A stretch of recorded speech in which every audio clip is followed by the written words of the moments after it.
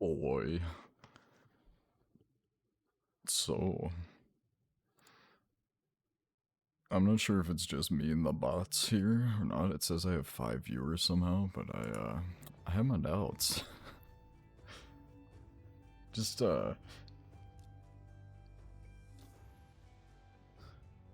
hey Kate, how's it going? Welcome to, this, monstrosity of a stream that it's gonna be here. How's it going so far with your day?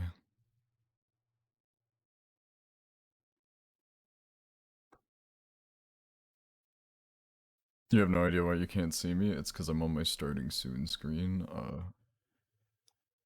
Oh, oh, thank you. I appreciate that, Ian. Dude, we're gonna be out too. Like how I got a notification. Uh,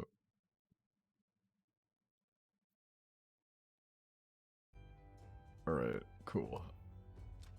Here, just a second here. You'll be able to see me again. Well, I suppose I should tell Fox that I'm starting. I completely forgot about that because I'm a dumbass. Let me... First, here. Okay, you should be able to see me.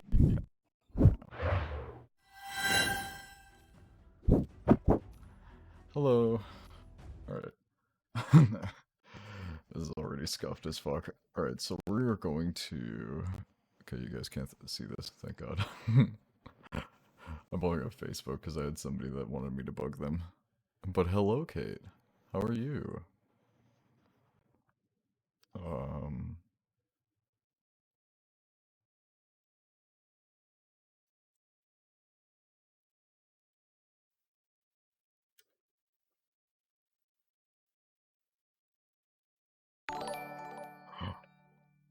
Oh, thank you, Chef Jess. I appreciate that.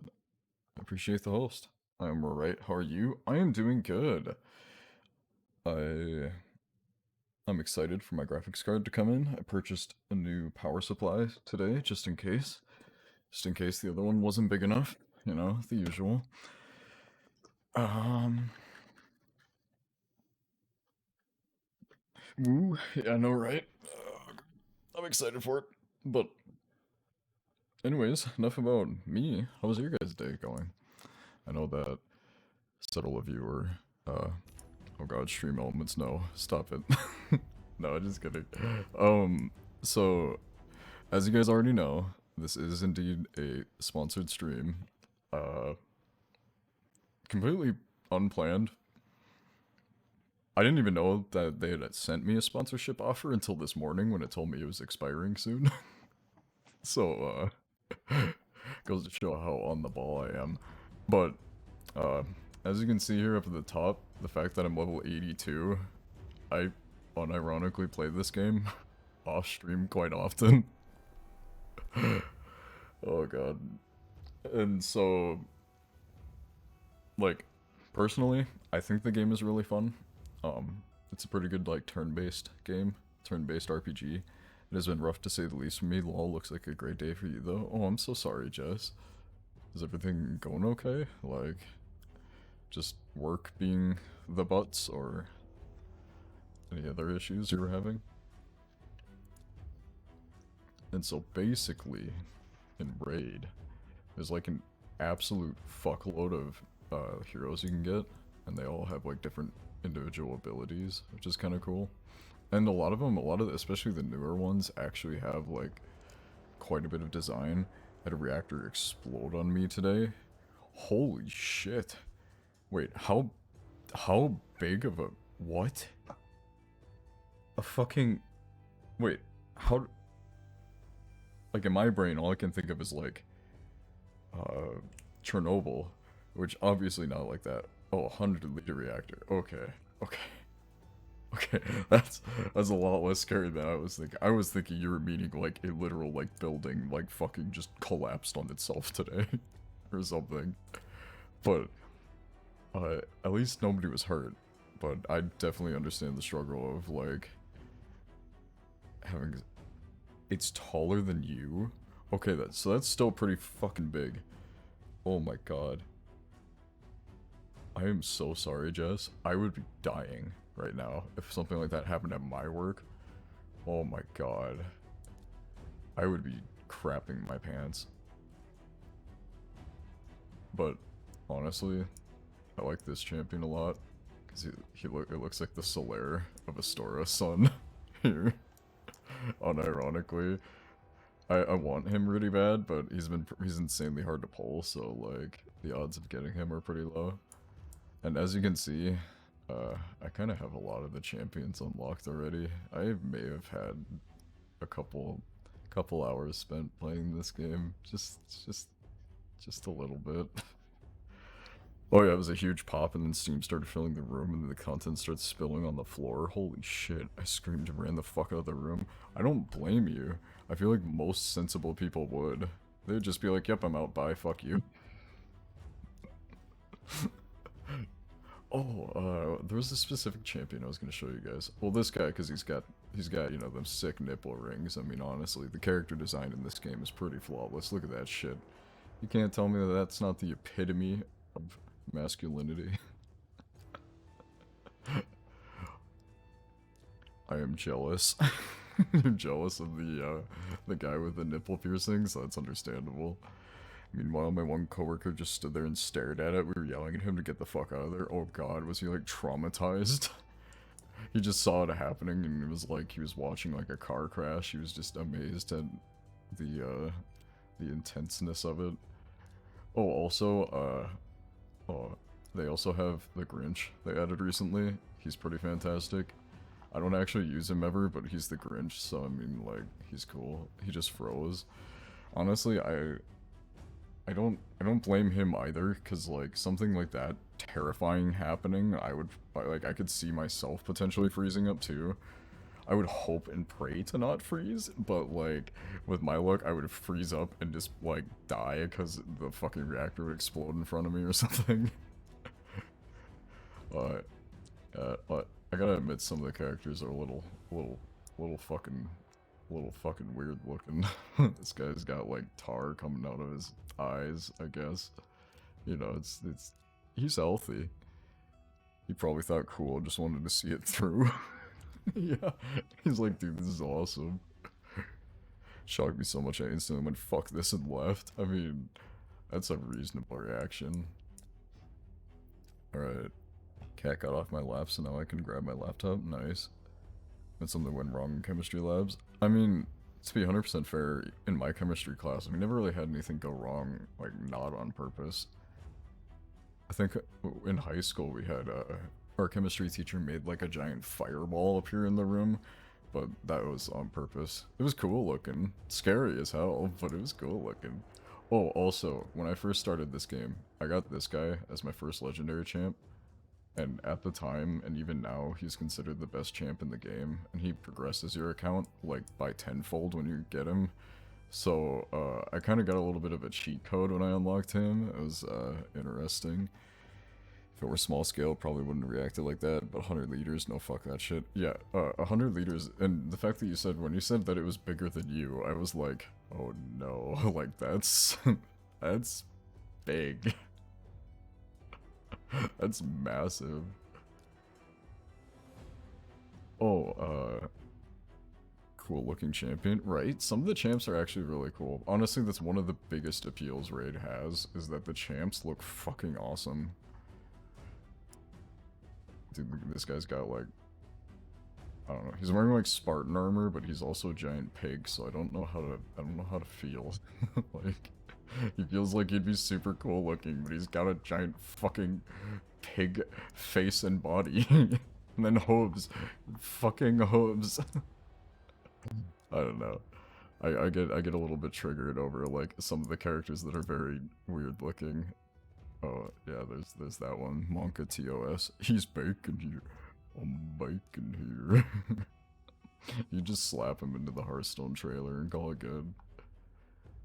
And then, there's another one I was going to show you in here. I mean, there's the rat lady, but, oh yeah, this guy. Dude, Katie, you jealous of his nose ring?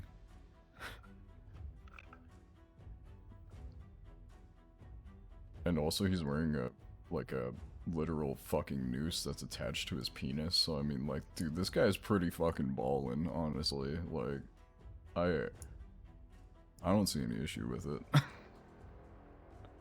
Show Cat Lady, not for any particular reason. It's not Cat Lady, it's Rat Lady. it's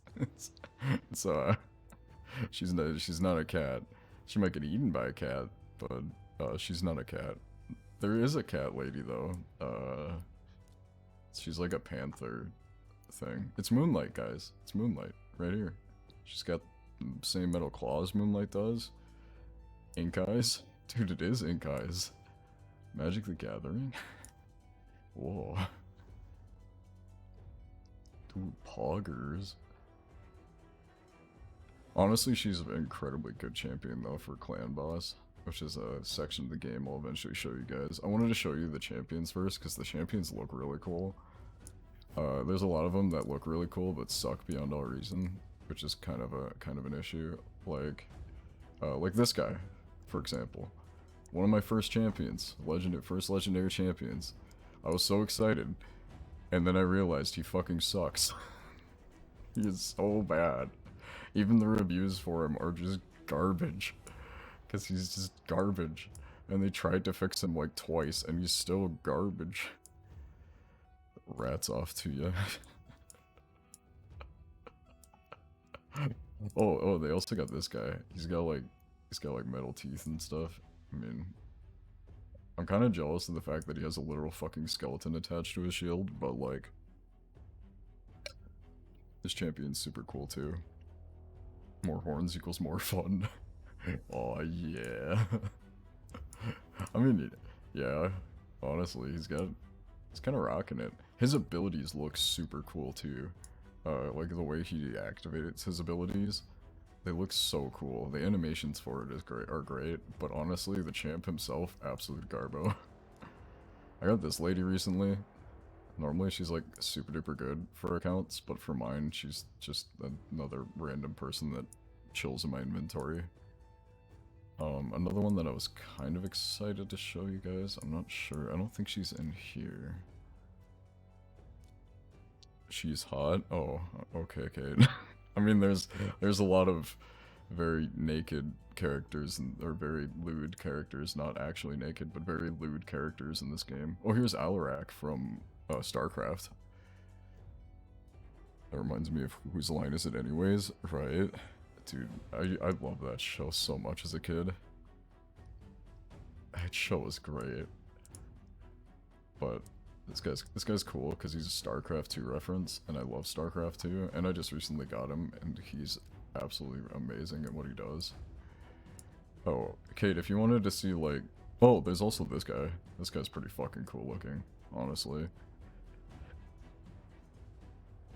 So like, he has a brother, which is they look like the giants from is he not in here? I could have swore that he was a legendary from here. Huh, must not be. But anything skeletons is cool. Skull consists half of your fashion. Understandable. I mean, relatable. There's also this lady. She's pretty impressive. What's up, Kate? Oh, there's also this guy. Dude, he'd fucking eat everything you own. His entire body is just made out of teeth. You saw a great guy there? Oh, a great guy. Talking about this guy. Oh, this isn't a guy. Never mind, sorry. Alright, so we're looking for guys. Is it this one? Is it Candraphone? Or is it this lady? Krutraxa. She's pretty cool. Dude, speaking of not Banana specifically, but there's another champion I wanted to show you guys because he's fucking hilarious looking. It's Shamrock, and he's got like a beer mug, and when he slams the beer mug, it pours beer out. It's so hilarious. and his ability name is Lucky Charms. So they weren't even trying to hide it. They're like, Kate, obviously this was the guy you were talking about. You see that the fucking bow tie in his beard? You see that? He's beautiful. He's gorgeous. He's everything. What's up, Kate?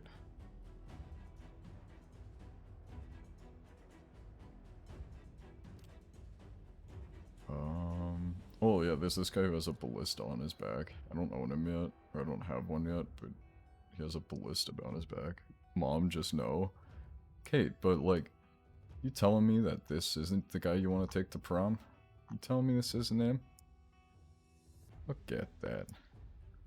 The tattered clothes. He's got like a sack of coins on his butt. I mean, dude, maybe he can be a sugar daddy. I mean, just look at him, man.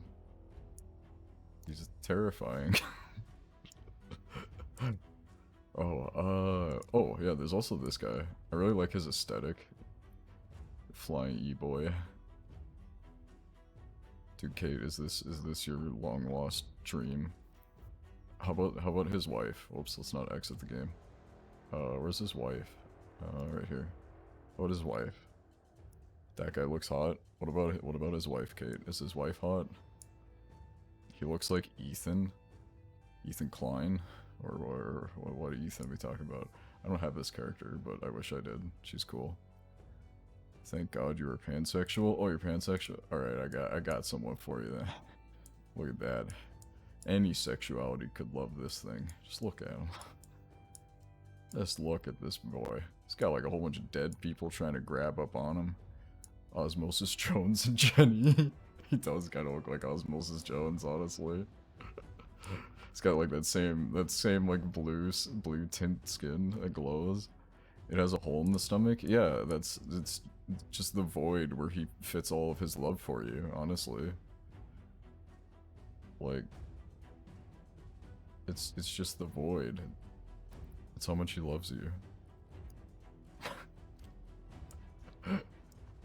Other than that, the Undead faction really isn't anything too exciting. They have like a samurai dude who's got like flaming katanas. And I mean, that's pretty cool. This was actually based off of a real life person who wore like a motion capture suit and did all of the animations by hand, including like this one where he does like a front flip. It was crazy. I watched a video about it when they originally released this champion.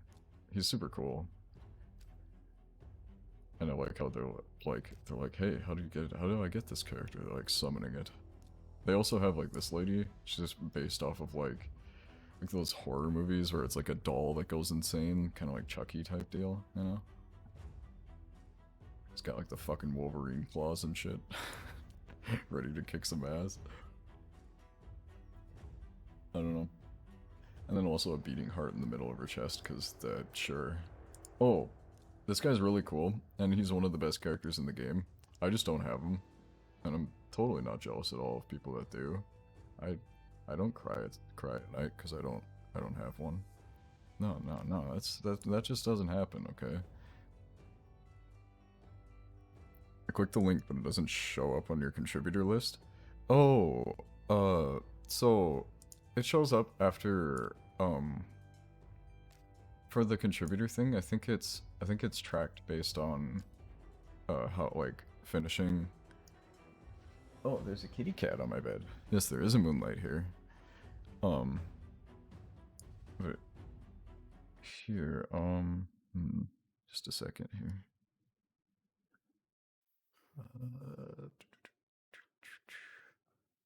Oh, sometime here,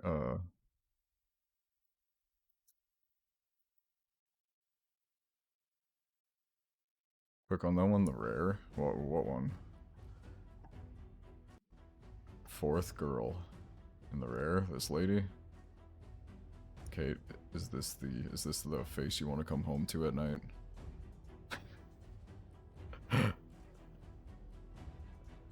Actually, Kate, I think if you're going to be doing anything, I think you'd want to be dating like this person. She's got like a cool hat, and she's got like a staff. Maybe she could like beat people up with it or something.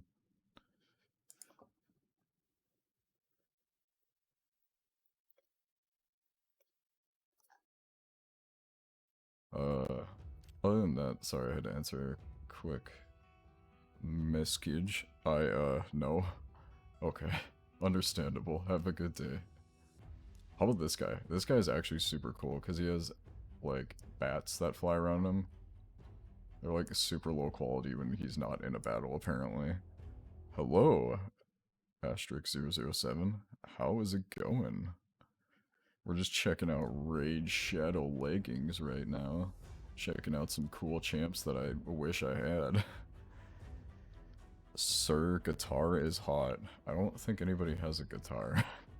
I'm not gonna lie. Actually, there's one guy named a Bard. He might. Instead of a guitar. Well, no, I know is a character from Guilty Gear. Oh, understandable. That's fair. Oh, there's this guy. You know how he looks like super badass and cool? She sucks. This guy sucks. It's... Oh. Someone joined Raid. Thank you. Thanks for trying it out. I'm not sure exactly who it was. I have a guess that it was probably one of the persons that did the command for it. Lydia is top. Lydia is indeed very top tier. I really wish that I had Lydia, to be 100% honest. I still haven't finished Faction Wars. Oh snap, we should have streamed our Smash Bros somehow on Saturday. That would have been impressive. I would have had to like drag my computer down there. Actually, we wouldn't have even had the broadband, like just the amount you have her. Super cool champ. She is amazing. I face her in arena quite often, and she is a pain in the ass because of how my arena team is set up. Lydia's hot as well. I mean, I feel like that's probably a conclusion a lot of Raid players come to. She does have cool wings, so like, I mean, redeemed hydrate, understandable. One that I kind of want is Foley. I would love to be able to just nuke people, but artists work so hard. The artists in this game work insanely fucking hard. Like, you're noticing slight latency between my controller and Smash. I think that's because there were 8 people when we were playing, and I think that affected it somehow. It shouldn't have affected it too bad. Oh. So, let's see, were there any new champs I have to go through in here? Got this guy the other day. I wanted to show you guys this one. Mountain King fucking claps people, and it's hilarious. And his health bar is massive, so he just like can never die, and it's fucking fantastic. And also he's got like a cool little helmet. You can't see his eyes, but it's because he's so edgy, you know, he's too cool. He's too cool for it. And then if you want to see, you know, the North Dakota version of him, here he is. Yeah, dude, real gamer pros tried to ruin our fun. But honestly, Tormund has carried me in arena for so fucking long. He makes my arena defense almost never get attacked because people are afraid of him. Oh, this guy's kind of cool just because he's got a really cool beard. I'm a little jealous, I'm not gonna lie. I really wish I could grow a beard like that. Alright, so we're almost done. Then I can like actually show you guys like more of the game. I want this guy because he reminds me of his face reminds me of the Soul Calibur character. That looks somewhat similar. How things like too many cell phones can interfere with that. They had issues during one tournament. That makes sense. I mean, it's all just RFC, so... Voldo, yeah, it looks like Voldo, kind of. The face does. I always forget the name, but I remember that he's from Soul Calibur, but... yeah, so those controllers you probably use just IR, so like infrared. And, so if there's things that are interrupting the signals from it, like cell phones, too many infrared rays, stuff like that, he just needs to hiss at Voldo, honestly, yeah. And then we got me in 3 years, you know? Got the belly. Not the drunkard part, but like we got the belly. Got like a beard that I can't grow. I know I slept all day. I would have loved to join, but I'm pretty sure my internet would not have let me participate anyhow. Internet struggles. Oh yeah. See, like, this is the type of shit that looks so cool in this game. Like, this character just... That looks like Bo Raicho, Yoshi the Drunkard. Yeah, a lot of the it seems like a lot of the Shadowkin were based off of like video game characters, which I don't blame them. It's kind of cool. I just wish I had more of them, to be 100% honest. I have Yoshi. He's like the coolest one I have. I really want Genzen, because he's fucking nuts. And then I believe this guy's also really good. And he looks like a fucking frog, kind of. Hence the name. Boraicho. Hobbscho. That is great.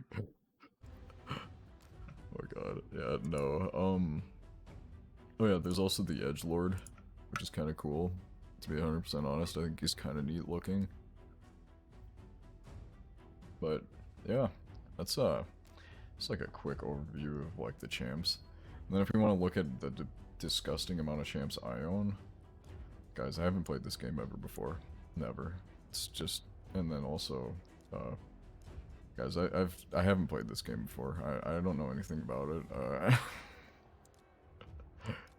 Honestly though, I can recommend this game, like, just because of how often I play it, but it's definitely one of those games where you kind of have to be that type of audience member to enjoy it. And I guess I forgot to mention a really big part. So with your champs, you equip artifact sets to give them certain bonuses. So like one I have right now is Immortal, so he gets 15% more health and he heals by 3% every one of his turns. And the reason why that is because he's an HP he's a champ that requires a lot of health points, Rotos, Edgelord boy. And so I want to get his HP as high as I can while not sacrificing any other stats that are cool. And so like here I can show you guys like a battle real quick. Let's go to like Dragon's Lair. I'll show you guys like the actual meat and potatoes of the game. We'll do like dragons. So like there's lots of little like dungeons you can go through too. So with man, I'm like failing to explain a lot of this stuff. Okay, so if you go to the dungeon section, there's different keeps that you can go through, and they all have their own individual rewards. So like in here, the Fire Knight's castle, we can get any of these types of artifacts, and their rarity and power increases depending on what level of the stage we fight. And it goes all the way up to 25 now. They just added the last 5 levels. As you can see, they're hard as hell. It took me 13 minutes on my best run against this one. And I've been playing the game for like a year and a half now. But like, that's one of the coolest things of this game is, so I used to play the Star Wars gacha game, Star Wars Galaxy of Heroes, and I quit that game for this one because of things like the artifacts.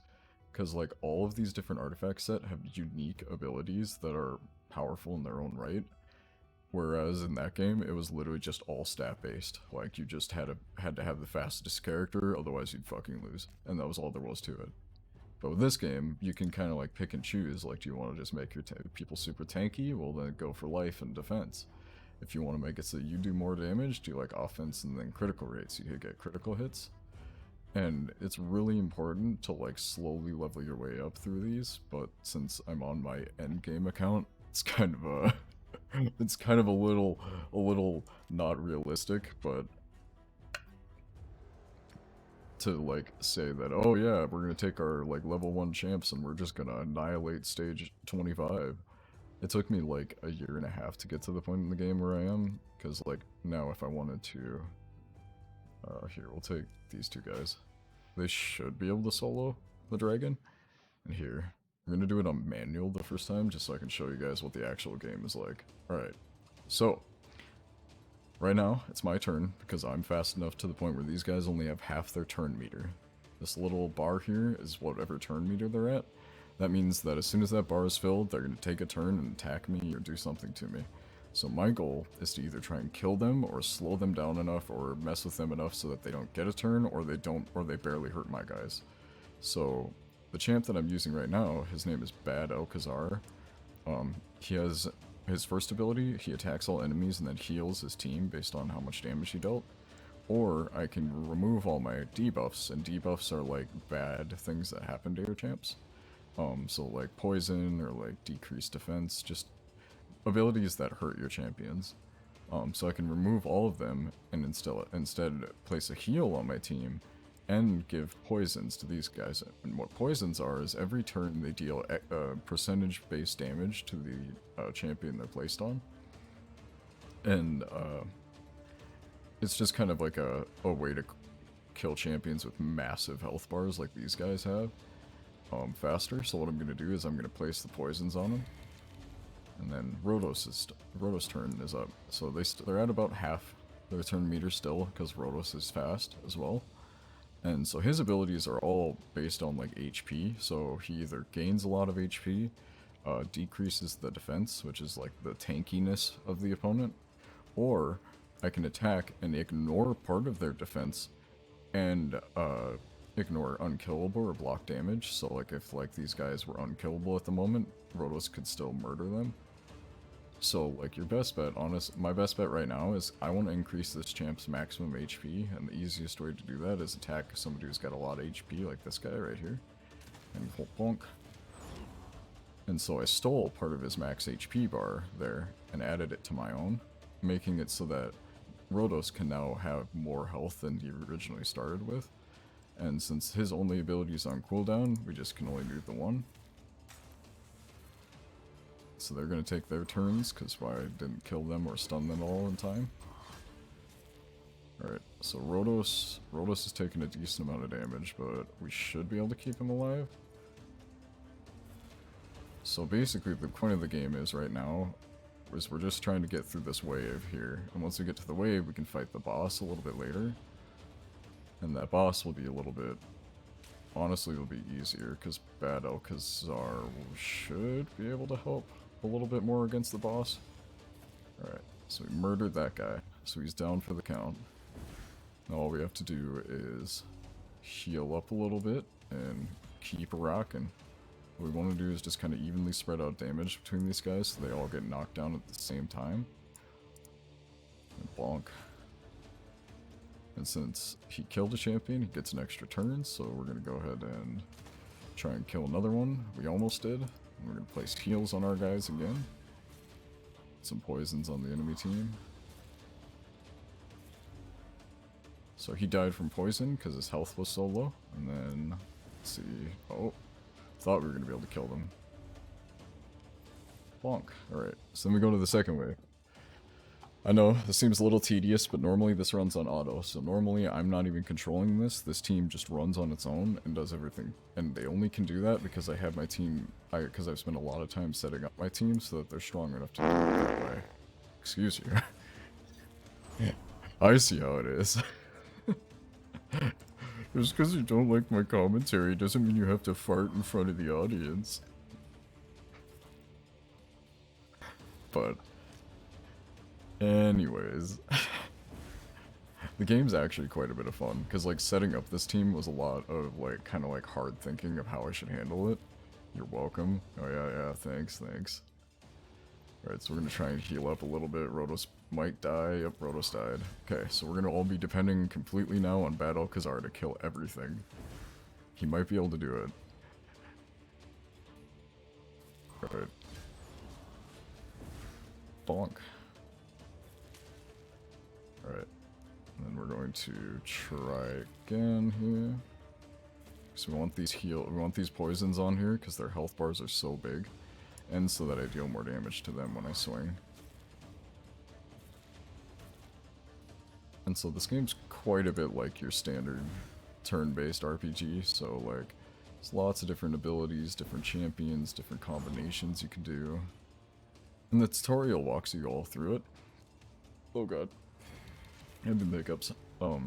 So I highly recommend taking a look at the tutorial. Gives you a lot of information. And now we're facing the dragon. This is the boss. This is a boss of the dungeon, and his abilities are really weird. So if he doesn't take enough damage, he goes into a second stage, and in that second stage, he has an attack that does a massive amount of damage.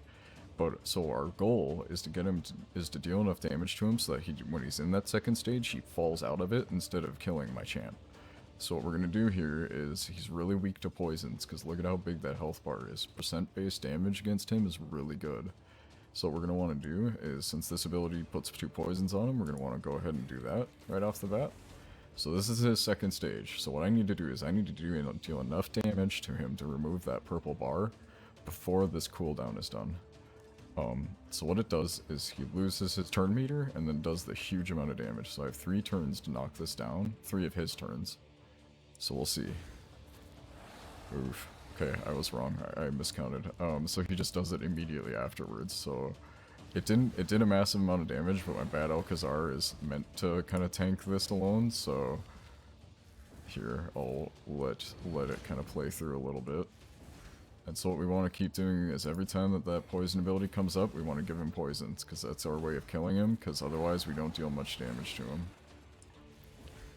And as you can see, like health bar barely moves, but when I put poisons on him and he takes a turn, his health bar plummets, goes down a lot. You guys having fun messing with Nightbot?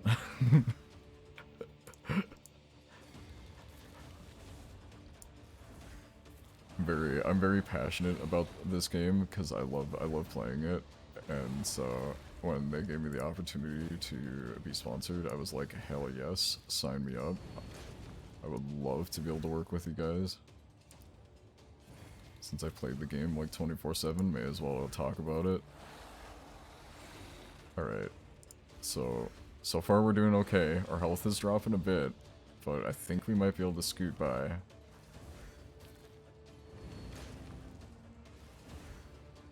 You had no idea Nightbot would respond to you? He does. Nightbot has a couple hidden response things that he does. Alright, it's gonna keep going. Oh god, goodness gracious, that was bad. That was really close to dead. He might die here.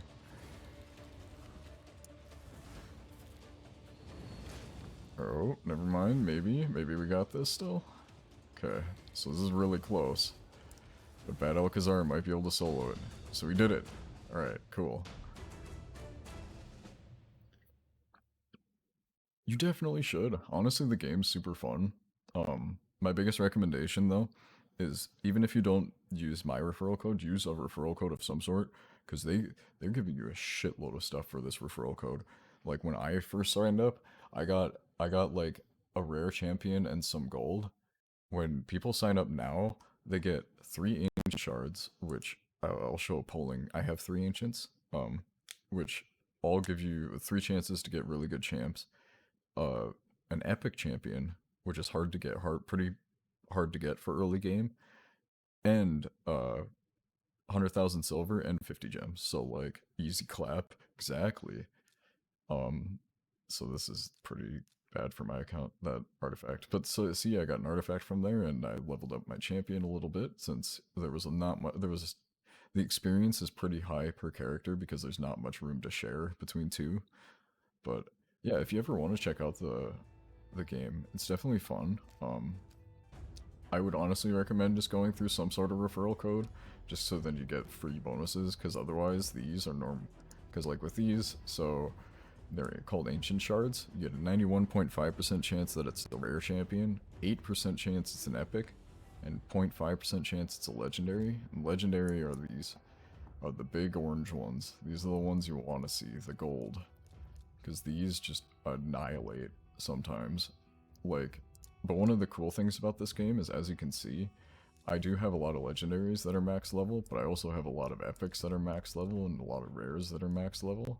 Because every single champ in this game has a place to go.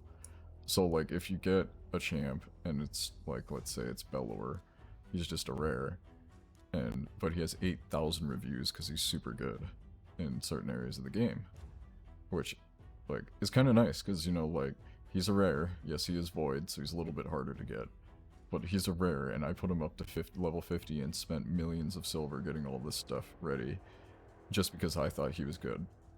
Because he is. And I have let's check void shards. Let's see, what are the chances you get a Belor from a void? 91.5%. So like even when you get the quote-unquote low tier items, you still get the good stuff. Like it still can be really good. And speaking of which, should we open my 3 shards? Should we check it out? I had 3 ancients ready for the day. See if I get gold. See if I pull that mystery 0.5% chance of a legendary. Let's go. I'm ready. I want to see it. Holy shit.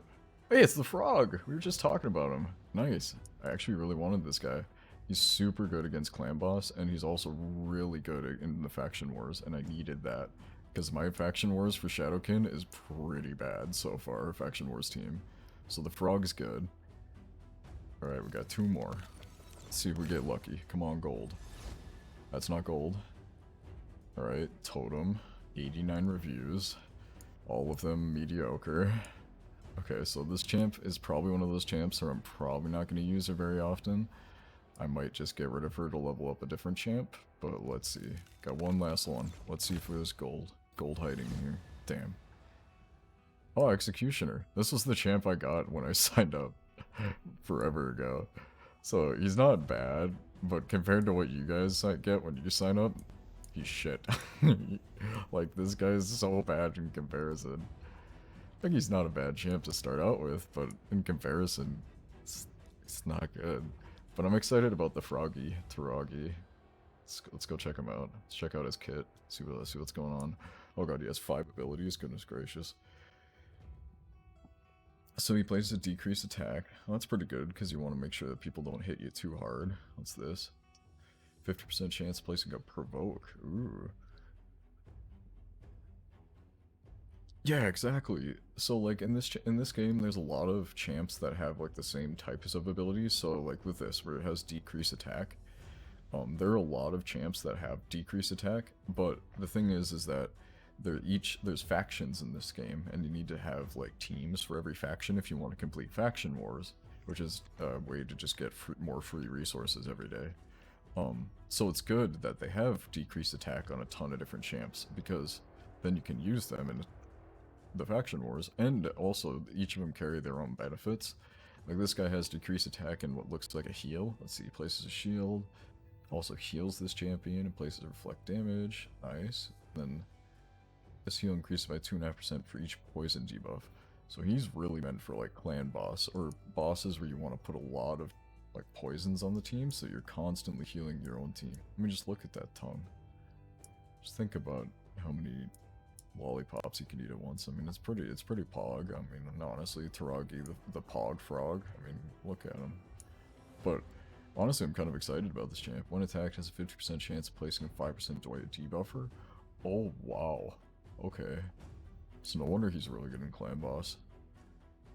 So like, oh god, Nightbot and Stream Elements are competing. Which one can spam the most? But since this champion's someone that I want, what we're gonna do is we're gonna level him up. And to level up champs without bringing them into battle, the easiest way to do it is these little XP brews. Gotta get him some drinks. You know, I can't drink, so I drink vicariously through my Raid Shadow Legends champs. Yeah, that was bad. Alright. And there's a champion training tournament going on too, so leveling up the champ means that I get more resources for doing so. Or I get points, and then I can redeem those points for different rewards. And so we're gonna just eat some of these low level champs that I'm not gonna use ever. Ah yes, do the dance animation, you can do it, I believe in you. Alright. Okay. Alright, and then we'll eat the last 2 brews here. And then for the last little bit, we'll bring him into battle. I want to see what he's like. God, no. Alright, but first, actually, before we do that, there was one other thing I was going to do with him. I was going to do what's called Ascending Your Champion. So, in that dungeon area, you may have seen little, like, potion-shaped things. These are potions you use to ascend your champions. Ascending your champions boosts their like basic abilities and upgrades their skills sometimes. So for this guy, if you look on this side, he has this skill, this 5th skill, and it unlocks at Ascension level 3. So in order to get this skill, I have to go in here and ascend him 3 times. And it looks like I have enough potions to ascend him once at least. Alright, and then it looks like I'm missing some blue. Magic Keep isn't open either. So we're gonna have to see if we can... Oh, yeah, we're completely out of blue. Alright, so what I'm gonna have to do then is I'm gonna have to check and see... Let's go to the dungeons. Strike Witch 50, thank you for the follow, I appreciate it. So, it's opening this Wednesday, and since this is actually in... I believe it's Ukrainian time zone, this is Tuesday for us. Tuesday night at like 7. So Tuesday night at 7. Tomorrow, when I'm probably not going to be streaming, is when this is gonna open up. It's me, Fox. What's good? Hey, what's up, Fox? What's good? Raid Shadow Legends, I guess. I don't know. Not a whole bunch. What's going on with you? I saw that you guys were talking about like meeting up to play Commander. I'm a little jealous. I'm having an incoming call. Well, let's see.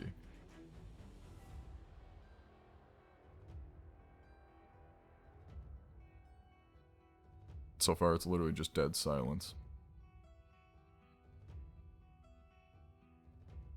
Like, the weirdest part is they're not even hanging up. It's just dead silence. Alright. I guess that was a call. But since since the Potion Keep, the one that we were actually wanting, is closed, let's go take a look at, like... We should go... We'll bring him along with Dragon. The dragon fight that we were doing previously.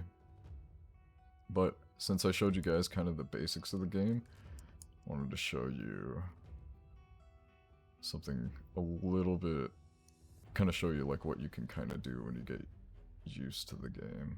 Sure, we'll use that. So these are pre-constructed teams that I use when fighting specific bosses. They're gonna be like my fastest way of knocking down the boss. So like if we take this team, and since I want to bring along the Frog Boy, we're gonna get rid of... we'll get rid of this champion. Because we want to level up Frog Boy.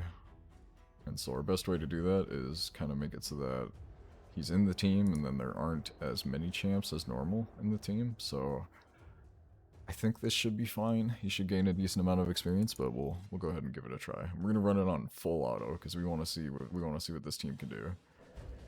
You really are fond of chatting with me, aren't Oh, you? thank you for the subscription, Fox. Damn, I think you have feelings for me. you didn't need to do that, but I appreciate it. I really appreciate it, man. It helps out the channel a lot. So thank you. Welcome to the Snowmies. Alright, so this team is just a poison nuke team, so as you can see we're only 30 seconds in, and they're pretty much done with the second wave. Oh, Draco might die. He did. Nice, now you have access to the Snow Me emote, hell yeah. Yeah, thank you for the subscription, man. I appreciate it. Definitely helps the channel grow a lot. Frog Champ. Yeah, Frog Champ got fucking murdered. He doesn't have any gear, like artifacts on, and I'm fighting a top level dungeon, so he was kind of expected to die. But, so, this is kind of what the end game of the game is like, so, like, this is what planning and struggling with a team for a long time gets you, is basically just the ability to fight a big boss on auto and get stuff for, like, just clicking on it. Honestly, this game is perfect to run when you're like getting ready for the day or like sleeping. So you can just be like, alright guys, auto time, and then people leave. Yeah, the frog died, I'm gonna leave, bye. Understandable. Alright, so this one has crit rate and crit damage, so it's not bad. Let's see how much. Froggy only got 7,000 experience. Well, that's not enough. Alright. So we're gonna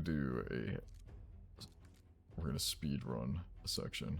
Alright, and then one cool thing about this game too is all of the champions, like, can be bosses in the campaign. What's the difference between contributors and warriors? Okay, Jess, I'm gonna let you in on a little secret. I have no fucking clue. It didn't tell me what they mean. And like the little like thing, they're just like, here you go, like, this is the overlay that you should use, and I'm just like, when I saw the contributors part show up, I'm like, what What? What? Like, I, I have no idea. Warriors is people that sign up and play through the first part of the game, but contributors, I don't fucking know. So many Map K? I'm not 100% sure who that was, but I appreciate you trying out the game. It really helps out a lot, and I appreciate your support. I don't know who that was because it showed up for like 12 seconds and I couldn't read it because it's tiny on my monitor. I really need to get a better second monitor, I'm sorry guys, but I really appreciate your support. Alright, so as I was saying, like legendary champs are usually the bosses in the campaign, and the campaign is fucking massive and has like an actual storyline. So it's not like just random dudes beating each other up. Like it's actually there's like actually a decent story in the game. I can't show you guys it because I've played through the game already and it doesn't show twice. Well, I just chose my first person, not sure if that counts yet or not. Oh, if you're choosing your first, which person did you go with? I'm curious, cause I went with Kale a long time ago. When I first started, I know most people don't go with him because he's an elf, but I was like poison damage, heck yeah. So if we're looking to make Froggy level up, let's get Mr. Froggy boy. Frog. It's like Gitrog, except it's very fat and also anthropomorphic. People arrive. Heck yeah, dude, frog time. Dude, everybody comes for the frogs. So this is just a experience farm. We're just trying to get Froggy to level up, because he's only level 38, and I want him at 40 so I can show you what it's like to rank up a champion. So this is my speed farmer. So what she does, her literal only goal is to murder waves like this as fast as possible, so that you get Froggy all the experience you can. Bonk. Alright, we're only one more left, hopefully. Hopefully. Internet is slowing down, so don't know yet. Oh no. The struggle is real. I mean, Jess, obviously your internet just can't handle Raid Shadow Legends. The game is too big. There's so many champs to collect. Alright, so we want to buy these mystery shards, and then we're gonna go check out the Froggy boy. Taragi the Froggy. Where are you, frog boy? I think I skipped past him. I did. There he is, Taragi the Froggy. Alright, so we're gonna rank him up. And what ranking up does is you take champions that are 4-star, like these, that you aren't gonna use, like these ones, because I already have them. Or you use chickens, because chicken is love and chicken is life. And it makes it so that the character gains another star, meaning it can go up from 40, because the max level is it's stars times 10, so max level for this is going to be 50 as soon as I rank him up, and max level total is 60. And what it does is it upgrades all of their stats. It sometimes unlocks abilities. It unlocks another spot to put artifacts in, so you can upgrade their stats even more. So like if I go here, we're gonna rank them up. Alright, so Taragi the Froggy. It also resets their level to 1. So now Taragi the Froggy is down to level 1 again. But since he's 5-star, when I send him up, I can equip an amulet here, which increases his stats significantly. Thanks for the lurk, BD Razor. I appreciate it. Oh, speaking of that, sometime we gotta watch, there's some meme-worthy ads of Raid Shadow Legends that we gotta check it out. I want to show you guys just because they're meme-worthy and pretty great, to be honest. Let me pull up. I was gonna show, oh, man, God, which one to show first? They're both so Man, he never chooses me. Oh, good lord. Don't mind me. Alright, okay. You guys ready for this? I don't think I'm ready for this, to be honest. It's pretty meme worthy. Let's move the display capture up towards the top. you've probably seen these because they're everywhere, but I just want to show them because they're great. Man, he never chooses me. Never. And I just try so hard, you know? I've got armor. You've got an aura skill. Isn't that enough? I know there's hundreds of champions, but we've got a lot to offer, right? I mean, am I wrong? Yeah, you all do. That's true. And like, oh, wait, what? Oh my God, I'm in. He chose me. In your face, losers. Woohoo! Arena champion all day. See ya. Raid Shadow Legends, now available for PC and Mac. So fucking meme worthy, and all of their ads are like that, and I love it. I am a little jealous. I don't have that champion, and I kind of really want him. His name is Norog. But all right, so what we should do now is, since we leveled up Froggy and ranked him up, we're gonna build him out. All right, so he's gonna need artifacts, and let's check. So each ability has a damage based like multiplier, and his damage is based on HP. So the more health points I give this big boy, literally, the more damage he deals. And all of his abilities have a debuff, and you can tell it's a debuff because of this little red square. And basically what that tells me is that to land these debuffs, all the ads are like a weird sitcom. It's cringe but cool. Honestly, yeah. It's something that like you would. It seems like they're like self-aware ads, kind of, almost to a degree, and I don't know. I like it significantly more than most mobile game ads. So what we need to do is, since he has debuffs, you need what's called accuracy. So there's in this game there's a stat called accuracy and resistance, and it's a constant battle between the two. So if I attack a champion that has a lot of resistance, I need to have a lot of accuracy to overcome his resistance. And the opposite way around is true too. If I have a lot of resistance, my enemy is going to need a lot of accuracy in order to be able to place a debuff on me. And since this guy is just rolling in debuffs, we need to get his accuracy really high, while also making sure that we don't sacrifice HP or speed. And speed is like most games, turn-based games, your speed directly impacts how fast your champion will go, and it seems to affect it more the higher you get. You picked Kayle, nice. That's the one I went with. Kayle's really good. I still use him every once in a while. The reason why he's really good is this ability. He has poisons, and the most important section of this game is a section I haven't gone over yet, called Clan Boss. And Kayle is easily the king out of the out of the 4 you can choose. Kayle is the king for Clan Boss. And most guides that are for this game say when you first try it, try and go for Kayle first. How goes the grind fest? It's going. So does using your raid link automatically tell raid that someone is signing up thanks to you? Yeah, it does. Yep, the referral link, and it should give you the rewards after you finish the tutorial. If you'd like, I can show you guys the little rewards here. Let me pop up the video. So what the rewards you get are right here. So you know how I opened those 3 ancient shards and got the Froggy boy? You guys get 3 of your own. You also get Jotun, which he is a barbarian champion. I have him. He's super good for decreasing enemy HP, which is pretty important in a couple sections of the game.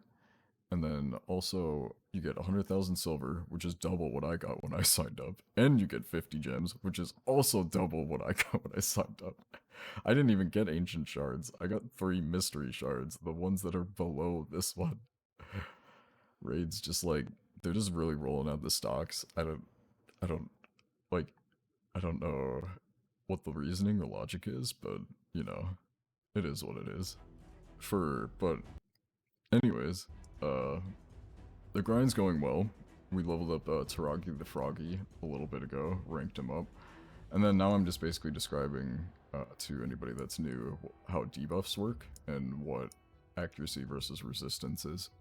So like, with this guy, since he has a lot of debuffs, I'm going to need a lot of accuracy and a lot of HP, and then speed makes your champs go faster, and the higher your speed goes, of course the faster your champions go, but if I have a champion, let's say at 260 speed, it will sometimes lap a champion that's at like 160 or even 200. Just because there's a monumental difference once you get past that like 200 threshold. For some reason, I don't know why, they must have it on like a curve, a bell curve, because let me pull up, you know that speed farmer we were using a little bit ago? Her name is Skullcrown, I'll show you here.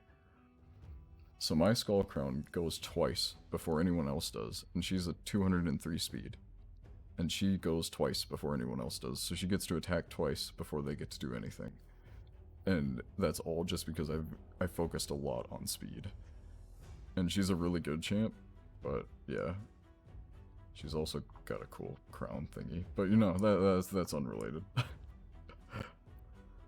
Let's see. So we were looking at gearing the Froggy Boy. So what do I have that's just new? Probably absolute garbage, right?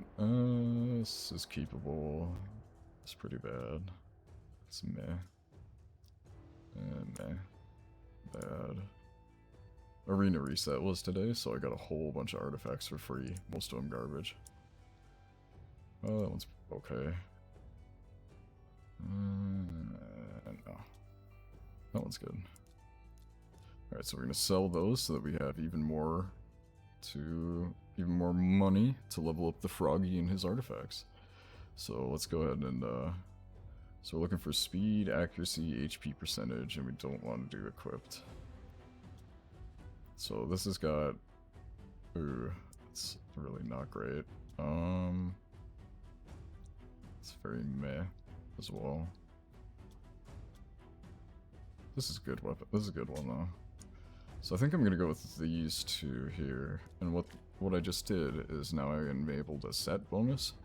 So since these two artifacts are from the same set, I get a bonus, and the bonus is plus 40 accuracy and plus 5% speed, which is really good, because as you can see, I only have 2 out of the 2 out of the 6 artifact slots filled, and he's already at 153 accuracy. Most champions, I only put to 200 to 300 accuracy, unless they're for arena or some other section of the game where they need more. So like in PvP you need more, but usually 200 is pretty good for if you're just playing against non-players. And honestly, I don't really like the PvP very much. It's fun for some people, but it's not my cup of tea. So I focus on player versus environment quite a bit. And I think it's a lot of fun, honestly, to just kind of like mess around in player versus environment, try and like figure out the best way to beat a boss or the quickest way to beat a boss. So we are going to want another, we're going to want either another set bonus that's really good or some pieces that are really, really good. So this piece could be good if we get that speed or that HP percent better. So let's go ahead and try upgrading it. So I have 3 million silver, which is a lot. And I'm probably going to use it all on leveling up these artifacts for the Froggy Boy. So let's see, we're at rolling with 12%. And I am running this on the actual app, so it is going to take it a little while for it to roll these odds. 17% HP. So we're going to level it up one more time, and what's happening here is whenever you level up an artifact, there's an upgrade chance, and that upgrade chance is determined by what level the artifact is, and you can have it so that it automatically blows your silver, throwing it out the window trying to upgrade an artifact, or you can do it one at a time, where I like one attempt, and then one attempt. And it'll always either, yeah, it'll tell you fail or not, and then it uses up your silver. But since silver's not terribly much of an issue, I just let it auto run. Just let it blow through all my silver, just make me a poor man. Damn it. So I wanted this roll, this upgrade, to land on either speed or HP percent, but it's still a pretty good piece for the guy, I'd say. So we can equip that on our Froggy Boy.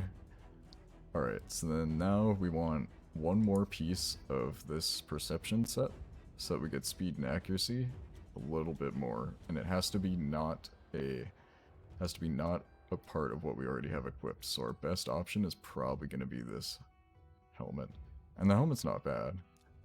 So I'll go ahead and equip that piece. And then now, as you can see, these set bonuses stack. So now I'm getting plus 80% plus 80 accuracy and plus 10% speed instead of just the plus 5 and the plus 40. Which means that our big boy here is going to be going pretty fast, and he's going to land a lot of different nukes. Well, he's going to land a lot of debuffs because he has a decent amount of accuracy. But the thing we're lacking on now is speed. He's kind of, he's okay. He's kind of fast, but like we need boots, and for boots, best kind of boot is the one that has a speed in the primary slot. So we're gonna be looking for. So apparently, if you do this on mobile, if the game is already downloaded but you never opened it, it still work. It still work. If the referral link doesn't work. Oh, weird. I guess I have no idea. I have no idea how that works. I've never heard of somebody like having the game already installed but never like opening it up, so I guess I don't know how that works. I'm brand new to all this. But if it does, no worries. I still really appreciate the effort. Like if it doesn't count, that's completely fine. I still really appreciate you giving the game a try. It's a fun game. If you want to, you can contact raid support regarding your referral bonus, but you might still get it if you finish the tutorial. If nothing else, I would probably contact the raid support, and you can do that by going right here. I'll show you. So if you go to your account profile, I believe it's info. Yeah, it's under info, and it'll give you a like a little button that says get support, and that's what you'd click to get Plarium's attention to an issue. And they're actually pretty good about responding like within a decent amount of time. I usually get a response within like 2 to 3 hours, but I think their actual like quote-unquote response time is supposed to be like 24 hours. But usually you hear back way before then. But that's only usually. Oh, I did it before but never opened it. I uninstalled and reinstalled with the link. Nice, nice. That way you get your bonuses. It's good. But I'm sure Plarium would be like able to help work you through something, Fox. You picked Kale? Good. Kale's good. He claps people. Okay, so this is 40 speed, but has has a lot of stats that my guy doesn't care about. He cares about this HP and this crit rate, but all the rest of this is just nothing. It doesn't do anything for him. So we're going to want to look for we're going to be specific about what we're looking for. So we want like accuracy and HP percent probably. Ooh, that's really good. 33 accuracy on there. That's crit damage, but I don't want crit damage really. I think the accuracy boots. My face is itchy. Alright, so since we grabbed an accuracy set boots, we're going to want to try and find an accuracy chest. So I'm going to get rid of my filters here. We're going to want an HP percentage one. And we have one. Nice. Okay. By the way, this is not like scripted. I'm genuinely trying to find a decent build for this champ. So far it looks like he's not bad. He's a little slow. It's 164, but we still have room to upgrade on our boots, and that'll increase his speed quite a bit. So now we want to equip a ring of some sort. Preferably something with a lot of HP. So we're going to upgrade this one just so we can compare against the other one. Gonna waste some more silver. Throw it down the window, down the drain. God, I have so many Discord notifications. What the hell is going on? Oh, okay. Okay, we're good. We're good. Oh no, this already landed on attack percent, so I don't care about attack percent with my champ, because my champ is all HP based, so attack does nothing for me. 10%, but I think the other one's probably still better. Let's see, it gives plus 843 versus plus 2000. Yeah, gotta go with this one for now. Alright, so our champ's built. So now what we want to do is finish upgrading his gear here. Try and do a little bit of a build. Make him somewhat usable, at least. I'm at the point in the game where a lot of champs are like... A lot of champs I'm only using for faction wars or something. I already have teams that I use for like dungeons and everything else. And speaking of which, I should probably go and show you guys what Faction Wars is instead of just talking about it. So basically, what Faction Wars is this was added about right when I joined playing the game. And what Faction Wars is so each faction has like or each group of champions has a faction associated with them. And what Faction Wars is you take all of your champions that you have from that faction and you try to make the best team you can to try and beat just random enemies. The randomized enemies usually have a pretty good synergy based on them, so like you kind of have to plan and work a lot to get like your get your champs to work correctly. So let's see, I'll show you like I'll show you one of the easier ones, and I'll show you like with champs that aren't super high level. So like if I wanted to, we'll remove him from this sparring pit too. So if we're just gonna try it with like fairly low level champs, we're gonna do, I guess even having those guys is kind of breaking the low level champs thing. These don't have gear. Okay, so they're not low level, but they don't have any gear at all, so they don't have no bonuses whatsoever. So we're gonna see how it goes. Alright, so what does this do? Alright, we can get an increased attack on ourselves and an increased crit rate. Okay. And then we attack the champion, and if they have higher max... okay. We'll ignore defense if they were under a weaken debuff. Okay, so this could do a lot of damage, but they have to be under a weaken. So, we have to give them a weaken, and she has a 50% chance of placing one for 2 turns. So let's see if we can get it on this guy.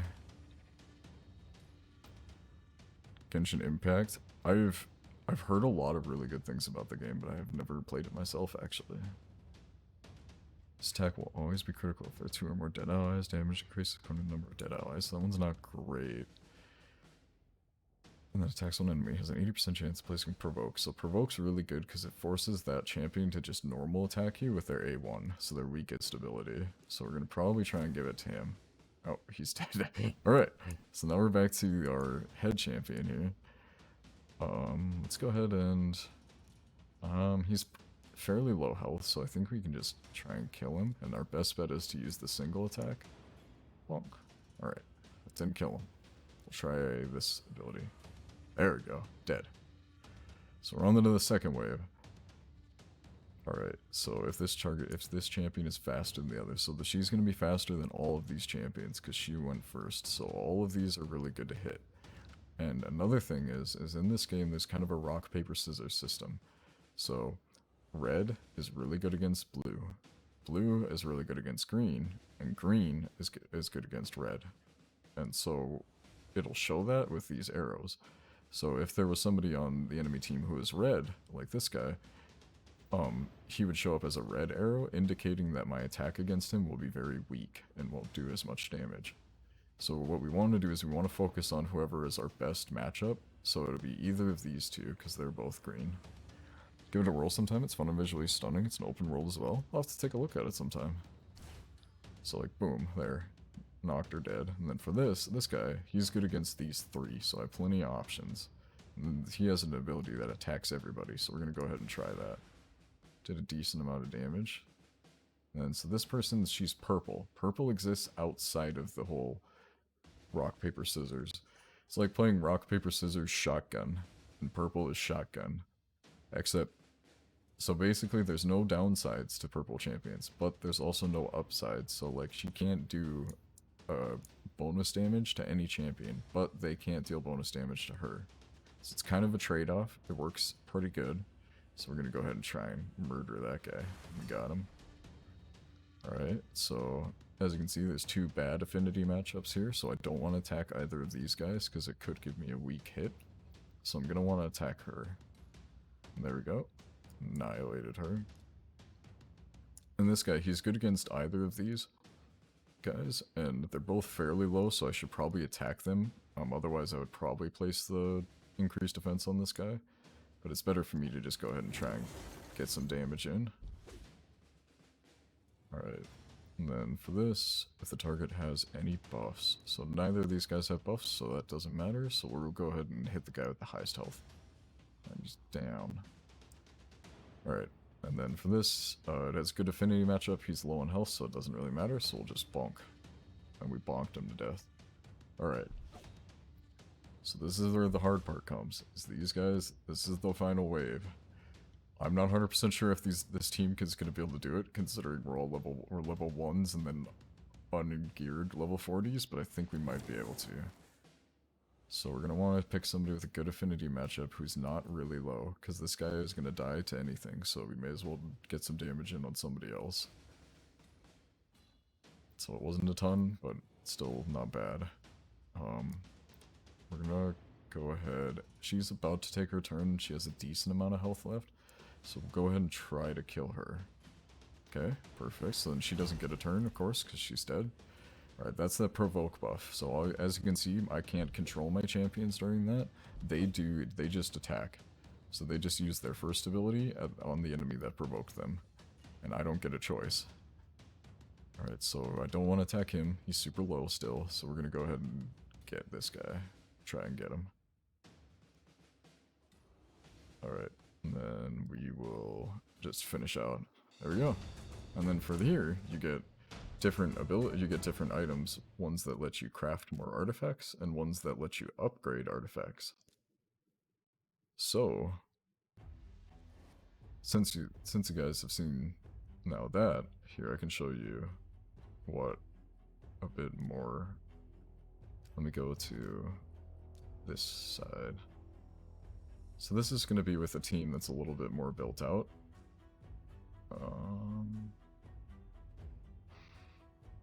That should be fine. Alright.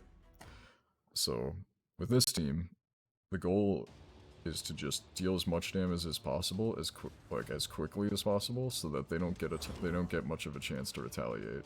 So we're going to want to increase the speed on him.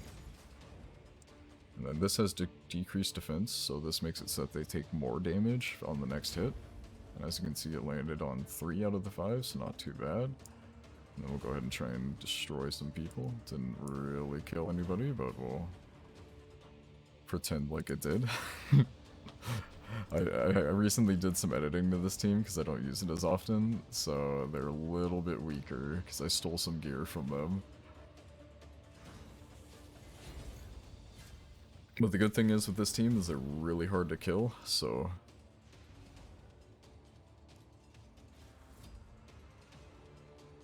they get a lot of time to deal their damage. Alright, and then I can just put this on auto, and I'm actually going to refill my water. I will be right back. And welcome to the epitome of Raid Shadow Legends. Set up a good team, and then go refill your water.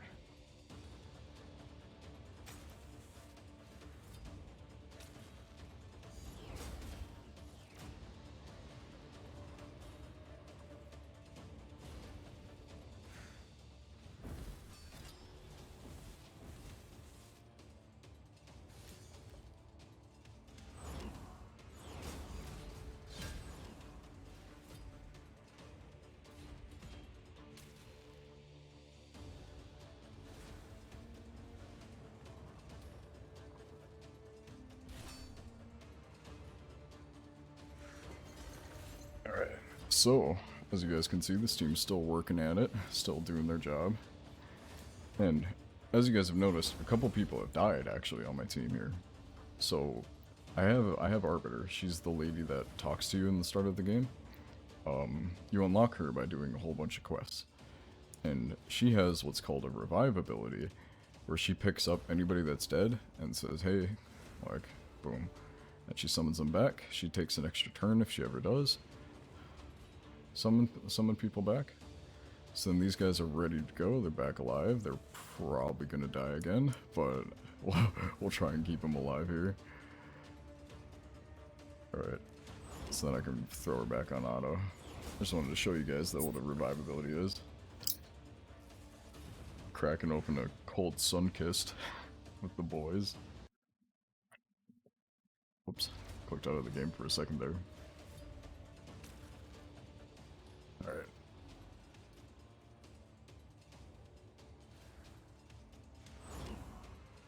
So as you can see, even on auto, this team kind of does what it's supposed to, what I would do manually, where we speed up the team, we give them attack up, and then we watch the enemies fall down as the individual attacks go through. I've seen responsive player need to get to 5 in order for it to count, which I just did, and mine still hasn't popped up yet. RIP. Oh, I would assume it'll pop up, Jess. I've kind of noticed that it seems to take a little bit. Here, I think I can check my activity feed here.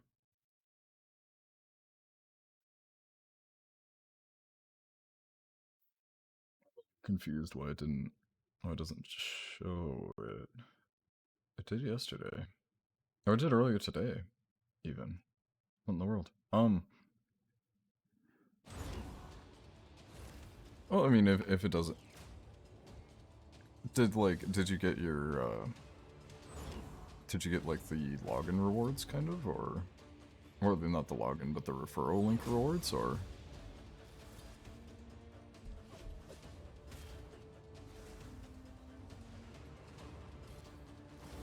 Come on, Plarium. Make it so it works. If nothing else, if you'd like, I can contact their support for you. Figure it out. Which rewards the game gave so many. Oh, alright. So I can show you. So let me pull up the... Alright, so... What would be the easiest way to even show this? Probably like this. Alright, so... if you click on this top right corner here, it should have a little red dot on it, and what it'll give you is it gives you Jotun, an epic champion. Whoops.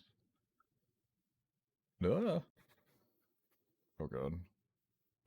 50 gems, 100,000 silver, and 3 ancient shards. And it's when you get the rewards when you finish the tutorial, and then when you reach level 15, you get an additional set of rewards. The rewards look like this. Looks like Jotun, 50 gems, 100,000 silver, and 3 ancient shards. And those should be the login reward, or the, I guess, tutorial completion rewards you get if you sign up through a referral link.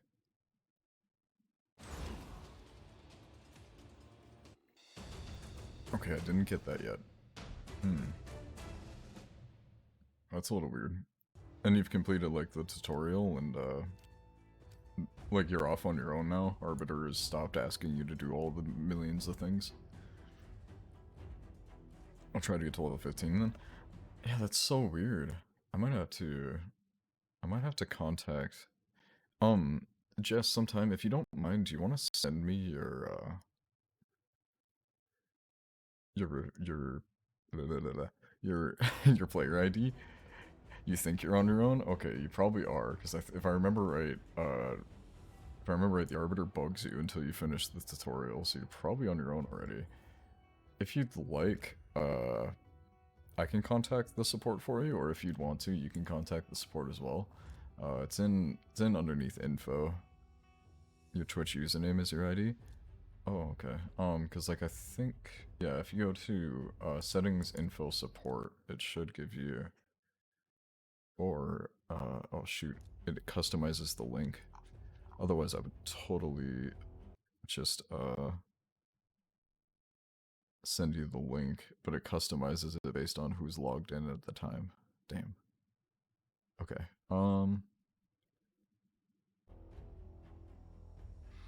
You'll get to 15 and go from there. That's fair. Understandable. Alright. So, now that I've shown you the basics of that, I can show you some of the player versus player content in this game. So, this is what's called the Tag Team Arena. It's arena battles, so it's player versus player battles, where you have to pick 3 teams. You have to make 3 teams out of the champs you own. And you face off against 3 separate teams that the opponent owns.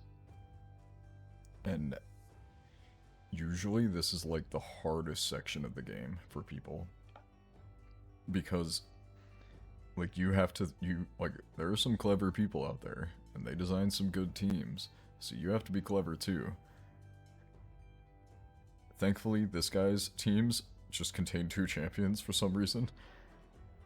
So technically, I should do good, but like, it's still just technically. We'll see how it goes. Alright, so I'm gonna turn it off auto. Normally I run this on auto, because I'm usually like eating breakfast or something. So what I want to do is I want to speed up my team. I want to give my team a shield, and make it so that they attack back if they get attacked. Oh, I got stunned. I got stunned by this guy. So all my people have to skip their turn because they were stunned. So we're gonna try and now they're asleep. So what sleep is they skip their team unless they take damage. Then they wake up and do their turn as normal. So they didn't take any damage, so they did all just skip their team. We're getting kind of our butts kicked by 2 champs. This is what I'm talking about. Like, these 2 champs are built pretty good. He's either got really good gear, or he spent a lot more time in the game than I have. Here, we're gonna go. So we usually want to decrease turn meter on that.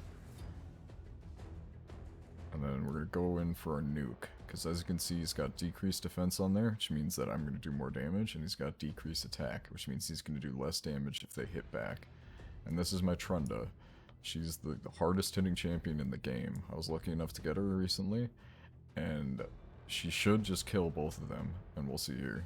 Goes bonk, bonk. Alright, so we had unkillable, which means that my damage couldn't kill him. So now, but he does have just a sliver worth of health. Alright, so we got him. Alright. Sheer swagger. Yeah, she just annihilated somebody. Just about killed you too. Oh, good lord. Okay, so he went automatically, because apparently it goes on auto still. So we're gonna boost our team speed, and then we got Rotos, Kate's future boyfriend, chilling here. We're gonna go ahead and... So this grants an extra turn if it kills an enemy, and she's already at half health, so it's probably a good idea to do that. So we're gonna go bonk, take that extra turn. We're gonna try and bonk the Arbiter here too. Oof. Okay, so we only did half her health bar. So she gets a turn, and then we're back to my team. Ooh, see, she's so fast that she's lapping both my champions. Both my champions are taking their sweet old time to get back to their turn, whereas she's just keeping going. But yeah, I would definitely recommend contacting support. They should be able to help walk you through it. And I'll probably mention it to support, because I have an open conversation with them regarding my referral link and all that stuff. So I'll mention it to them, try and get in contact and figure out what's going on. But yeah, that's pretty much PvP. But let's show like an actual battle here. All right, so these are my normal teams. I'm not gonna start it on auto, and this is against teams that are much better than mine. I'm not gonna lie. This guy has had much better luck when it comes to pulling shards than I have. So with this battle here, I probably want somebody who's going to be able to clean debuffs off, because this champion puts on a lot of provokes, and I want my champions taking their turns. So we're going to put a Doom Priest in here. She strips away debuffs.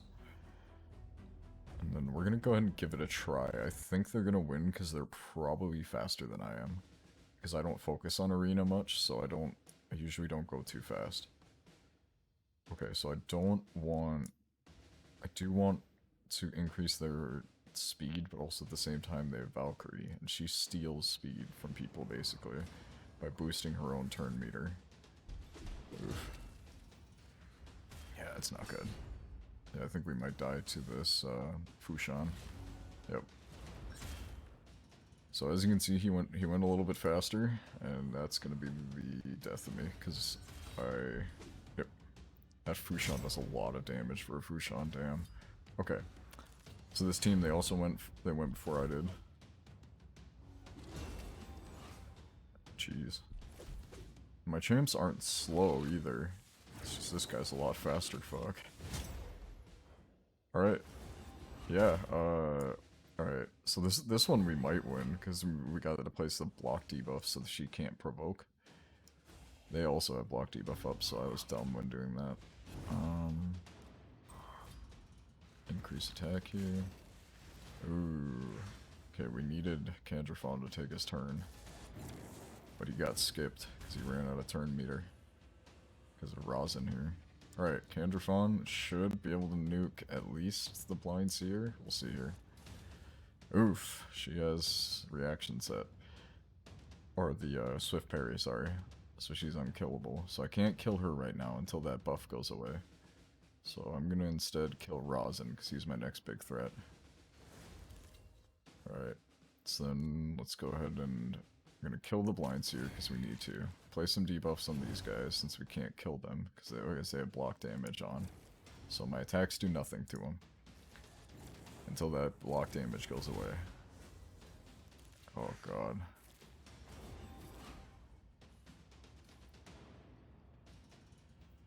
Okay, so we're gonna want to kill the Molly. Extra damage from this should land on somebody and kill someone if it doesn't land on Rosin. Oh, it didn't kill them though. Okay.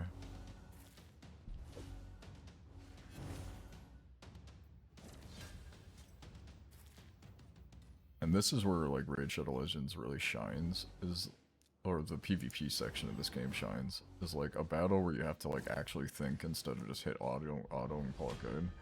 I still lost overall, but I won one battle, and I didn't think I was going to win any, to be 100% honest, because their teams were absolutely stacked. Mine were pretty garbo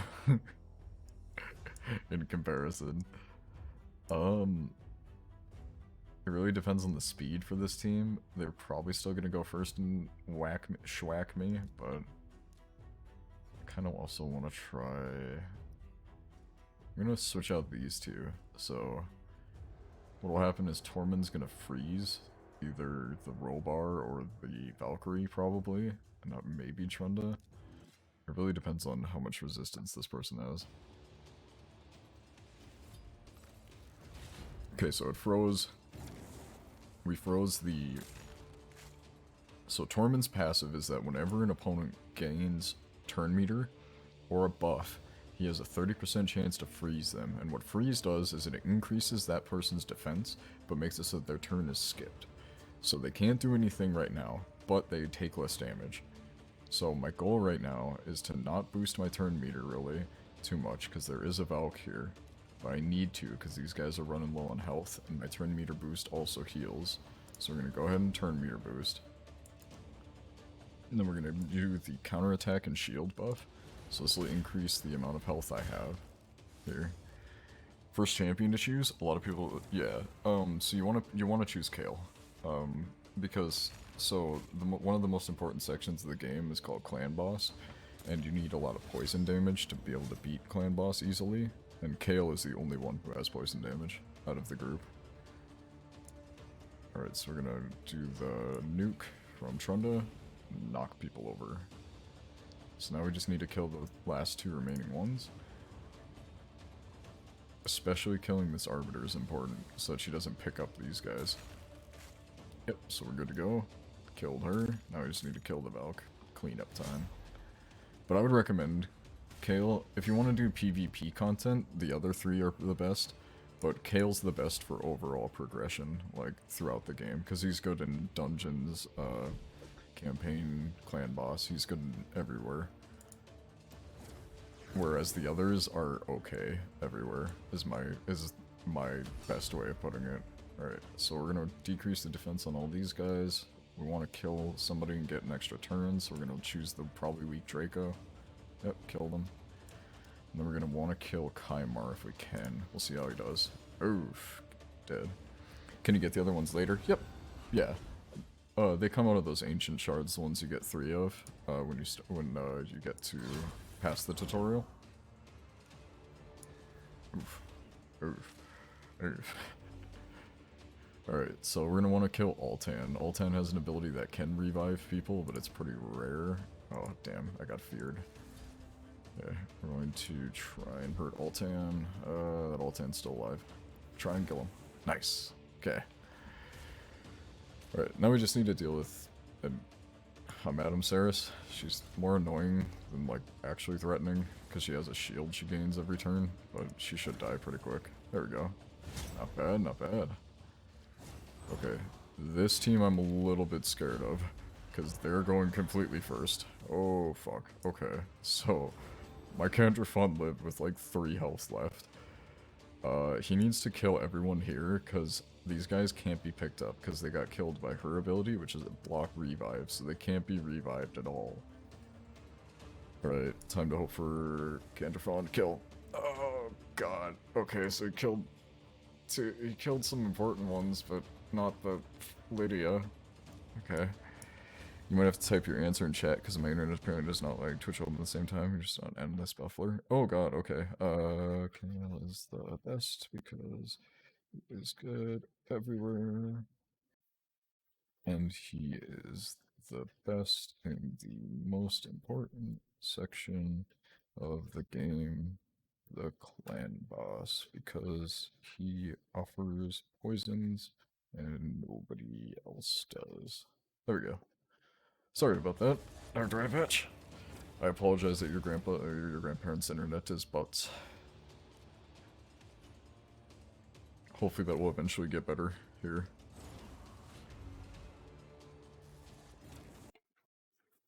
Whoops.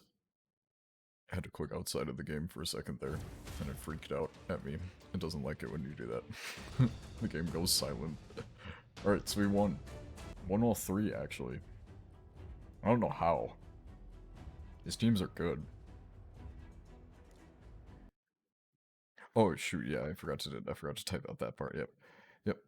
They come from ancient shards, which you get 3 of when you use the referral link, and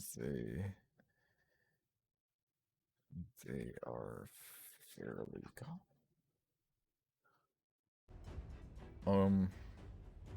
So this team is okay, this bottom one. I really wish I had more speed to it for my Saris to take a turn quicker, but I think I might actually just switch to a Mountain King, because I already have decreased defense and weaken. I don't have a buff stripper, but Mountain King is going to make it so that, well, against this team, this setup it doesn't matter. But for future setups, Mountain King's a lot tougher, so he's a lot harder to take down. So since this is just one champ on each one, we can auto it, and it should be fine. Sweet, thanks. You are very welcome, Dr. Eye Patch. I know you can't hear me, but you are very welcome. I'll go ahead and type it out for you. Alright. So we're gonna go ahead and finish out the rest of these auto battles, because for this, since there's literally just one champ on the enemy team, this guy is farming the arena by pushing his rank to the lowest, so he's fighting the people with the lowest strength teams. It's kind of a common technique people use. Oh god, she has unkillable, so we have to wait to kill her until there you go. There you go, Mountain King. Murderer. There you go. Okay. Alright, so now back to actual teams. Oh, good lord. Okay, so this guy's gonna absolutely obliterate me, but it's gonna be a good learning lesson. Okay, the only chance I survive at beating this first team is if I go first, and if Rotos dies immediately. So what Rotos does is, if he loses 50% of his HP, he immediately takes an extra turn, and usually just kills your whole team. So, or kills 2 of your most important people. So with Rotos, you have to not damage him very much, until you're just gonna straight up kill him. And then the issue that I'm worried about is this is probably a really fast Arbiter, and what she's gonna do is boost the speed of literally fucking Santa Claus. Look at Santa Claus. Saint Nicholas. And what Saint Nicholas does is he gives unkillable to your whole team, so your whole team can't die. And also, you have the big benefit of a shield, where he gives a big shield, and Krisk is one of the most annoying fuckers on the planet. So what he does is, he gives all of your buffs on your team, he increases the duration of, and he lands provokes on the opposing team all the time. And also, whenever he is attacked, the person who attacks him gains a decreased defense and a decreased attack debuff. And that's anytime you attack him. So this first team is going to be disgusting to face for me. The second team also bad because they have a Tormund. Third team also bad because they have Ursaga, and I'm jealous because Ursaga's really good, but she makes it so it's really hard to kill her team. So this is going to be a good learning experience of I'm going to get my ass kicked. Alright, so yep, I didn't go first. I did land a freeze on the Krisk and the St. Nicholas though, so these guys aren't unkillable, but look at the shield. The shield is like triple the size of their normal health bar. The chances of me killing this team are very slim right now.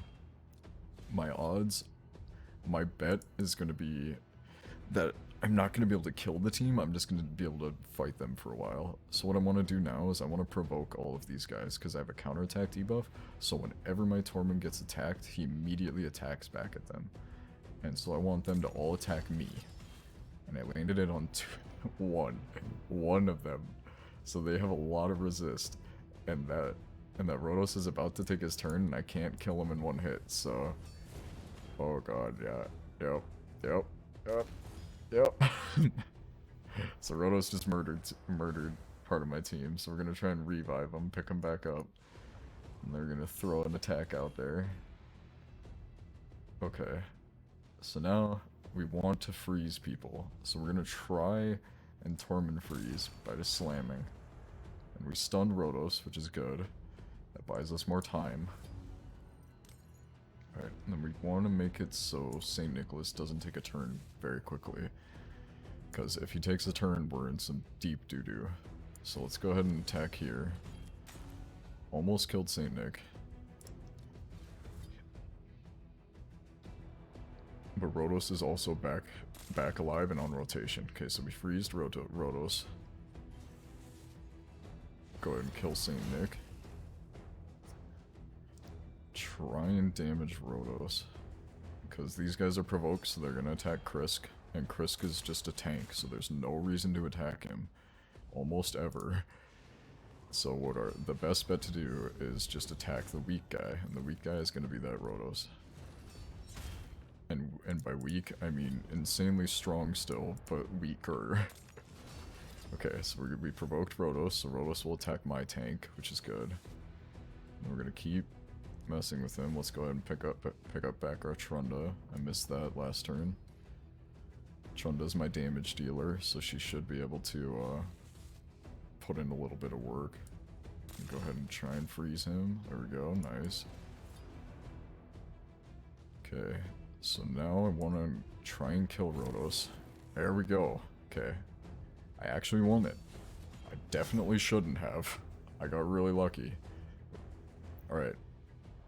So now they have a Tormund, which means anytime I place a buff or increase the attacks, or increase the turn meter of my team, their Tormund can screw me over by freezing. So what I want to do is I don't want to increase my turn meter or give any buffs at all, is the best bet. So I'm gonna just try and A1 my way out of this. Okay, so we provoked Salad, because that's the guy's nickname. His name is Mashalad. He does an attack that is really gross and hard to deal with, so it's good that we provoked him. And then instead of buffing the team and increasing their turn meter, we're instead going to try and stun the enemy team. And the best bet... Oh, nice. Okay, so we did stun 2. We didn't get the stun on any of the really important ones, so we're gonna have to just kind of pray that it's enough. Alright, so now we have to deal with what we should do with our Rotos. So our Rotos nuke probably isn't enough to actually knock down the Duchess, but we'll try. We should probably just increase our HP, honestly. So we increased our HP and decreased her max HP. So now Rotos has a bigger health bar and she permanently has a smaller one. But now since they have Veil, I can't target them. As you can see, they're invisible. So I just have to keep hitting this Duchess. And this is why Duchess is one of the most good champs and most annoying champs in the game. So we're going to attack just the Duchess, because the Veil. Yep. And now they're gonna all get their turns. Yep. And I don't have a revive, so I have no way to pick back up my Duke there. Uh-oh. And Tormund just... Ooh. Yeah, I'm thinking this one might be lost here.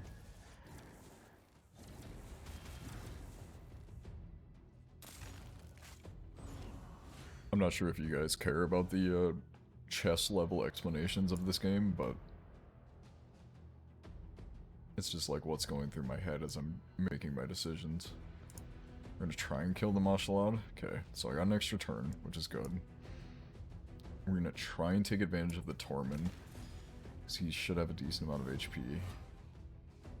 So now my Rotos has more HP. They've just picked up Mashalad, which was expected. And we should knock him back down. Oh shoot. Yep. Yep. Yep. Yep. Yep. Ow. Alright. So yep. Defeat numero uno. Okay. So this team is interesting because this Ursaga makes it so the rest of the team takes less damage and Ursaga takes it instead. So I don't know how I'm gonna be able to kill them, to be 100% honest. I'm not gonna lie. And even when I do kill them, this guy right here, that Giga Chad of a person, revives them with his third ability. So, okay, Ursaga's dead, which is good. Let's go ahead and try and kill the Gurgo so he doesn't pick up anybody. There we go, Mountain King just slams people. Easily one of my favorite champs in design and in use, honestly. And then we just slammed her. Holy crap. Okay, I'm just gonna be straight up honest with you guys. Normally I don't win those, so I'm kind of surprised. Alright, so as you guys can tell, it's 7 PM Central Time, which means it's time for the reset. So for the reset, you get a whole bunch of free stuff. So like for this, I get free energy, like we all get free energy pot, silver, rarity charm, and rank charm, which is good. And then there's a daily login reward system. And since I'm really like old in this game, we're like far ahead, my daily reward system is already past all of these.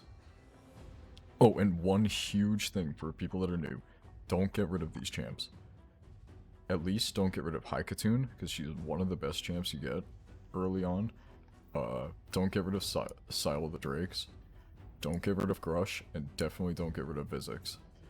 The rest, you could argue, aren't great, but honestly, Dark Elhain is super duper good.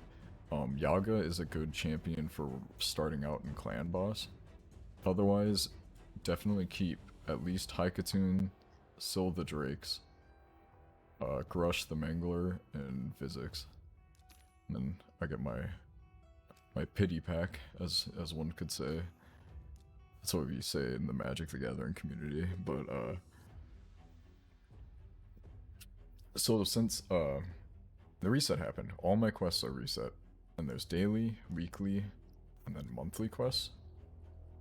And in the daily and weekly quests, you get different rewards, and every day you get an award for fighting in the PvP area, and this is a pot of energy, which means your energy, you get 130 for me is the max amount of energy I can get. It's different per account, it depends on what level you are. And then, if I complete every daily quest five times, I get an Ancient Shard and 500 experience. And then if I continue with that, I get a Void Shard, which has Void champions, which are the best champions in the game, and Sacred Shard, which has legendary champions, so also some of the best in the game. And you get these for free once a month, so always do your quests. I mean, it's pretty easy to get these done, honestly. The advanced ones, it's a different story, just because there's more to do, as you can see. But for like the daily normal ones, these are easy. But for this, instead of getting like rewards at the end of the month, you get rewards continuously, like forever. And it's always these set of rewards, but it resets every time you reach the end. And then you move your way up to get to another one, which is really useful. and was something super cool they added somewhat recently. So let's see, we have a tournament going on for Tag Team Arena. So let's see how far ahead we are. Not at all, I would assume. Oh yeah, we're in 4th place. But we got free 200 energy just for battling in the 3v3 arena. And that 3v3 arena tokens, you get 10 every reset. So those are free tokens that I got, and I got a whole bunch of free energy because of it. Oh, whoops, didn't mean to click on that. So that's kind of a neat little thing. But since you guys do care about the game, I wanted to show you one of the most, if not the most important part of the game. Like, this section of the game is how you get all of your shards. So this is what's called Clan Boss. You have to be in a clan for it, but there are huge benefits to fighting this thing. So it doesn't matter which version you battle, because each one has rewards based upon basically like what level you're at in the game. So like if I'm fighting the easy boss, I probably don't have like in that case my team wouldn't be legendary. It wouldn't be epics probably either. It would be something more along the lines of like War Maiden, this, and probably Kale. And you'd have Kale up front, so you get that aura skill. And basically what the clan boss is a massive attacking monstrosity. I don't even know how you'd like describe him. And the biggest goal is to do as much damage as you can before your team dies. There's no way to kill the boss. It just goes infinitely until it kills your team. And so the goal is you want to build a team that's strong, has a lot of defense, and can give poisons. Hey, Doctor joined the raid. Hey, thanks for joining, Doctor. Dr. Eyepatch. I really appreciate it. But we're only one warrior away. Damn, we're like almost there, guys. I definitely didn't expect it. That's for sure.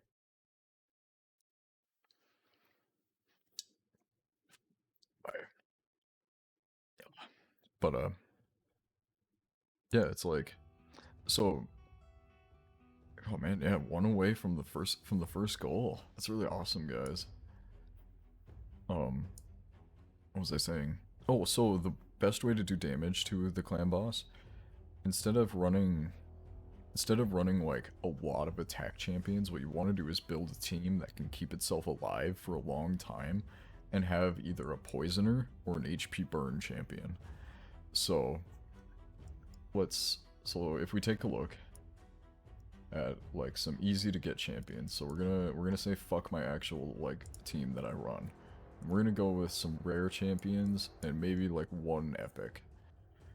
And for the epic, we're gonna choose someone I don't have built very well, just so we can kind of show off that like you can still do clan boss even if you aren't rolling in champions. So what this team is so far is I have a healer who increases my speed sometimes, and with Kale I have my damage and my poison. So Kale is going to throw poisons on the clan boss, which is how you deal the most damage, because the clan boss's health bar is ginormous. We're talking several million. So like 5% of several million is a lot of damage. It does get limited by a passive the clan boss has, but you're still maxing out the amount of damage you can do per attack with poison. And then this is another healer. He has an increased attack buff too. So that means we're going to be having more attack across all the people on my team. And then War Maiden, if we look at her skills, she has a decreased defense. And the clan boss is really, really hard to do damage to because his defense is huge. Like very, very high defense, very, very hard to deal damage to. So the way that we counteract that is we either decrease his defense and hit really hard, or we put in a lot of poisons and keep ourselves alive for a long time. So, against him, So I did say that we were gonna use one epic, and I want to make sure that it's not like a disgustingly powerful epic either. I just kind of want to show off like a decent team. The team isn't gonna do great because I don't even think my Ward Maiden's built anymore. Same with this guy. So don't expect like 8 trillion clan damage. I can show you guys a team that will do that if you want, but for now we're just kind of gonna show you like just kind of more like what a fairly beginner level team would be able to do. So let's go with like, it's so hard to decide what epic to go with because I don't want to make it like broken or anything. I kind of want something with increased defense too, because we want to increase the defense of our team and make it so that it's harder to kill them. And I'm not sure, I guess Steel Skull would be a good increased defense. Here. So I'll show you guys this is what Clan Boss is like. Alright, so we'll go through his abilities real quick. His first ability, he attacks one enemy, and he places a stun. The debuff cannot be resisted, and damage is proportional to enemy max HP. So usually he tries to hit the person with the lowest HP and stun them. Or if he has an affinity, he tries to choose whichever person has the weakest affinity. And then for his second ability, he attacks all enemies and then places a poison buff on our team. It's only 2.5%, so when it does damage to us, it's only 2.5% of our max health. And then his last ability, he just attacks all enemies, so he just smacks us hard. As for his passives, these are the most interesting part. So, decreases the damage that the Demon Lord receives from HP burn and poison debuffs, as well as skills that inflict damage based on enemy max HP. So if I hit the Clan Boss with a whole bunch of poisons, normally what would do 5% of his max HP is only going to do like 1% of his max HP just because he lowers it. But that 1% is still a lot higher than me trying to smack him. So the poisons are still worth it, they just don't do as much. And then here's another really interesting one. Starting from the 10th turn, the damage inflicted by all skills increases each turn. Damage increases by the same percentage each turn and accumulates over multiple turns. Starting from the 20th turn, the damage damage is increased by a greater amount. Starting from the 50th turn, all attacks will ignore any block damage and unkillable buffs on each target. So that means, like, as the fight goes on, and we drag longer and longer, he deals more and more damage and has a higher chance of just murdering your team. And then, last but not least, he's completely immune to stun, freeze, sleep, provoke, block active skills, block passive skills, fear, and true fear. Which means that a lot of the debuffs that you'd use in like Arena to make it so he slows down, doesn't take his turns, don't work against him. He's just too big, I guess. And also you can't exchange HP with him because that would be broken, and you can't set his HP to a certain like amount. And you can't increase his cooldown. He's completely resistant to it. So basically, what we're gonna try and do is this team's not gonna last very long. So we're gonna try and do as much damage as we can before the Clan Boss kills us all. So what we want to do is increase all our speed. So we try and go a little bit faster than the Clan Boss. We'll try and decrease the attack of the Clan Boss. So we landed that decreased attack, so he doesn't hit us as hard. And now we're gonna try and put on decreased defense from our Ward Maiden here. So we landed that decreased defense. And now we want to make sure our team survives. So we're going to put a increased defense on our team. And then this heals all allies. But our allies aren't damaged. We just really need that increased defense so that the Clan Boss doesn't one-shot us when he attacks next turn. Alright. This is when the poisons come in. So Kayle is going to attack 4 times at random. Has a 40% chance of placing a 5% poison debuff. So we want these poisons before we do any of these other ones. And we want the 5% versus the 2.5%. So if I go and launch him at the boss, we landed 2 of them. So 2 out of the 4 that tried to land on him because his resistance is pretty high. So we can heal somebody. We should probably heal War Maiden because her health bar is very small. We'll go ahead and fill the turn meter of all allies and then heal all allies here. Alright, then we're gonna try and deal a little bit of extra damage to the boss. And we'll attack it with our Steel Skull here. Hope for a poison. We didn't get any poisons. Alright, and then Kale, we want to use his A1 because we want to try and get a poison on the boss. There we go. So as you can see, that poison did 50,000 damage. And if you watch like how much damage this is going to do, it does 5,000. So like poisons are king when it comes to clan boss. So like if I attack, get it, little poisons, because the difference is this is 2.5% the symbol for it, and this is 5%. And they do increased damage, of course. So we try and attack some more. Try and get a poison. There we go. Another poison. And then we would want to decrease attack on him again. He's going to stun us next turn, because that's the only ability he has that's not on cooldown. So we do have to kind of watch out for that. That's going to hurt a lot. So let's decrease the defense. Or decrease the attack. Go ahead and smack him with our Apothecary. Yep, so he stunned my Kale. So my Kale is going to skip his turn, but thankfully Steel Skull has an ability that can remove the stun. So if he goes first, which he did, so we'll go ahead and get rid of that stun. And then we'll Acid Rain just to try and see if we can get some damage in. 40,000, not bad. So he does have some poison on him, so we are doing okay in that regard. Go ahead and smack the boss again. We want that decreased defense on him again. Alright, yep. As you can see, he's starting to do a little bit more damage. We'll heal up a little bit. Try and get more poison on him. No luck. We'll increase our speed again. And attack 4 times. Only got the 1 to land on it, but it's okay. Try and decrease attack again.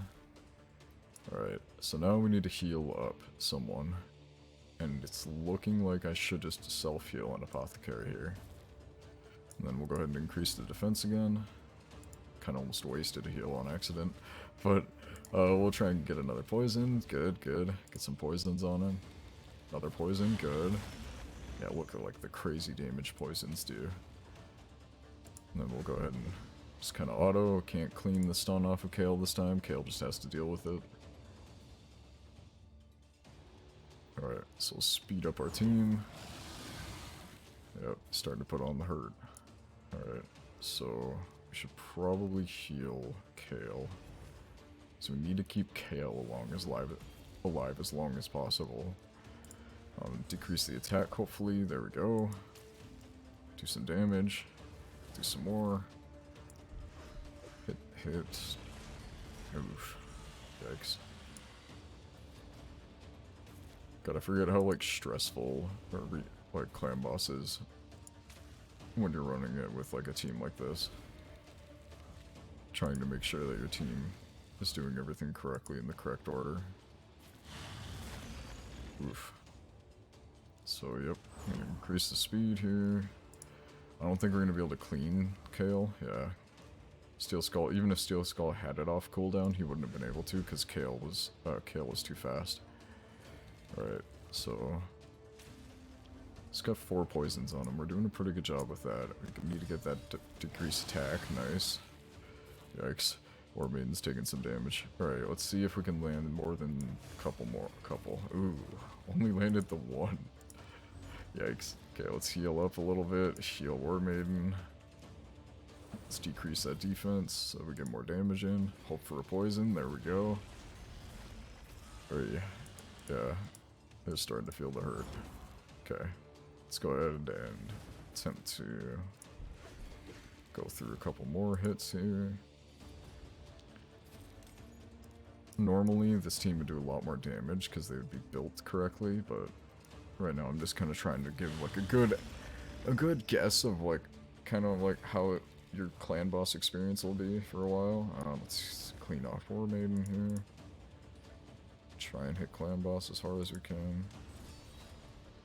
Decrease the attack. Hit in. Yikes. Do some damage. Ooh. It's looking like War Maiden or Kale might die here soon. So let's heal Kale, because we need to keep him alive longer. It sucks to lose War Maiden, but it's better to lose her than Kale. Oh, and we lost both. Alright. Yep, so this run's pretty much over, basically. Alright, so let's go ahead and try and see how much more damage we can get. So we want to get that poison on. Oh, damn. Alright. Yep, he's dead. So,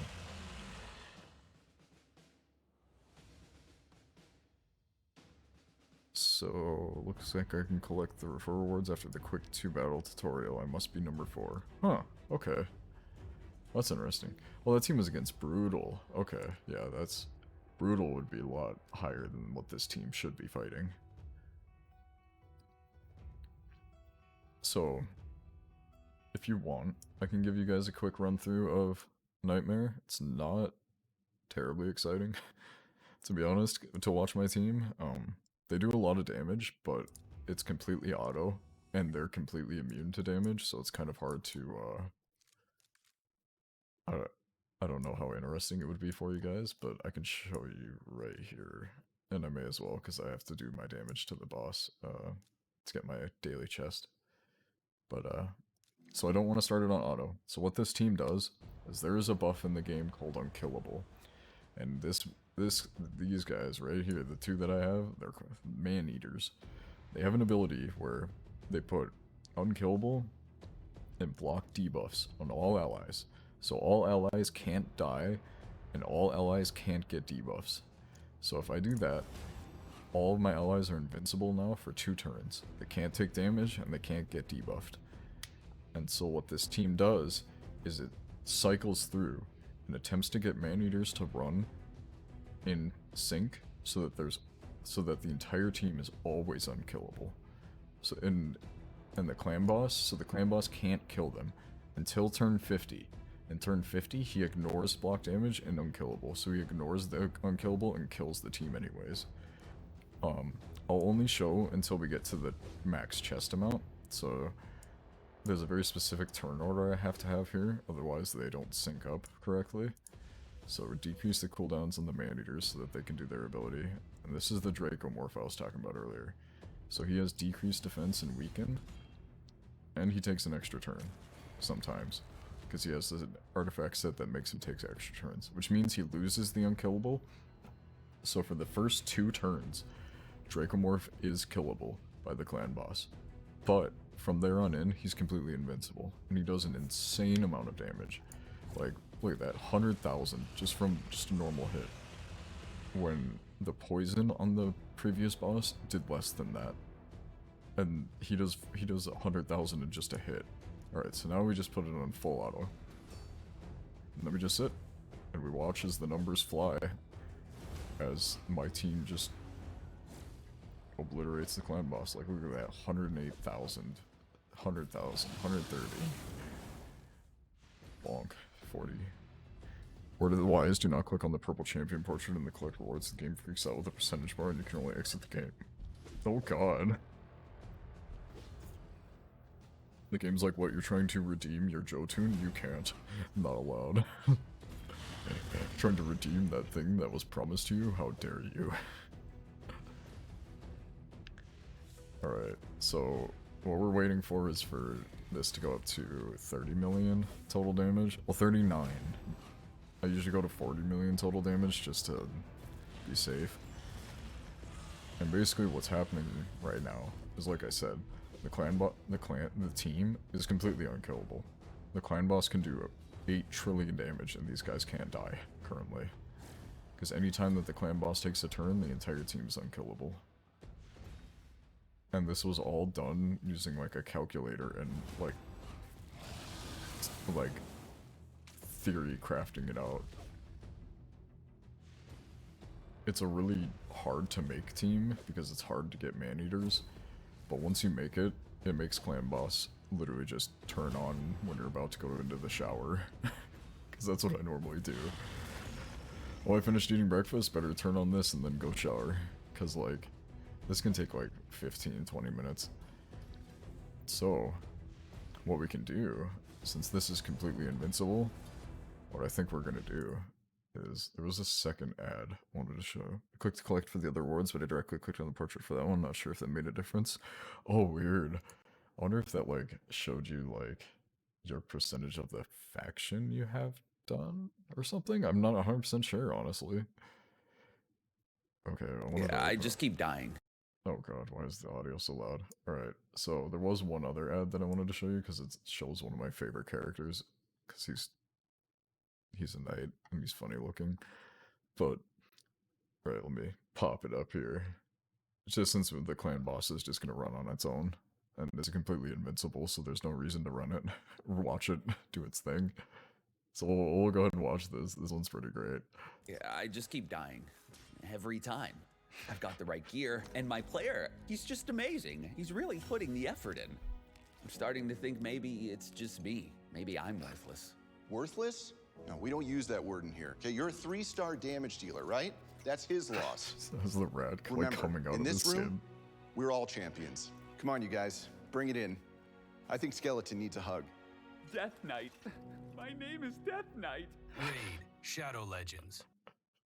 Whoever their social media manager is, I want to meet them. They just make funny meme videos. Alright. So like what, we're at 11 million now?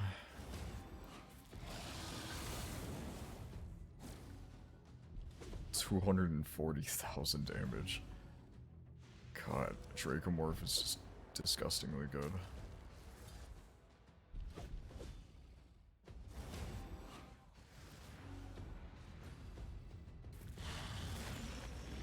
And since they have that block debuff, the stun ability that the clan boss just didn't work. So it deals all the damage and everything, and the debuff tries to be placed, but since they have this little shield with the heart on it, they can't get debuffs.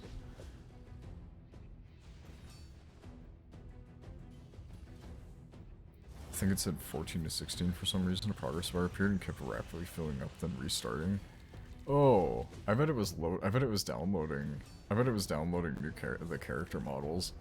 So like anytime that you enter in a new menu in the game, it'll take a couple seconds for it to download whatever you're supposed to be looking at. For the first time, whenever you look at it for the first time, I should clarify. Anytime after that, it'll load just fine. So if you wait for the bar to fill up, like, and continue filling up, it'll fully download everything, and then you can look at whatever your menu you're trying to look at. Which it sounds like you're probably trying to look at the Barbarians boss, or the Barbarians faction war list. Hey, what's up, Kate? You're back. Welcome back.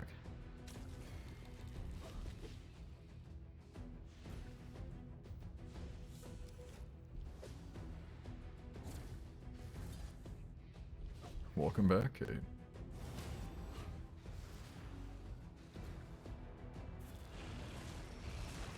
Yeah. So... yeah. Should hopefully be done soon here. So we're at halfway there, damage-wise, and this team deals more damage over time when fighting the clan boss. So, like... it's only up from here. It was taking a while and no real progress was actually made. It may have frozen up then, maybe. It's definitely a game that has some bugs every once in a while, but every game does nowadays. I mean, honestly, this game, considering everything that's in this game, it has a very small amount of bugs. How's the stream going? Stream's going great. We're at 4 out of 5 for the people that tested it out, which was awesome. If someone from Raid happens to read this, do not make maximum volume the default setting. Alright, you heard it here, Plarium. Turn down the game volume as the default, because you have to turn it up. There you go. Keep it up. But yeah, we're at 4 out of 5 Raid Warriors. So we're almost there to our first goal thing. Just super cool.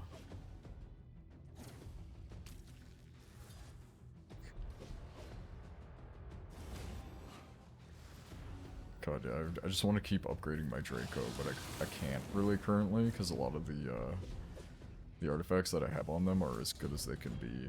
I just need to keep getting better artifacts, I guess. Farm for them. Oh. Let's take a look, see what happens. Jeez, yeah.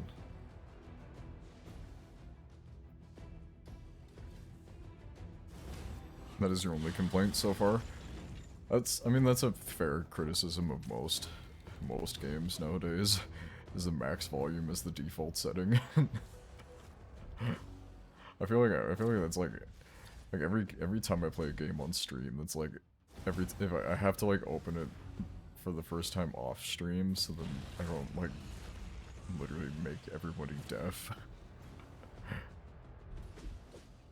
I do like the music that they have for the clan boss. It's very it's all instrumentals and tribal, but it's good. My champions can't die currently. They can't die until turn 50. Because of the little unkillable buff. So like the little like Roman legionnaire head thing. It's part of the team. It's a very, very niche team. That is your complaint for pretty much any new game. Yeah. Same. Max volume too loud. But yeah, they have unkillable buffs and they can't be stunned either because they have block debuffs on. Because that's what Maneater does. So now we wait.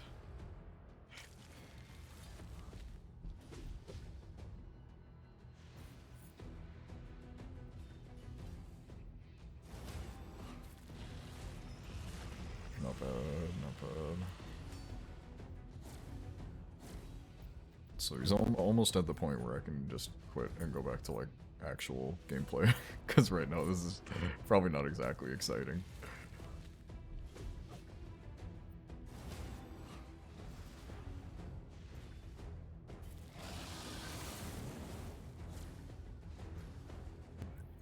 Yeah. It's kind of a... It took a long time to build it and set it up correctly because they have to be very specific speed, otherwise it doesn't work. Because if they take their turns slightly out of order, the unkillable buff will go away on someone that it can't go away on, or that it shouldn't go away on, and then that person will die and the entire thing will fall out of sync. Because all of these champs need to be these exact champs and they all need to stay alive. Well, I guess this one you can replace, and Dracomorph you can replace, but everything else is essential. And even with this guy, you can only replace him with one other champ. So, like, it's a very niche team. It's definitely not something you would shoot for if you're, like, brand new to the game. Unless you're just spending, like... Oh, unless you're just either insanely lucky or you're spending, like, millions of dollars. Just kidding, it wouldn't be that, but, like... There we go. We reached 40 million. So the highest chest that we can get from Ultra Nightmare, which is the one we were just doing, is at 39 million. And that can get you either a Sacred Shard, Void Shard, Ancient Shard, and a whole bunch of artifacts. So like, this is the reason why anytime anybody's new to the game, I tell them to completely focus on Clan Boss. The rewards you get outweigh any other section of the game, and you get them every day.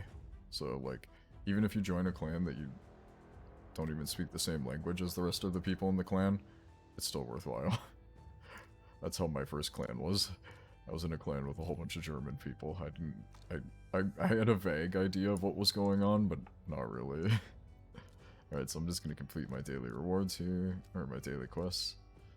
Gonna get, alright, fight in the classic arena. Alright, so this is normal PvP. Instead of that 3v3, it's just one team versus one team.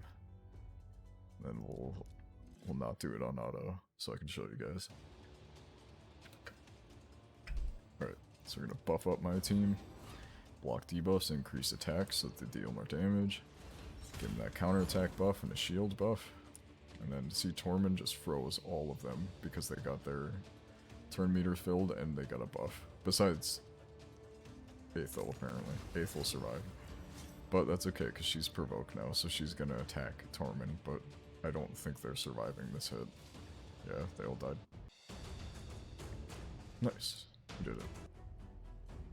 Okay, so these guys are, like, fairly low power level, so I want to show you, like, what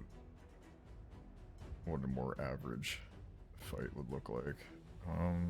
This seems probably good. It was easy. It was incredibly easy to beat that team, yeah. This one I looked out. Both their damage per second people got frozen by Tormund. And this is why Tormund is such a good champion. It's only a 30% chance for him to do it, but with people running the same team over and over again, like everybody is, Tormund just annihilates them. Alright, so then they're all provoked, and they're going to attack him with their basic attack, and he's going to auto-attack back, because he has a counter-attack on. So he's going to freeze them even more. And then, since he killed 2 people, he gets an extra turn. I'm going to murder Gurgo here. Alright. And then Lord Shazar, frozen from Tormund. It's good hit, good hit. And then from here we just kind of auto attack, because there's not really much strategy required when he's frozen, stunned, and we have a damage per second like Candrafon. Bonk. Alright, so like if I wanted to build like, let's say a early game arena team, so this team is probably pretty like a pretty good way to show an example of an early arena team. Yep, this is player versus player. This is the player versus player aspect of the game. Alright, so we're gonna do the same thing as last time. We're just gonna have like one epic and then a whole bunch of rares. And so what I'm gonna do is my High Katoon, she's the free champion you get on day 30, I wanna say. She's really good, don't get rid of her. Don't do what I did and get rid of her on accident and then have to try and farm for her or try and get her again. Alright, so we're gonna do High Katoon because we want speed, and she gives speed in all battles. We want Aura Maiden because she decreases defense. I do have a lot of champs. I've played this game a long time. We want Kale for damage, and then we get another rare. So we'll just make it Executioner, sure. Alright, so this is a champ. So this is a team. Yep, you get to see their team, but the one thing is you don't know their stats. So like, all I know is that this is the base stats for this character. I don't know how well he's built. If he's too fast, he might go before me, and my team might die. So I have to kind of like gamble it, kind of guess what their defenses and stuff are. So, but I get to see what champs they have and what aura they're using. So they're using the same aura I am, because this champ has the same aura ability as this one. And our team power is pretty close. Theirs is slightly better, but we'll give it a try. I think they're gonna win. They have better champs for sure, but we might be able to. Oh, yep, nope. I think we're dead. Yep. Yep. Ouch. Alright. So they were a lot faster than I was. That's one issue. And I also don't have artifacts on a couple of members of my team, apparently. Alright, so instead of High Katoon, we'll go with Gurgo, because my Gurgo is slightly better built, I think. And he has a better aura. But this is still a fairly realistic team, because especially since there's a level 1 Executioner here, and my Gurgo is not built like disgustingly good. So we'll see if maybe we can beat them with this setup. Alright, so nope. Oh, it looks like we're probably gonna die. Gurgo might survive and keep everyone alive. Oof. Alright. Oh, is my Gurgo missing artifacts? He is. Oh, he's missing boots too. Good lord. Alright, so we're just gonna grab the first set of speed boots that are leveled up. There we go. Okay. Alright, so now Gurgo actually has a decent amount of speed. We'll see if we can go first. Shit, we still didn't go first. Alright. So... he stayed alive. Damn. Stayed alive for a second. Okay. I am in gold 4, though, so it's probably not a smart idea for me to attempt to show you guys what, like, arena setup looks like from, like, weak champs.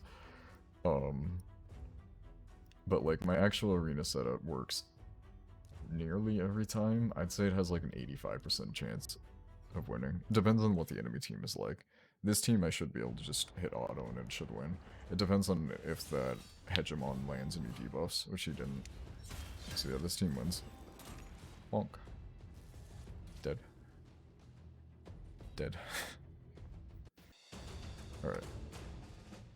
But I guess my point of showing, so like the best way to build an arena team is you want a champion that boosts your speed, because speed is king in arena.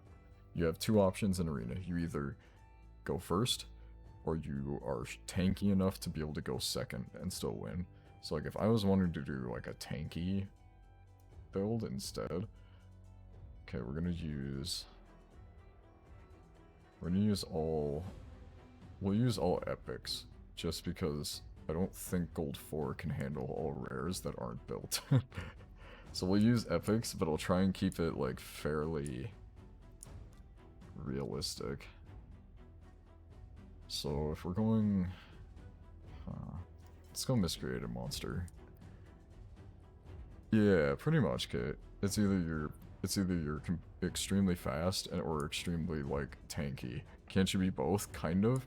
So you can in early game, like in the early section of the game, but once you get up to the higher like areas of the arena, it's a lot harder to be both, because people that specialize in one thing can do that thing a lot better than someone who isn't specialized. So let's see here. This team is pretty tanky. So this is just all like HP champs with big defense and big health bars. And so this would be like a go second team, because they're probably going to go first. Yep. So they're going to go first, but yikes. Yeah. So only my Miscreated survived, and he even died immediately afterwards too. Yikes. Oh, he's missing artifacts. Nice. Okay. So that was probably a bad example here. I need to, before I do this stream, like this type of stream again, I'll have to like actually build the champs instead of just like building them ad hoc. Like building them like right then and there. But I guess you guys can kind of understand. Let's see if I go, or you guys can kind of see like what I'm doing here. We'll increase to the increased defense. Write them down, Mom. Write like what? The champs down, right? When you get to the Mr. Grinch down, Mr. Grunch.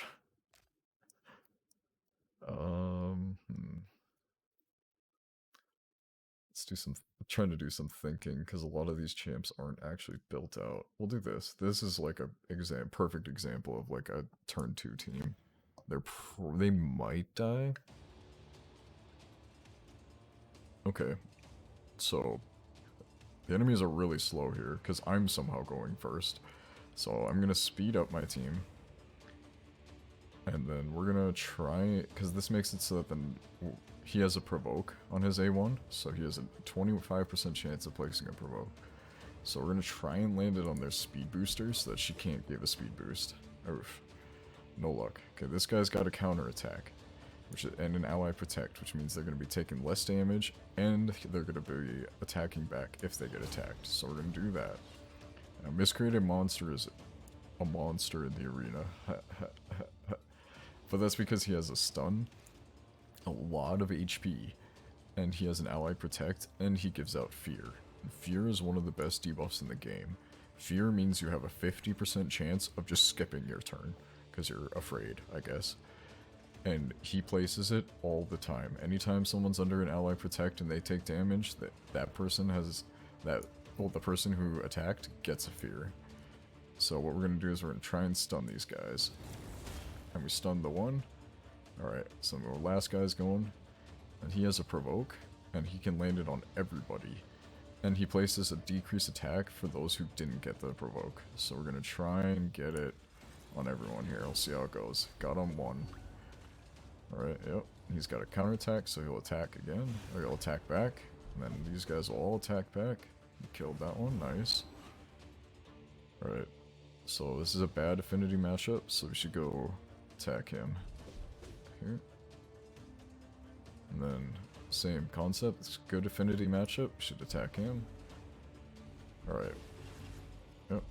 So they'll all counterattack because they were all damaged by that, or the ones with the counterattack buff still will. Let's increase our speed again. Let's attack this one.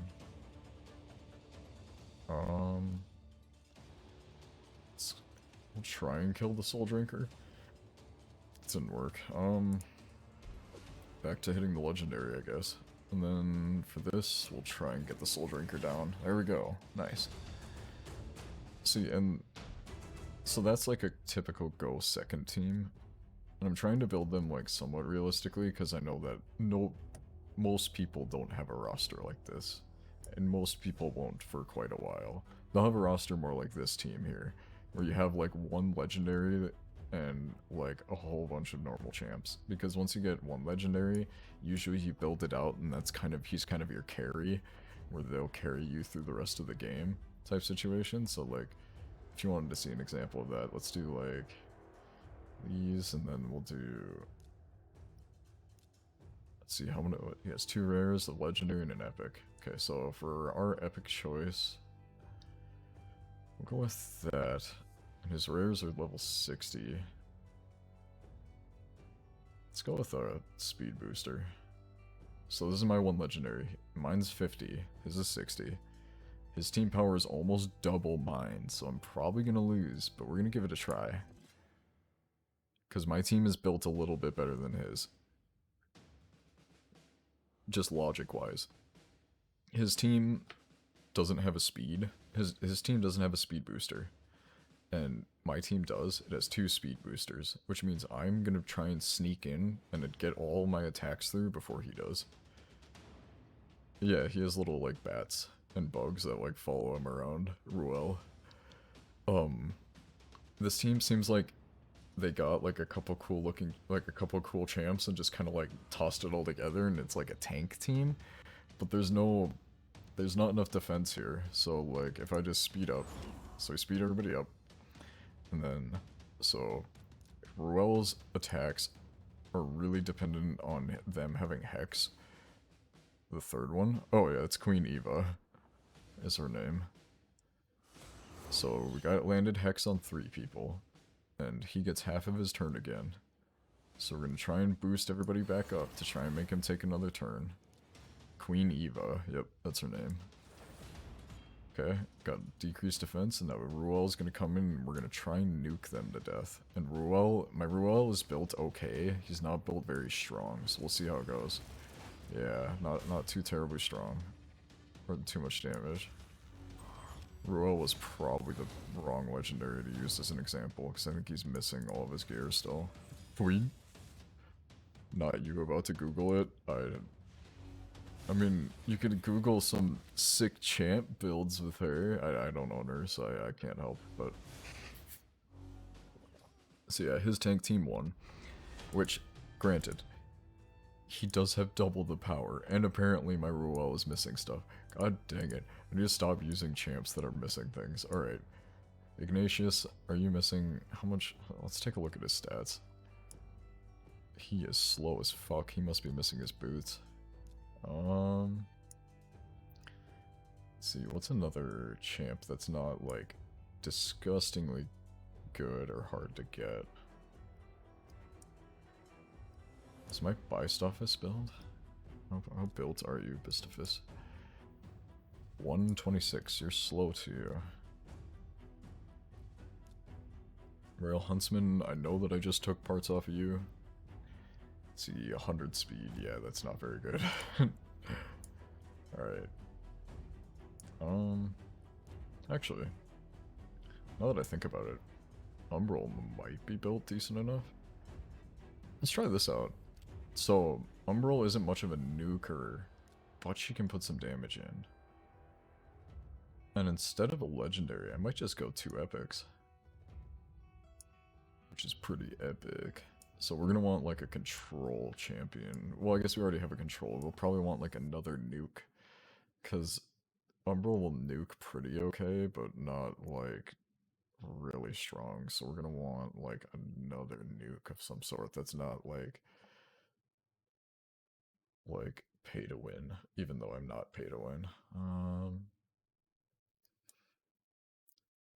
This is kind of an interesting conundrum because I don't want to like grab anything that's too powerful, but I also don't want to lose.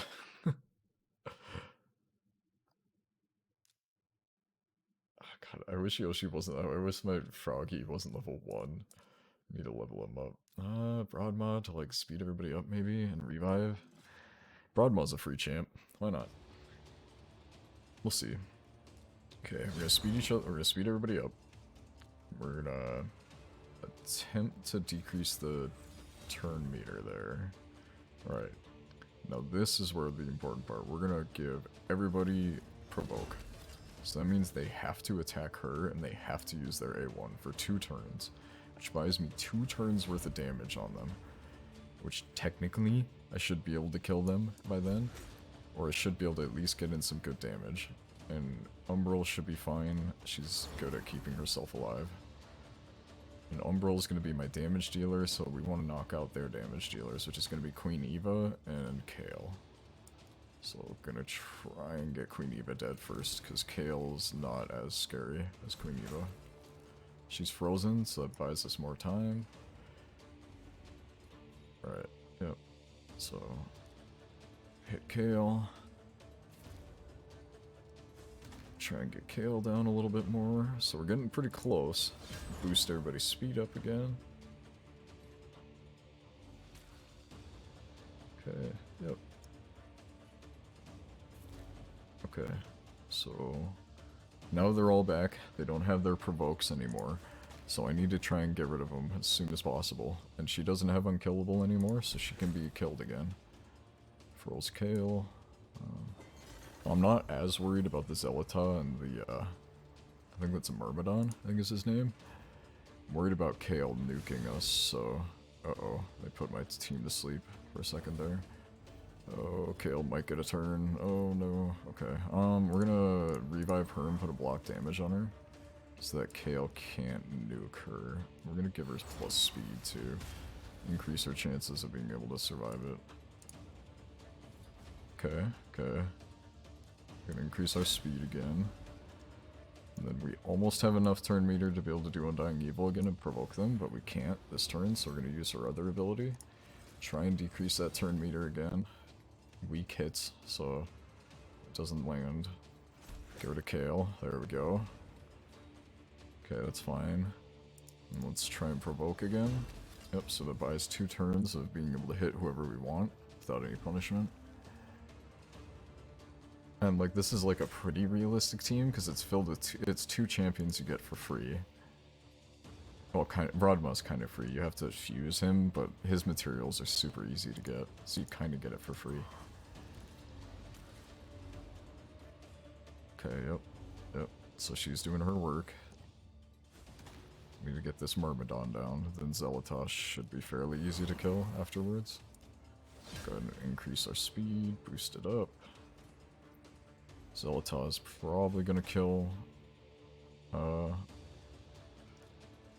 Umbral, but that should be fine. I don't think he has an AoE up yet. Oh, weird. His AI went for War Maiden, huh?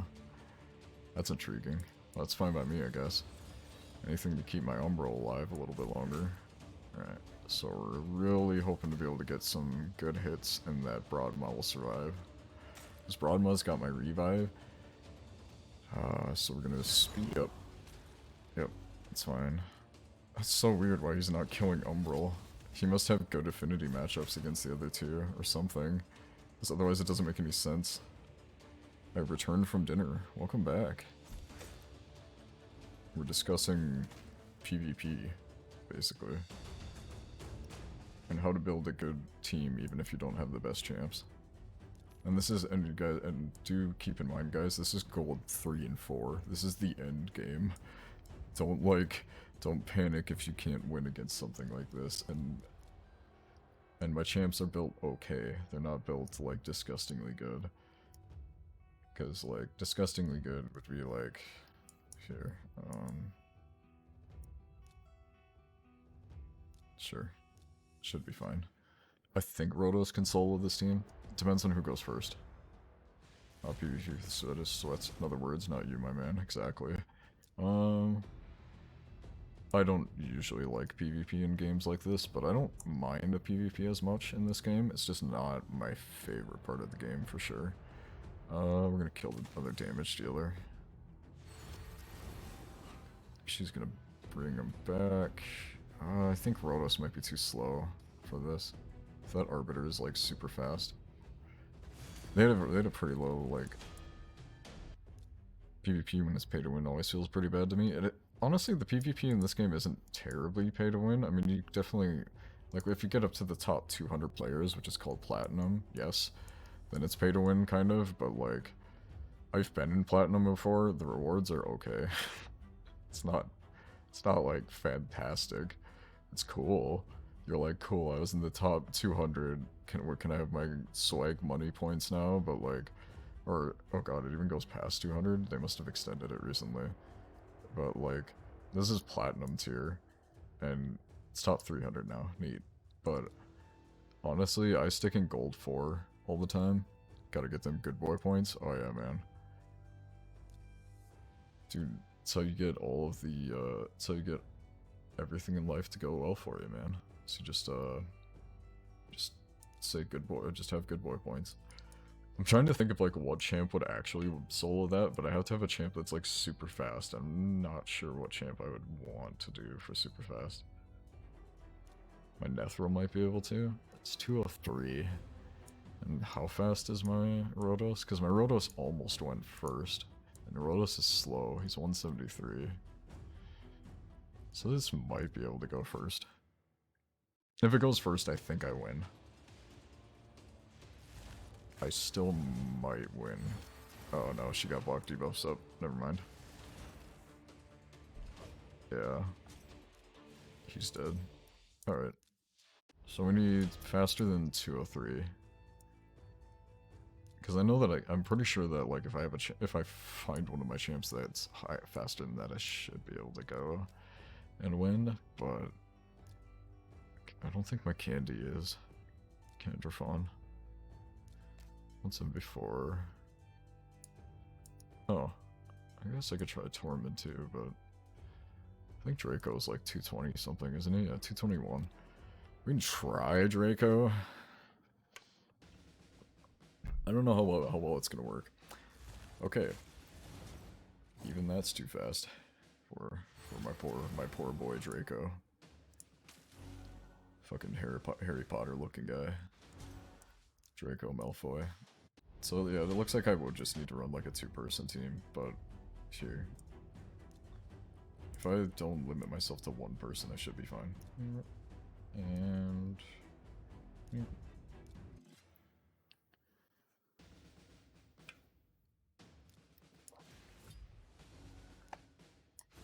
Bonk. So she's gonna buff them up. I should be able to lap them, maybe? I don't know. It really depends on the speed. Oh no. That's fine. Bonk. God, Untouched by Death is such a good ability. That's what that just procced on that Arbiter. That Arbiter took 0 damage from my Skull Crown because she had Untouched by Death. Alright. Boost it up. And shoot.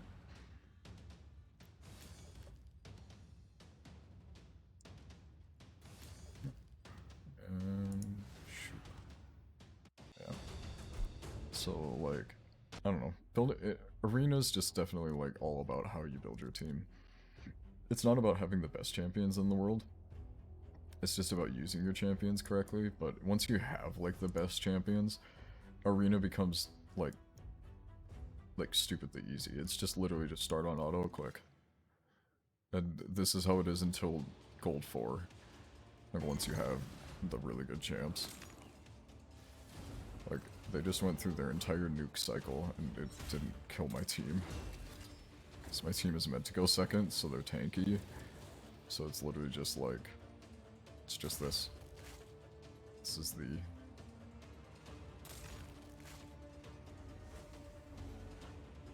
Damn. So close to our goal, too. 4 out of 5. Really impressed, to be honest.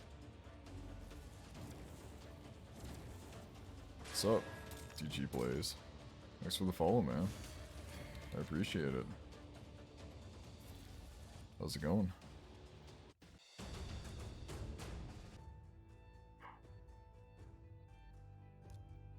Raid link to Electric Boogaloo. Alright.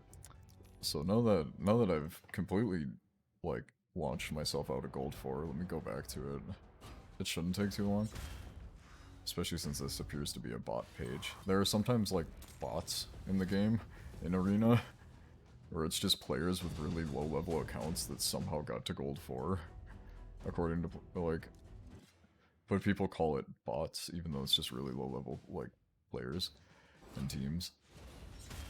But yeah, facing off against pages of quote-unquote bots is very easy, usually.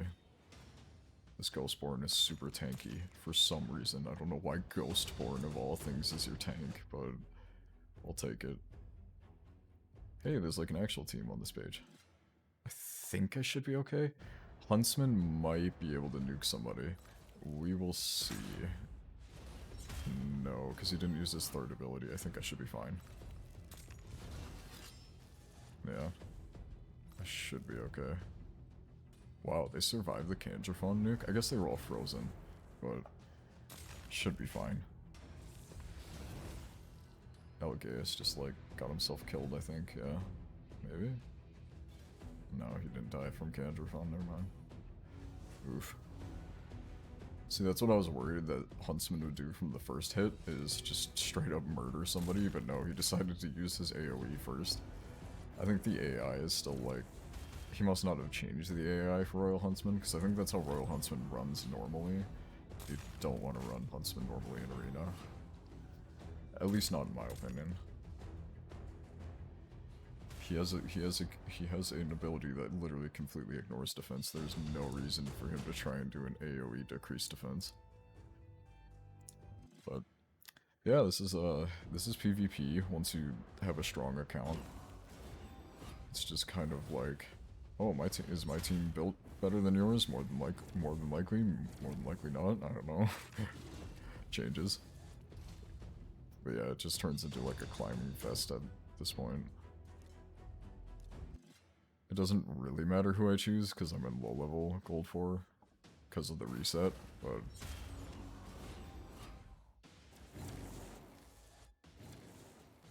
I should just be like some YouTubers where they just like, they upload their climb every week that they do to try and get up to like near plat. Bonk. Oh no. God, that poor Rotos, no. So Rotos, like, completely ignores defense when he uses that ability most of the time. Good way to get some views. Yeah, I guess. I think that's what, some raid streamers do, but I just... That poor Rotos. He used his most damaging and, like, powerful ability, and it didn't even break the shield on my fucking Duchess. Like, I can't tell if this account, the crit damage must be way too low on that Rotos. Or something. I don't know. It makes me sad, because Rotos is such a hard champion to get. I literally just got my Rotos. And I've been playing for like 1.5 years, and I just got my first Rotos. Took me that long. Well, this team might be interesting. That Kymar is scary. Oh hey, this team is almost T-Swift's team, except slightly worse. It's an interesting setup though with Saito. I wish I had one of him. He does so much damage. I'm happy with my Kangaphon, but having a Saito would be cool. Having a Saito to play around with. But yeah, other than that, it's just like God knows that raid is aggressively advertised enough that it's popular. It's fairly popular, I'd say.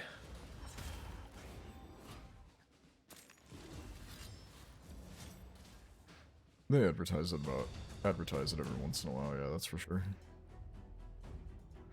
Honestly, I don't mind most of the Raid Shadow Legend ads though, because most of the time the creators are pretty good at making it interesting instead of it being just some like pile of garbage poo-poo ad.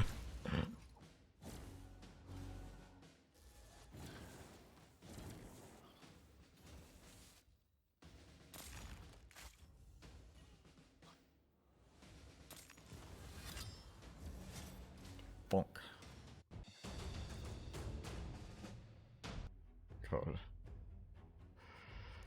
And I need 1,000 medals too. True, the Dark Elf getting tossed out of his apartment is a good one. Oh god, yeah. So their actual TV ads are fucking great. Do you have a Blender comp? If so, can you show me? I can quick, like, make a Blender comp if you'd like.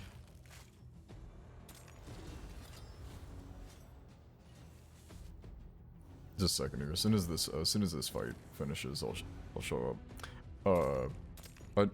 I should ask though, what champs do you have? Just so I can make something like fairly close to what you have. Or are you just wanting to see what a Blender comp does or is? Yeah, sure.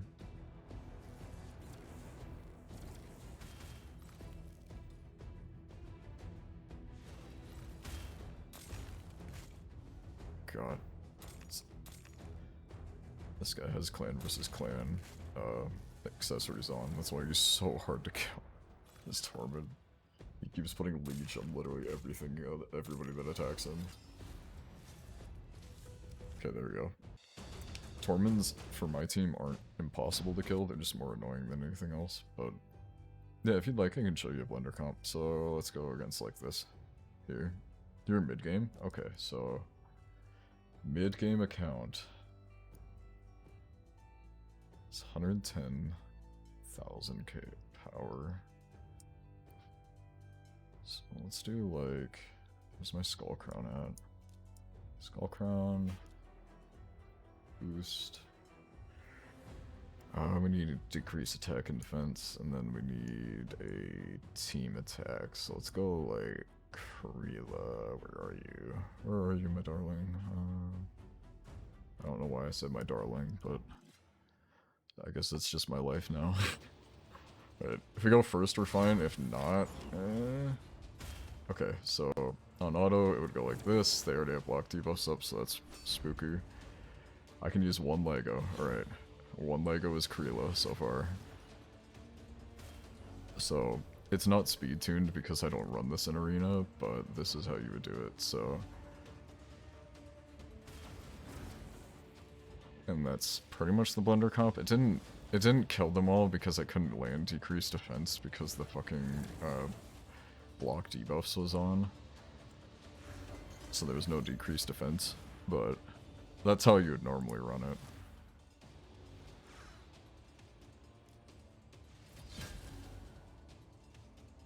And then for right now, I'm just waiting for the block damage to go away. Yep. So she died because they didn't die from the first hit, but we should be fine. Krila does an insane amount of damage, so you're just like bonk. And that's basically a Blender comp. Normally your turn order would be different. So you want him to go first, or your speed booster. Doesn't matter who it is. Speed booster and attack up, decrease defense and attack down. And then you want Krila to go, so any ally attack works. And then when the ally attack goes off, your AoE is going to shoot. So just any person with an A1 AoE. So like if you wanted to, if you had like a bad Alcazar that was quick enough to do it, you could do that. He doesn't deal as much damage, so like preferably you'd want somebody like a Skull Crown.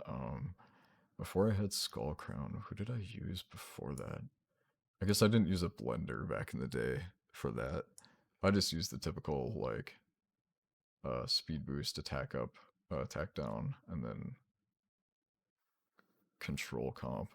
But that was a long time ago.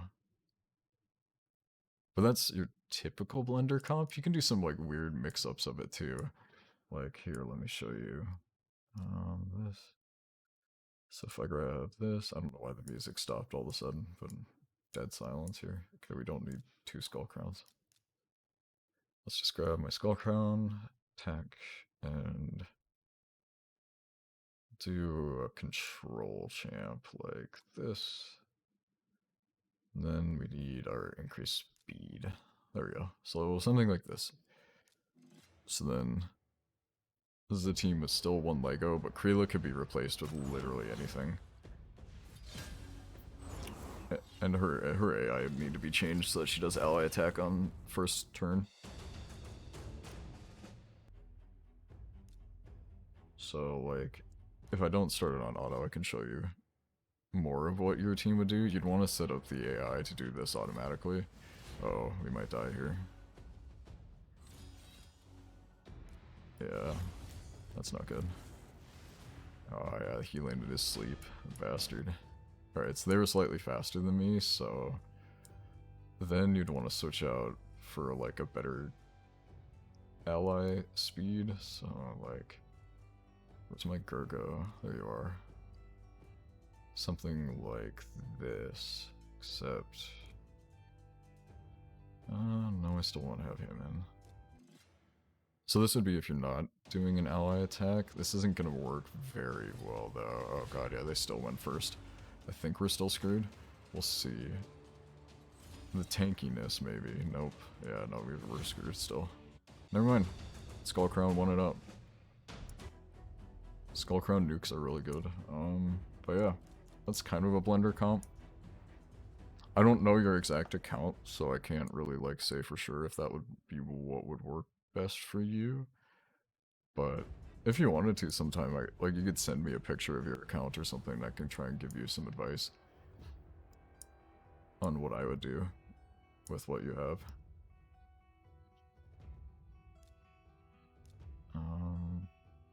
Let's see if there's like another one I could show you.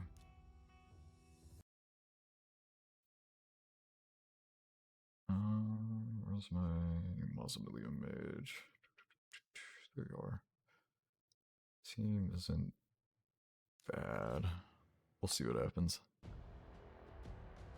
That Ignatius scares me. Okay, so like this is just like pure damage, no decreased defense or weaken. Oh, he had a reaction set on. Nice. So my one hit wasn't a crit hit. Bonk, and then bonk. And then a lot of those teams can run on auto. Or if you find a team that's slow enough, like I think this one might be, you might just be able to get away with just Skullcrown. Or another, like AoE. We'll see how much damage they deal. Yeah, I think we're fine. Their decreased defense went second, or went too late. I don't know why they had it set up like that. But yeah, that's pretty much it. Do you have any like any questions or any other team type you'd want to see?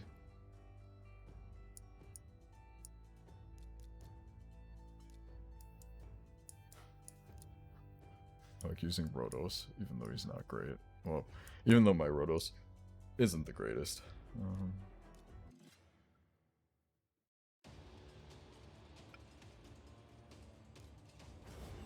Oh, and for contacting me, like regarding the sending your picture of what champs you have, you can just send it to me over Twitch, like a DM, or on Discord if you have Discord.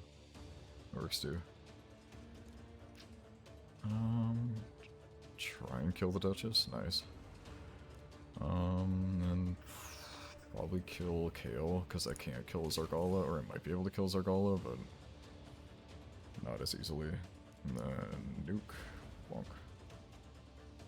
Ah. Swift parry set. Guess we'll place this on auto. And wait.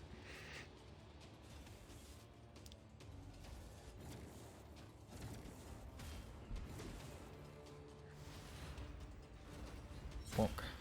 Coolios. So.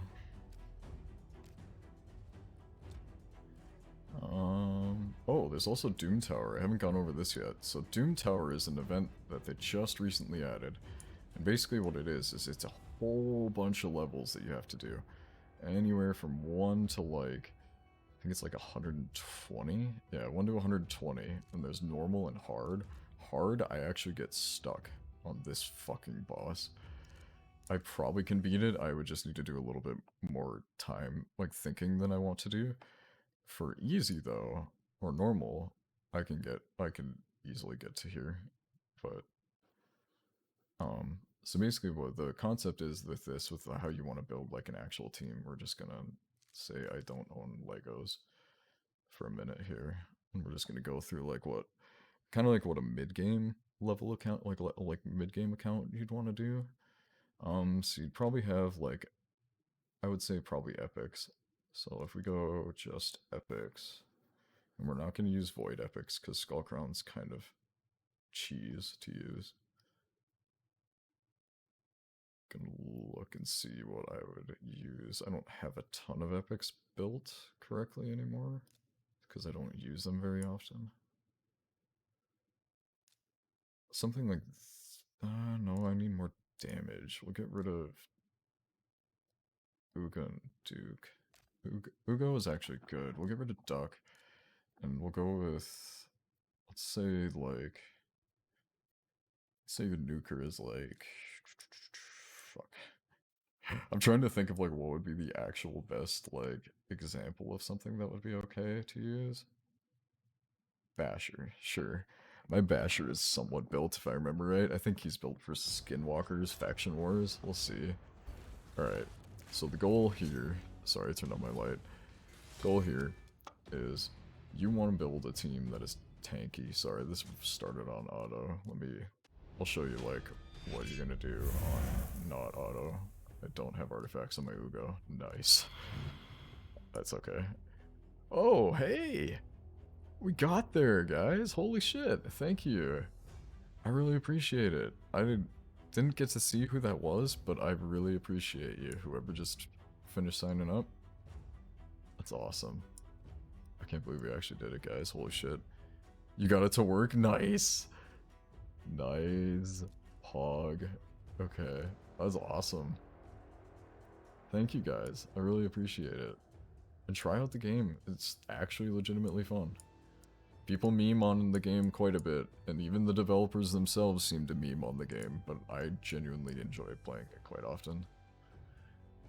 Okay, so we were Ugo. We need a decreased defense. Let's do Stagnite. And then what was my nuker? Basher? Yeah, Basher. Got there! We did. I'm happy. Alright, level 1 Froggy? Yeah, why not? Level 1 Froggy can come with us on this adventure. Alright, so, for this team, decrease defense and block without buffs, increase attack, and then go for a nuke. Conked him pretty good. Oh god, he landed all of his provokes. He is so dead. He literally is level 1. He's so fucking dead because they all have to attack him now. Oh god. Heal him up. Heal him up. Oh fuck, he's frozen now too. Heal him up. Oh my god. So like literally the rest of this is just cheese, but like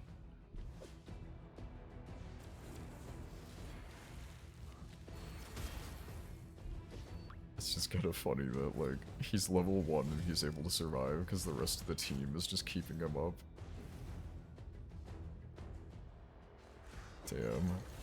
Alright.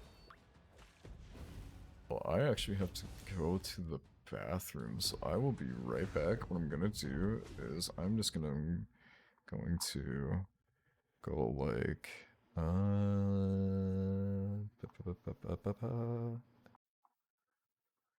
this, and then I will be right back.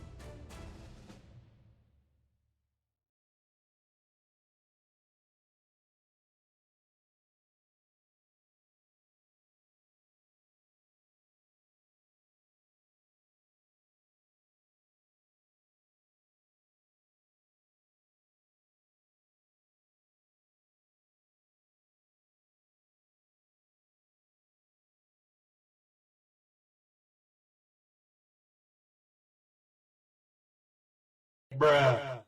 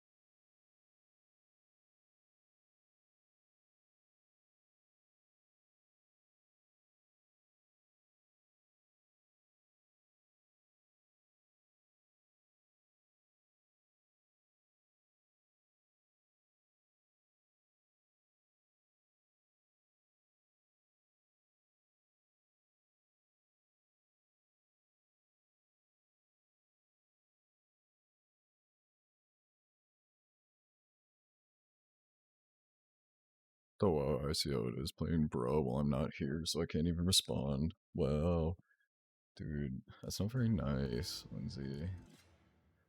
Tell you that much. Okay, so we were going to check. We're going to check one thing here. Let me take a look. Don't mind me. Yes, I am. Oh, God, I forgot that my monitor is like fucking like broken. It's not actually broken, but it's like it seems to have the weird issue where like my second monitor, like it's just zoomed out. I don't know what's causing it either. And like I definitely should know what's causing it given how much I know about computers, but I fucking don't know what's going on.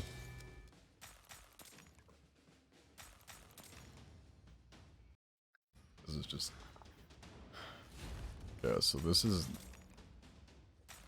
Doom Tower is a little tedious when you use a team that's not meant to like speedrun it, but this just shows that like teams can beat this. You just gotta build your team correctly. You gotta build it with support. Gotta have a damage dealer. Gotta have like a way to decrease defense. Gotta have a way to decrease the attack so that you don't die when they swing back at you. And a way to revive your champs. Which you do get a reviver if I remember correctly. Well, no, you don't get a reviver. I don't think. Yeah, no, you don't get a reviver. But you do get a person that gives leech, which is one of the best debuffs in the game for keeping teams alive. Because it makes it so that any damage you deal to the enemy team, you get a heal from. Oh, you get a reviver from one of the... It's not a daily login reward, but it's some other reward, I think. It's Shaman. She's not a great reviver, but it's pretty good early game. Hey, Marshy. Welcome to the stream. We're just kind of hanging out. I'm talking about my nerdy game. That's actually really fun, but I don't know. I only call it nerdy because like I enjoy it quite a bit, and I enjoy some of like the strategy aspects of it. Oh my god, two fucking Pikachu emotes. I like it. Is that it? Oh, Poke Pikachu. I thought that was like a Pokemon thing or something. I was kind of confused. I was like, what? She has a Pikachu emote? But no, it's just standard Twitch emote. Neat. But we should probably level up the frog since he's literally level 1 going against Doom Tower. And, you know, the hardest level of Doom Tower, or highest levels of Doom Tower too.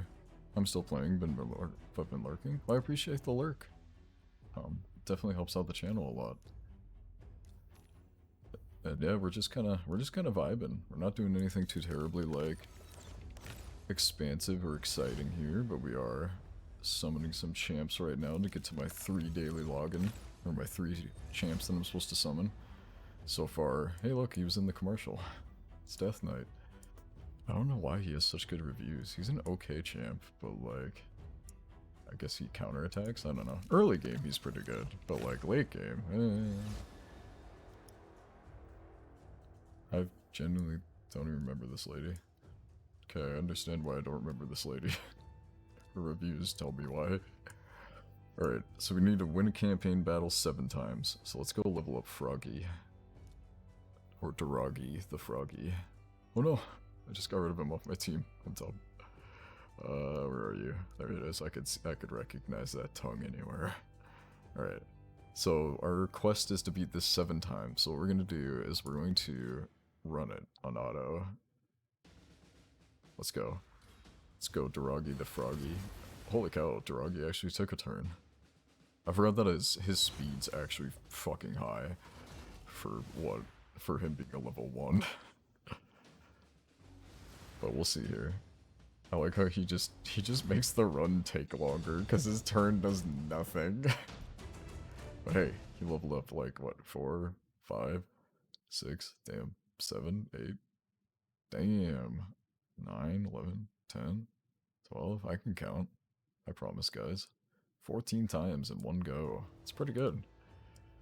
But we should do something more exciting, honestly. Let's go fight the rest of the bosses. You've already seen Dragon's Lair. So why not? Let's go to the Ice Golem's Peak. Let's go get absolutely wreck-a-roonied here. Alright, so against the Ice Golem, he does a lot of damage, and he has friends. And if you deal too much damage to the Ice Golem in one hit, he attacks back, and his attack back usually murders you. So your best bet is to kill his buddies and slowly deal damage to him, or if you nuke him, make sure your team is tanky enough to take the nuke. So this is my tank team, and I think they can run on auto. We'll see. We'll see how it goes. Rotos is like kind of the key player here. The rest of the team is just to keep Rotos like alive, basically. Rotos is the guy who's going to deal the most damage, and he does that by just having such a high health bar, and his damage being based on his health. But like, going through dungeons and progressing is one of the most, like, it's probably like the second most important part of this game, but it's right behind Clan Boss. I'd say Clan Boss is most important just because with Clan Boss you get shards, and with shards you get new champs. And new champs are usually good. Once you get like a somewhat solid team, you don't need new champs anymore, pretty much. You need them for like faction wars, but for like progressing through dungeons, Kale can literally carry you through most dungeons. Just Kale by himself. Bro, what's Raid Shadow Legends? The most ambitious RPG project of 2020, that's what it is. And the game I'm playing. I mean, that too. It's pretty fun.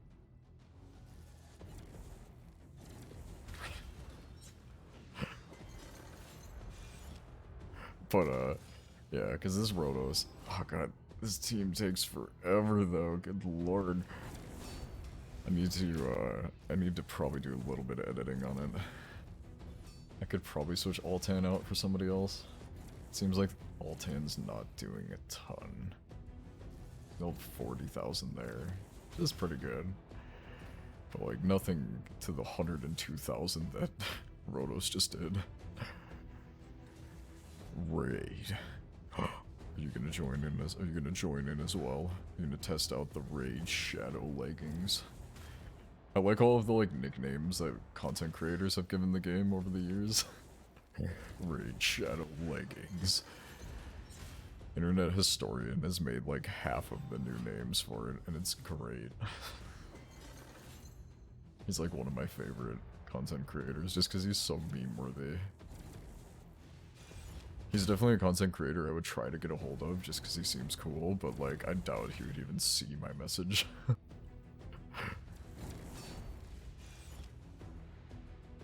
But yeah, okay, so Rotos' goal here is to kill these guys and make it so that the Ice Golem can't revive them, because the Ice Golem revives his buddies, and Rotos makes it so he can't. Is one of those people who might respond. He might. I don't know, like turn-based RPGs, I'm just using a link so you can get more. No, you should try out the game, it's fun.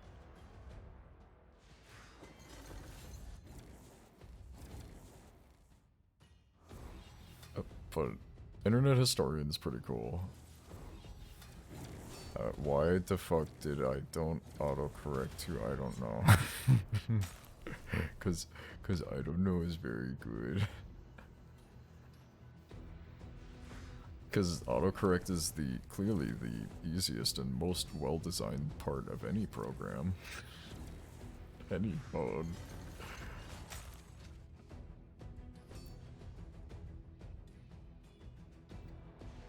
So, like, I'm debating on whether or not I drink my, like, third Sunkist of the last 4 hours.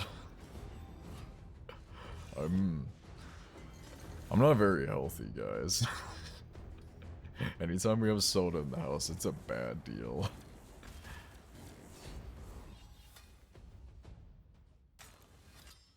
Alright, yeah, this team is taking, like, a lot longer than I would have expected. I should probably look at editing it. Dude, who knows, maybe I can fit the Frog Boy in this. Frog actually probably wouldn't be bad, because Frog would be throwing poisons on the enemies the whole time. You know what, fuck it, we're gonna...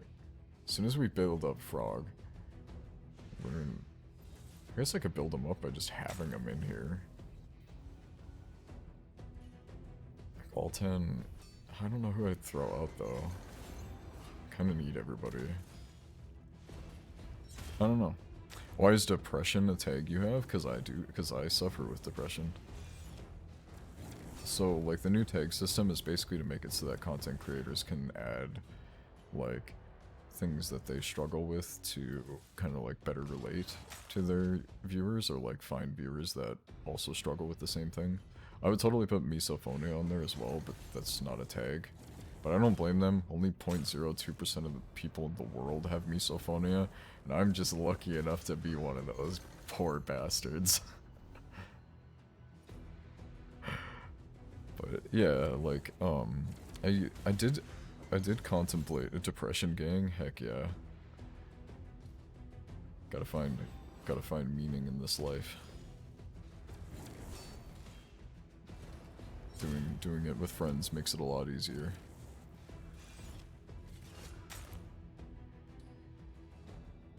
But like, yeah, that's why I have depression as a tag. I also have the LGBTQIA+ tag. My tongue like started to decide to not work there.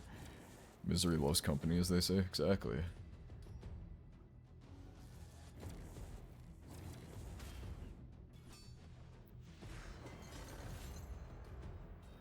Burden of pain is much easier when it's spread between multiple people. Bro, I hate it when people have depression and then one says just be happy and think they can fucking cure the person. Yeah, that's yeah. I understand your frustration in that situation. I too also do not like when people are like, well, just be happy, it's all in your head. And then I'm like, yes, it is all in my head, but wanna know what else is in my head? Me. My personality is there.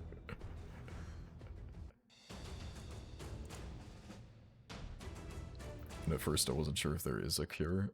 I don't think there's ever really a cure for like depression that perfectly makes it so that it goes away. But I think you find ways to make it so that you're able to handle it.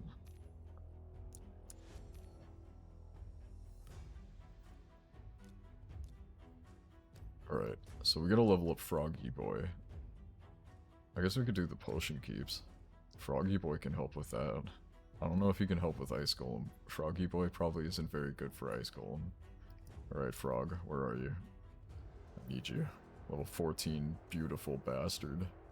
Alright, should be able to just do those two against that and should be fine. We'll see. We'll see how bad my team gets annihilated. Froggy Boy. Let's go. Immediately fucking dies. Froggy Boy, let's go, Pog. Alright. I think Battle can handle it. Battle can solo most dungeons. So that's also another thing, like, important. Okay, never mind. He can't solo because this is level 20, right? So this is level 20. This is the new set of dungeons they just added. So, like, I think Froggy Boy, him, probably Duchess should be fine. People arrive, people leave. That's literally what Froggy Boy did. He's like, hey, what's up, guys? And immediately gets fucking one-shotted. And now I have BHC stuck in my head. I am unaware of what this is. Froggy Boy Gitrog? I mean, he's kind of like Gitrog.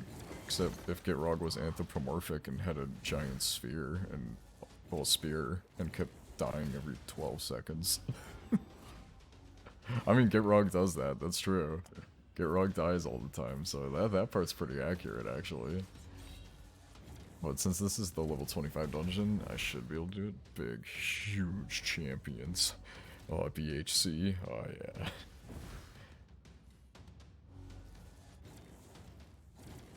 Big, beefy champions. Big, huge champions. A frog. He takes like 3 hits and then fucking dies because he's 14. Level 14. Only accurate in death, I feel that on a spiritual level. Oh. Dude, the Golgari speaks with you. Speaking of which, I gotta play Commander sometime here. I haven't played in like 5 ever, because I've been so busy.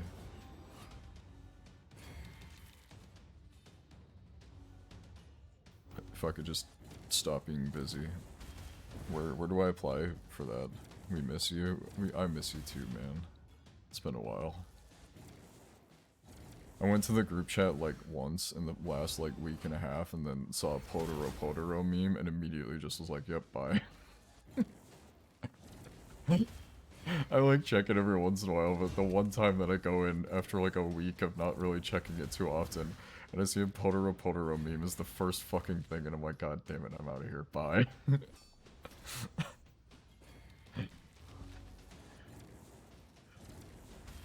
Man, this team's, it takes its time. Isn't that the worst? I mean, to be honest, I don't know what I was expecting. I shouldn't have been expecting any different. Hello. But, hey guys, just a heads up, too, with this, Raid Shadow Legends deal. I'm going to be, I'll be streaming probably my normal content, like the rest of the week. I don't know how Wednesday's gonna go. That's when I get my new graphics cards, hopefully, so I should be able to just plug and play, but we know how computers go. So there might be a couple not so nice words said at my computer while I'm trying to build it, and then maybe it'll work. I need emotion Novocaine, I need a numbing in my brain, I need... Oh, I assume this is a song, so I probably shouldn't say it out loud. Oh, that's... Oh yeah, that's pretty depressing lyrics. I mean, yeah, that's I know the feeling, my bro. Probably not. Probably not to the me yelling at my computer or it working on the first try. Because I don't think it's gonna work on the first try. That's my guess, but I could be wrong. Technically, it should work on the first try. Graphics card, switching out your graphics card doesn't do anything really to your actual computer. Because like switching out your processor usually kills Windows, but like switching out your video card and power supply shouldn't do anything. I think the last time I did it, all it did was literally just made it so it looked funny for the first couple of minutes until the graphics card downloaded its drivers. Well, this team's not exactly fast, but risking being doxxed. Wait, what? I'm so confused. What am I doing that's risking me being doxxed?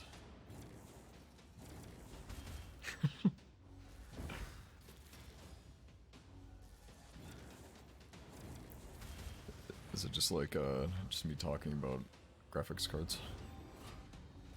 Oh god, yeah, what if somebody comes and gets my graphics cards from me? Oh, it's demonetized. Oh, demonetized, yes. Actually, on Twitch, it's not even demonetization that you have to worry about, it's just straight up DMCA strike of your channel be gone. I would need to change my motherboard if I wanted to upgrade my card, I believe. Well, that's impressive. How old is your... How old is your motherboard? I don't know, I ain't a big-time streamer. I am not a big-time streamer. I am a very small streamer. I just have a very supportive group of friends, and I love them very much.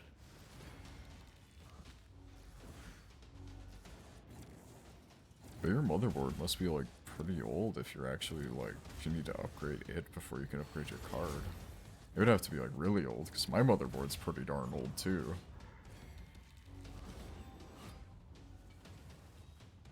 And I don't need to upgrade my motherboard. I need to move things around on my motherboard because the graphics card is disgustingly large.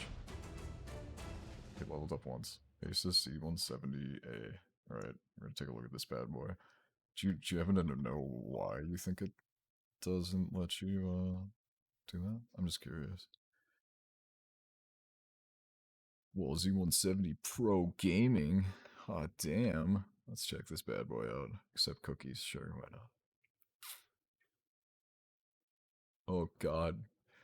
Oh god, I can't even see anything, Asus. This isn't what I want to check. So, what type of CPUs does it support? Well, it supports the i7. i7, it supports the same. It supports the same one that I have. I would assume you're probably fine, honestly. I'd have to take a little bit of a deeper look into it, but my guess is you probably can handle it.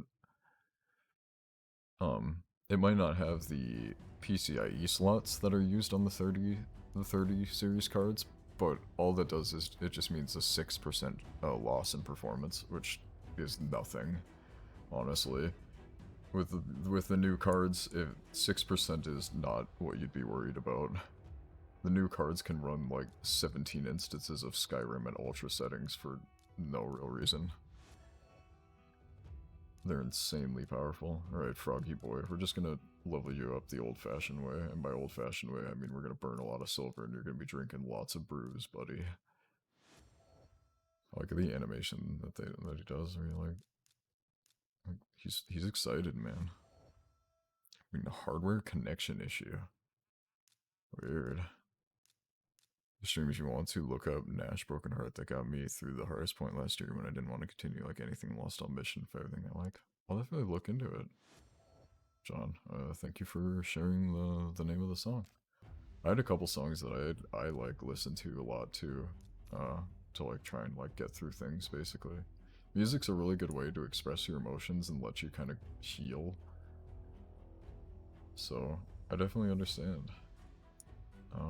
Where's my frog boy? I need to level up my frog boy. I'm dumb. There he is. I'll have to look it up though. It sounds like an interesting song too. Alright, we're gonna level up some artifacts on you, frog boy. And while we do that, I was going to look at, while that runs, I should say, I was gonna look at something else here for a second. My eye. Leave me alone, eye. What are you doing? Okay. Oh, well, so guys, well,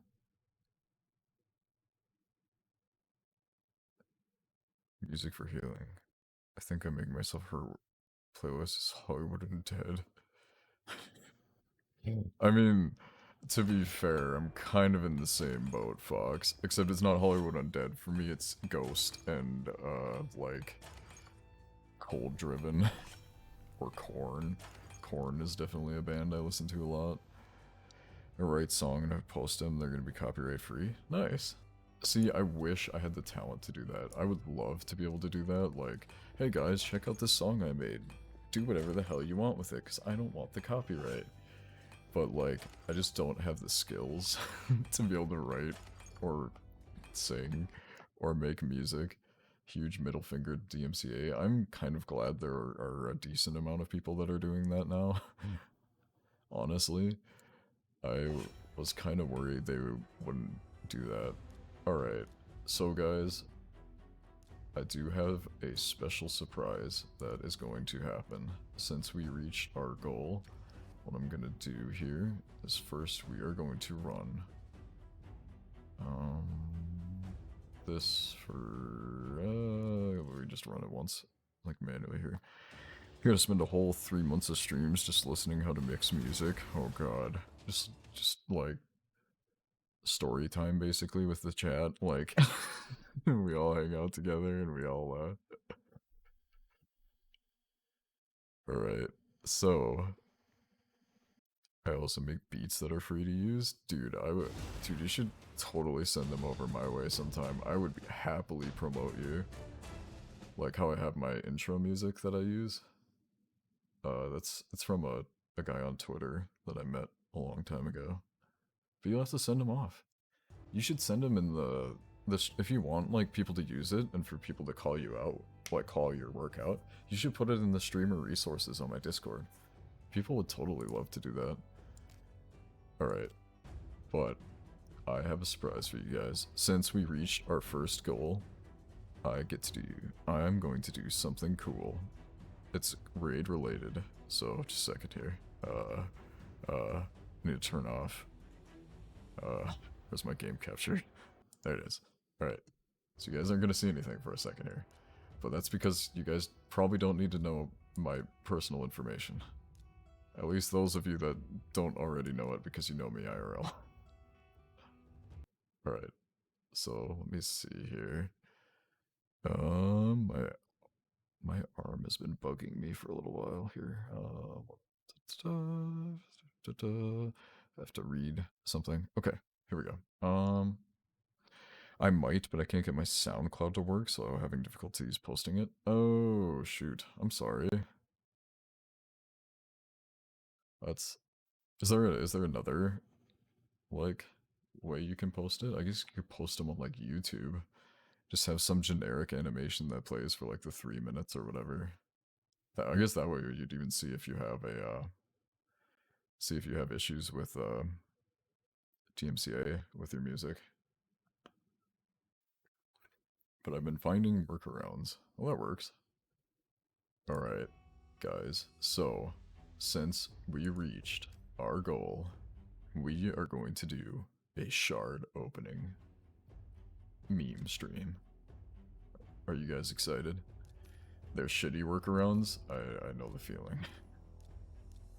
For sure. Alright, so we got a lot of gems here too. So what we're gonna do is we're gonna crack some small shard packs with some gems here. Well, like 80 gems away.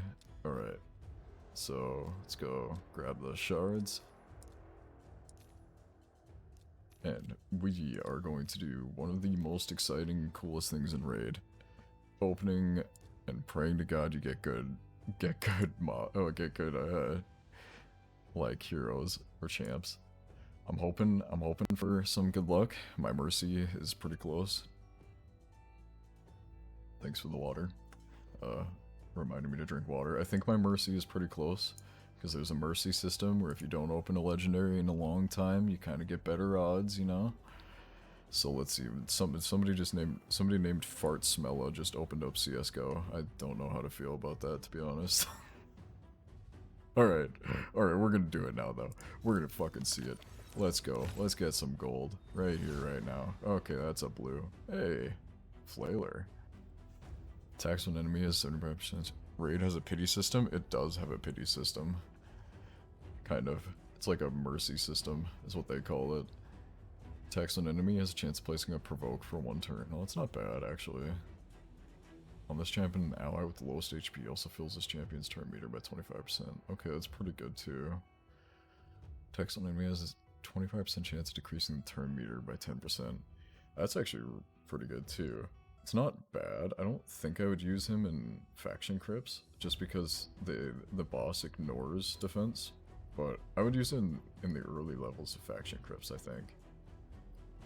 Dude, you're either a smart fella or a fart smeller. Smella. I failed my joke, guys. I'm sorry. Ooh, Death Chanter's got some bad things here. Let's see.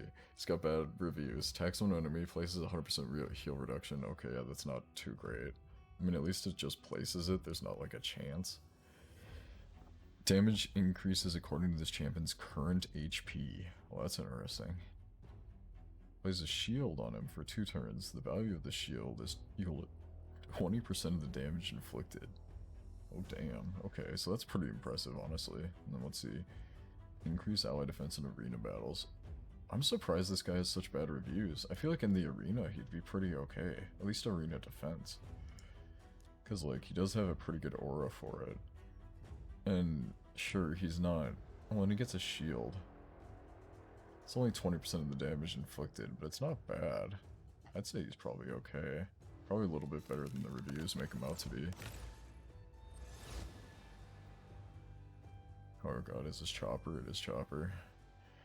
Remove attacks on enemy, removes 2 random buffs from the target. I'm pretty sure this guy actually has pretty good reviews. This one's not bad. Attacks on enemy, places a stun if the target's current HP is lower than this champion's current HP.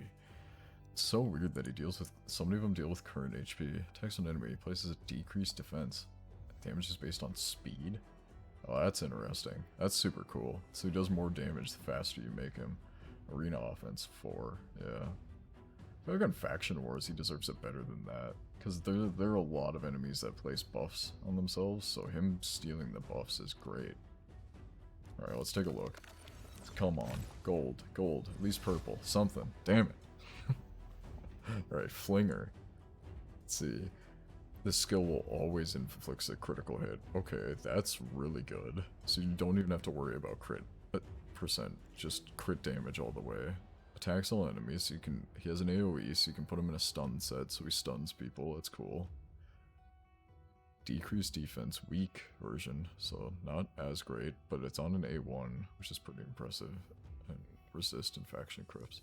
I feel like he wouldn't be bad. God, man, people are very pessimistic sometimes about like what to put on, like what champs are worth. I don't know, I feel like early game he's probably not bad. Late game, yeah, no, of course he's not going to be great, but like early game I'm sure he's fine. Well, this lady's pretty good if I remember right. Increase attack and increase crit rate buff on all allies, that's pretty good, so then you can build with a lower crit rate. She's a healer for Night Revenant, which is really rare. Attacks on enemy, places a sleep debuff for 1 turn. Not bad. Ally defense in arena battles by 25%. That's pretty good. Clan boss, yeah, I could see that being... she'd be good in clan boss. Arena defense, yeah. Arena offense, probably not, honestly. The increased attack, I guess, makes it worthwhile. But I don't know, I'm just thinking more defense style, you know? Oh boy. It's another dwarf. Alright, let's check out this bad boy. Attacks on enemy, has a 75% chance of placing block buffs. That's really good. It's one of the best debuffs you can place on somebody. Attacks on enemy has 50% chance of stealing 2 random buffs from the target. Well, that's really good too. Stealing buffs is good because a lot of people would buff up their champs. And he's defense based, so this is good for a go second team in the arena. Force ally defense in all battles by 25%. It's kind of weird because it's kind of like a niche ability. Like it's not, I don't know, because it's only force allies, so that's kind of the struggle. Placing decreased accuracy if they have no active buffs. Well, that's actually really good. Decreased accuracy is really good in the arena. Still just terrible reviews. Magic Keep is good, I guess. That's because he can steal the shield. Nice. I guess stealing the shield on this guy would probably be pretty good. I can't imagine he has much HP at 3,000. Yeah. For a rare, it's not too bad. I'd say somewhat okay champ. I wouldn't say he's great. Witness. There's a block debuffs on allies for 1 turn. Places a shield equal to 30% champion's max HP on all allies. Wow, that's really good. 4 turn cooldown, so not... cooldown part of it's not great, but still pretty good. Places a 30% increased defense for 3 turns on the lowest HP ally. That's not great. Ally resistant faction crypts, that's an okay one. Attacks on enemy has 50% chance of placing an extra hit. I can't imagine the reviews are very good. And the reviews are good. It's so weird, man. I guess it's just because of this. Like, this part of her kit is amazing. The rest of it, I really wouldn't be... like, it's not... it's okay. It's not great. Let's see. Come on, gold. Legendary, right here. Yep, there he is. Magma Blood. Legendary. Attacks 2 times at random. Each hit has a 60% chance of placing a bomb debuff for 3 turns. Oh, I forgot that bombs are like a weird mechanic. So, like, attacks all enemies, is 30% chance of placing a decreased accuracy. Okay. So bombs, like, they go on enemies and they're a debuff that blows up after a little bit. And that debuff ignores defense, ignores shield, and almost always just kills people. So the bombs are amazing.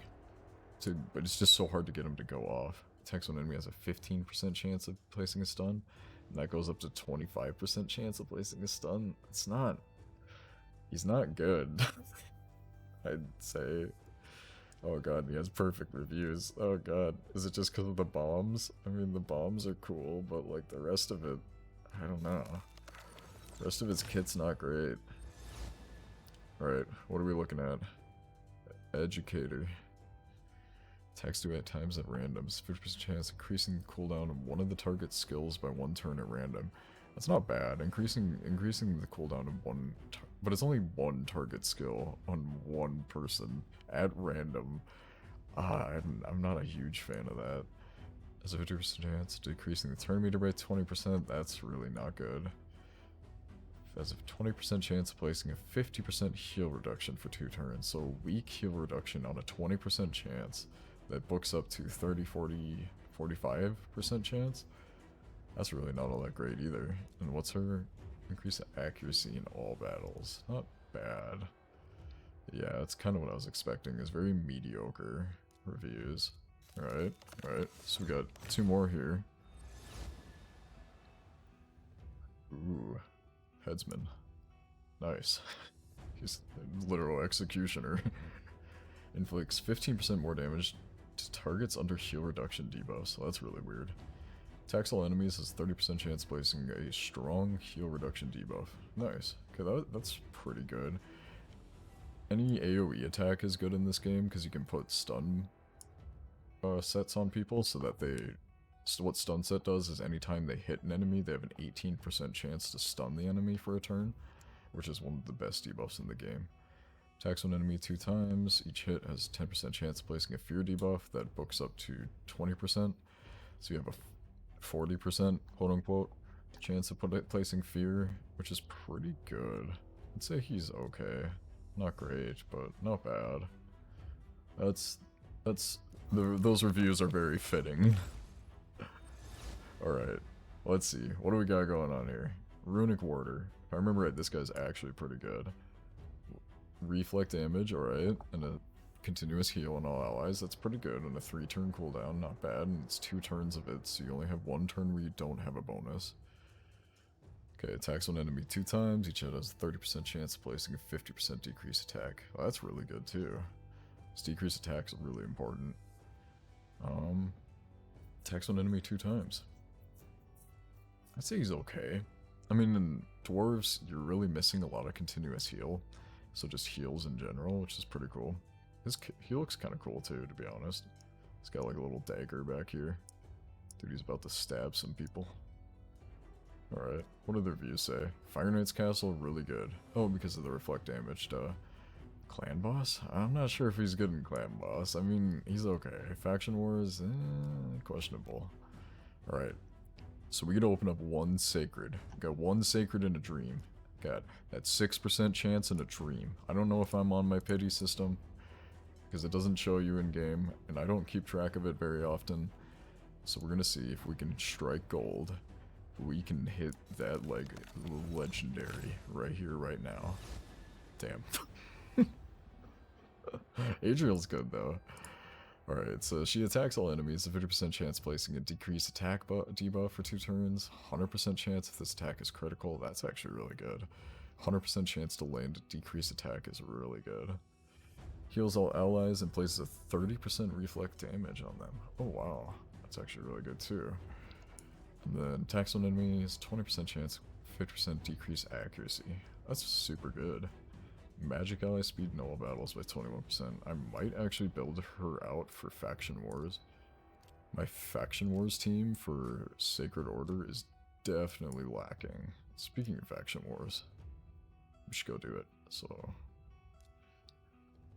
So no luck on getting a Lego this time, but we got some okay champs. I can't complain, to be honest. Alright, so we're gonna run a Faction Wars run with my demon spawn here. So my demon spawn team runs full auto because I have lots of Legos, because I look like a pay to win person when I'm not. I've just played the game forever.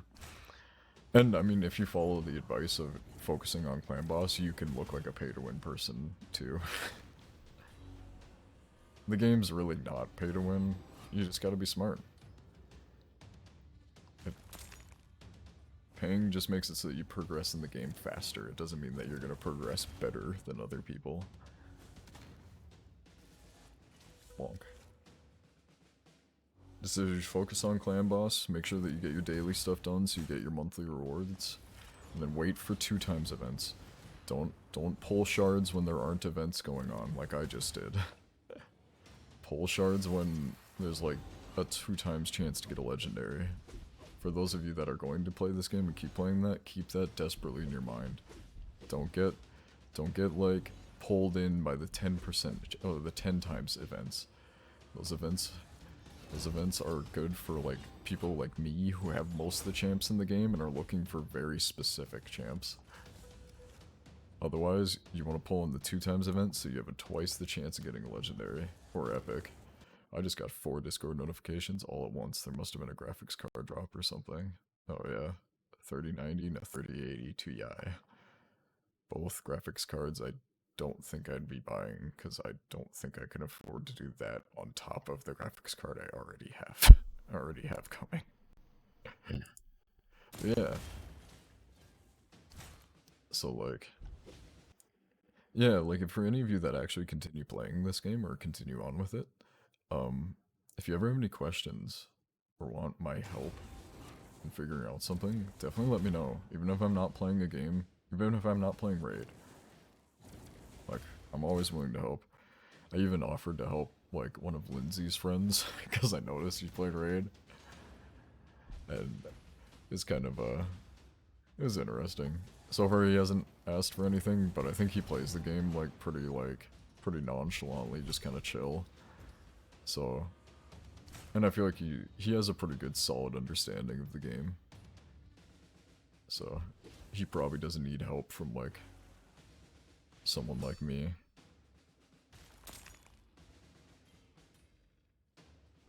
It just really helps when you're early in the game to have somebody that kind of watches over what you do so you don't make the dumb mistakes that everybody does.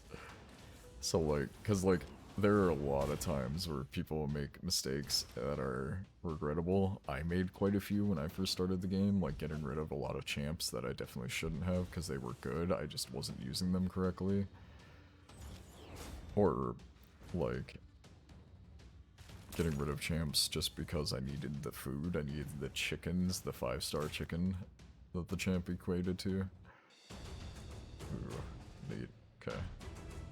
So yeah, that, like, was almost scary for a minute there. I was genuinely a little bit afraid because I was like, we're cutting it a little close there, Chief. But let's see here. Trying to check something else here. Oh, my back. Okay, so anybody have any thoughts, wisdom, words of advice, insults? I'm ready. Hit me with them.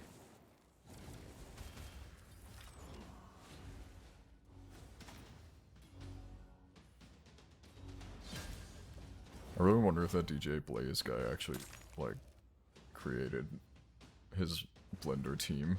He followed me, asked me if I could make a Blender team with the champs I had, watched me make it, watched me play one arena battle, and then just left. I hope he was able to create the team he wanted to.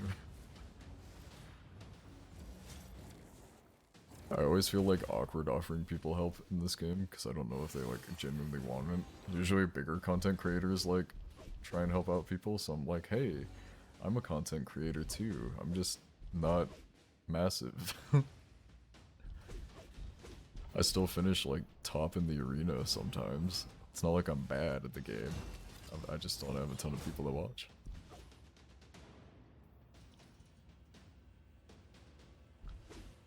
Some intense auto battle we got going on here.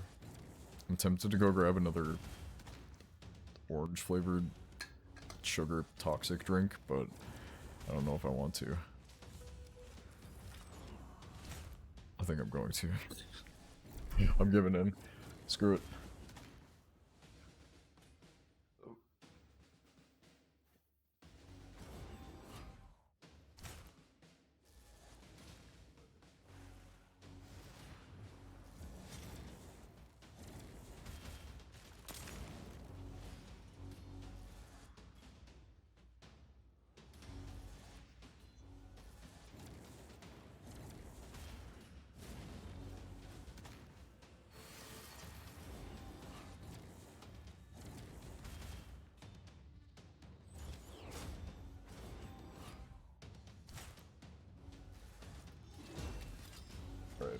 Update. My cat's being adorable. So, you know, it's not much of an update, but I thought I'd update you guys anyways. She's being adorable in the sense that my girlfriend has the patio door open a little bit, so my cat's like staring outside because she hears birds and stuff out of the trees. And it's adorable. Because kitty cats are cute. Oh god. What's going on? Oh, hey, Marshy. Holy moly. Thank you. Thank you for the host. Oh my god. Well, hello, Raiders. We're playing Raid Shadow Legends. If you type in !raid, you can try out the game for yourself. It's completely free and it helps the channel a lot. Right now we're just doing Doom Tower progression while I casually drink my orange flavored sugar water. How did your stream go, Marshy?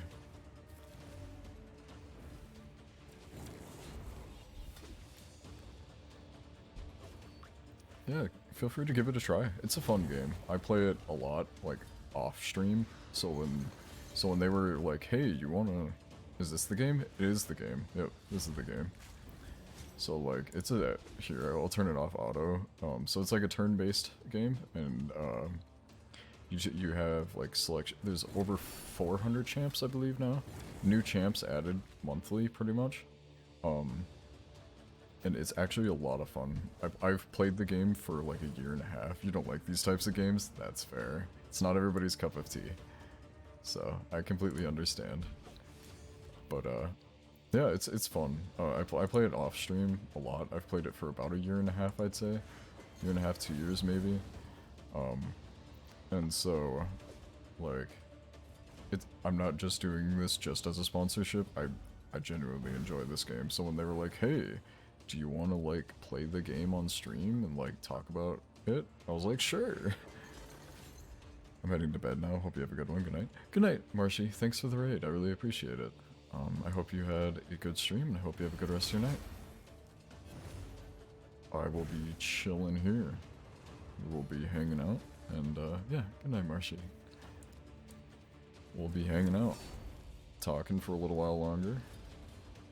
Doing the usual, so we're gonna want to cool down, increase the cooldowns, and damage them.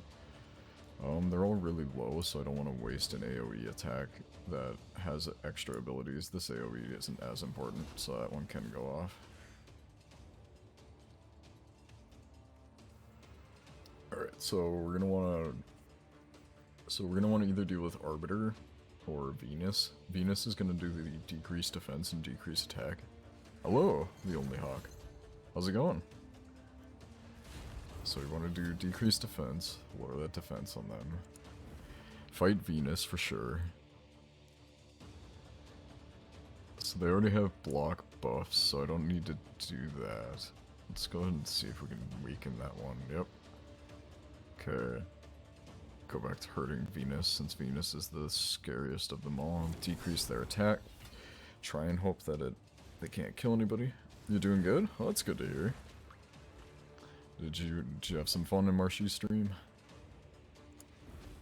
She had to leave fairly quickly beforehand, so I'm not even sure what she was streaming.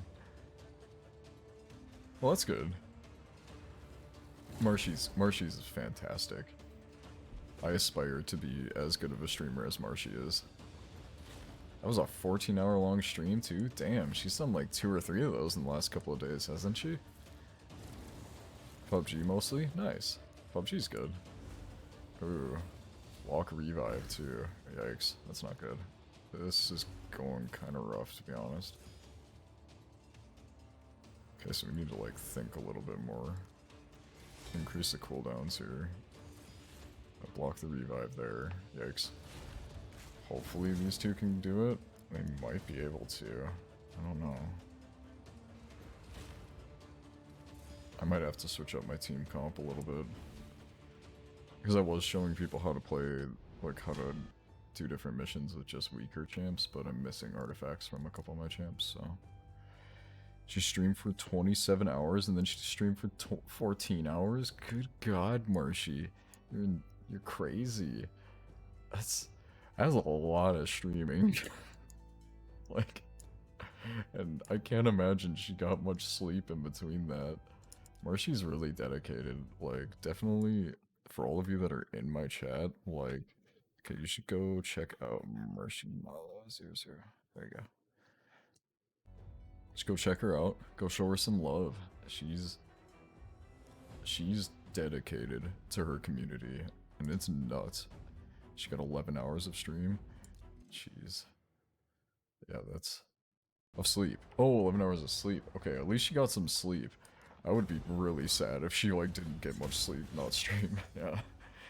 Yeah, no, she didn't do 11 hours of streaming. She did 18 and then 27. Or, well, she did 14 and then 27. Which is crazy. Like, some people, like, I've heard people say that, like, streaming is not a real job. But when you treat it the way Marshy does, it's a hell of a job. When you're literally streaming, like, 50 hours, like, in 3 days, yeah, that's nuts. She's, like, almost to that point, and I'm guessing she will be by the end of the week. Like, it's a job for sure. I just wish I could, like, I don't know, help more, because, like, I understand that it's probably not a job that pays like a full-time job does, but, like, I hope she at least has fun streaming. That's what I love about streaming. Is making a lot of friends, honestly. It's like the coolest part about streaming. But yeah, Marshy is definitely someone to aspire to. Basically, she streamed like 7 normal days in one stream, right? Yeah. She streamed like, because like the average stream is like what, like 4 to 5 hours usually for like most people. And then here she is like, hey guys, check this out. Does a 27-hour stream just for fun, basically. That's crazy. She's awesome. She's actually the one that helped me get to affiliate. I genuinely don't think I would have gotten to 50 followers as quickly as I did without her help. So she is easily one of my favorite content creators on the site. I have a couple streamers that help me get to affiliate. That's why I try my best to try and help like people get to affiliate too. But she helped me quite a bit, and I can't thank her enough for it. Honestly, that's why I try and like show up to her streams when I can. But normally, since there's such a huge time difference from our time zones, I'm at work usually, or like by the time I get off work, she's just ending stream, or like in this case where like I had to start streaming like right as soon as I got off work, so I was like, no. Like, I wasn't able to like go hang out or do anything. Otherwise I would totally hang out more in her chat. She's fun to talk with.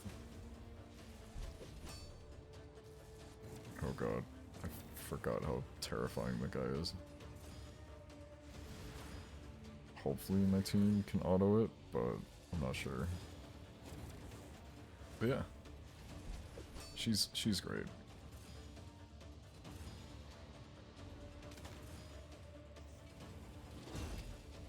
Man, and pretty soon here I'll actually be able to play like PUBG and stuff again. So like sometime Marshy and I can like actually collab or something, or I can ask her if she wants to. Because right now my computer can't stream PUBG. It's not, my graphics card would melt. Where am I from? I am from the United States. I'm from North Dakota. It's a small state in the northern United States. It's very cold. Most of the time. Right now it's insanely hot. Oh, nice. It's interesting for sure. I'm not a huge fan of North Dakota. I'm okay with like the weather. It's mainly just like other people that scare me. Oh, except this year, hot for no reason, honestly, yeah. That's why the time difference is big, yeah.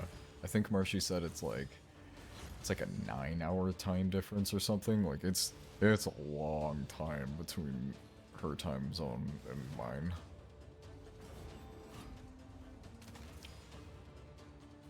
Which stinks, because it's like, I wanna be able to, like, I would love to be able to collab more with her, like, attend her streams, but we just can't really. But hey, when I get with this graphics card coming in, I'll be able to like actually play like PUBG, Grand Theft Auto on stream, because I know she did a Grand Theft Auto stream recently. I wasn't able to make it, but it's 11 hours for you. Oh, okay. I work for a computer programming company, and we have contractors that are 11 hours away, so I totally understand the time difference there. So, yeah.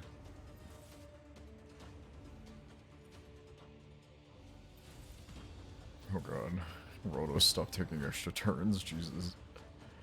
Rotos just doing Rotos things. Alright, so the reason why I'm doing Doom Tower here is we have another shard we can get from Doom Tower.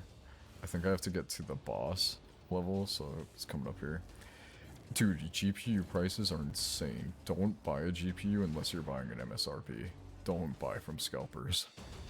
Like, even MSRP is pretty high right now. Because, like... Oh, yeah. The miners, like, the people that mine cryptocurrency have ruined the market for GPUs. And it's very sad to me. Because, like, I would love for, like, everybody that wants to upgrade their computer to be able to upgrade their computer, but, like, right now we just can't. It's like people are... You either get lucky like I did and are able to buy one from a manufacturer, or you have to buy from a scalper who charges like $3,000 and calls it good.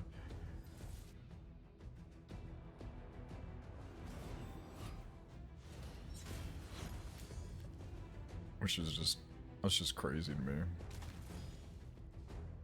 Or the fact that you have to enter a lottery to be able to buy them off of Newegg, the Newegg Shuffle or whatever. That blows my mind. It's like, alright, I understand. We live in such a dystopian future that I have to enter a lottery for the ability to purchase a very expensive piece of plastic.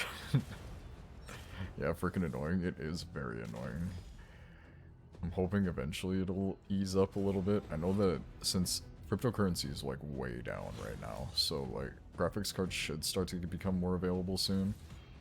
Because crypto is struggling quite a bit. I know my cryptocurrency, the small amount I have in it, plummeted. A CPU is just a rock we tricked into thinking? Pretty much, yeah.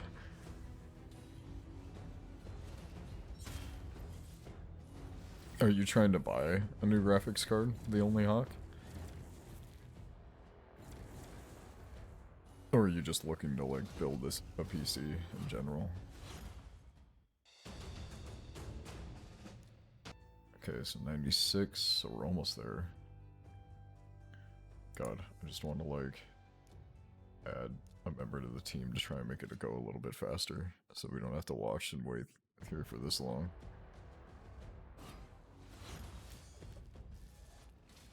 I have a GTX 1070, so not really need, but if a decent price, I'd buy one. That's fair. Honestly, if I didn't stream, my 1060 would be enough for me. But since I stream, my graphics card gets pushed to its max quite often, which is not good for it.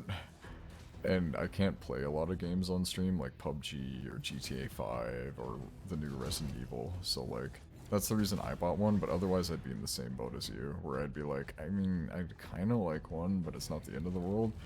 But like as soon as I started streaming, I'm like, oh shit, I actually need a graphics card. Like this isn't a matter of, I kind of want one, it's a matter of, oh crap, I can't play most games while streaming. Yeah. Well, hopefully one lands in your lap eventually here. If prices go down, maybe you'll be able to get one. It's good to hear though that your 1070 is carrying you. Oh, what? How many gigabytes of VRAM does that bad boy have then? The 1070. I don't remember. All I remember is the 1060 and how it had a 3 gig and a 6 gig. I don't remember what the 1070s had. I use a 1060 Strix. Been using it for years now. I mean, the 1060s aren't bad. Oh, it has 8 gigs of VRAM? Oh yeah, the new Dune. Good. But yeah. 1060 Strix, been using it for years now. I mean, it's not like the cards are bad. The 10 series are great. It's just that they're just a little bit older now, so for things like streaming, they don't work as well.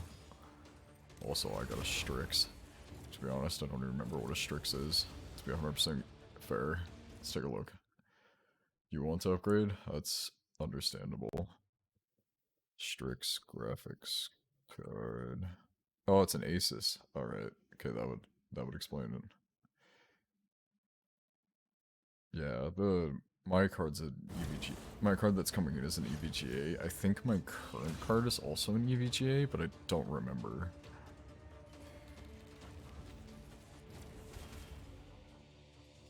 It should work good though. I'm hoping. Thing is thick. Yeah. You should see the fucking 3090. The 3090 is legitimately like a fucking hamburger. It's so dumb looking. EVGA is also good. Yeah, I've had pretty good luck with EVGA over the years. But yeah, like the 3090 is like a fucking hamburger. My cousin has one, and it's unreal to look at them. Yeah, it's basically like 3 cards. And the best part is he has the, well, so he has two cards because he's a lucky bastard. And one of the cards is the 3090, that's in his gaming PC, and then he has a PC that he uses just for mining. And so yeah, no, I know he's kind of a dickbag because he's got a mining PC. Lucky bastard. But the 3080 in that is like still big, but it's not as big. But he has a literal room fan attached to his case to blow air into it. I was like, I don't know if you need a fucking box fan to be blowing air into your PC the whole time you're playing, but you know, well, the whole time it's chilling, but you know, to each their own, I guess. If he wants to spend that much money on electricity, go right at it, I guess.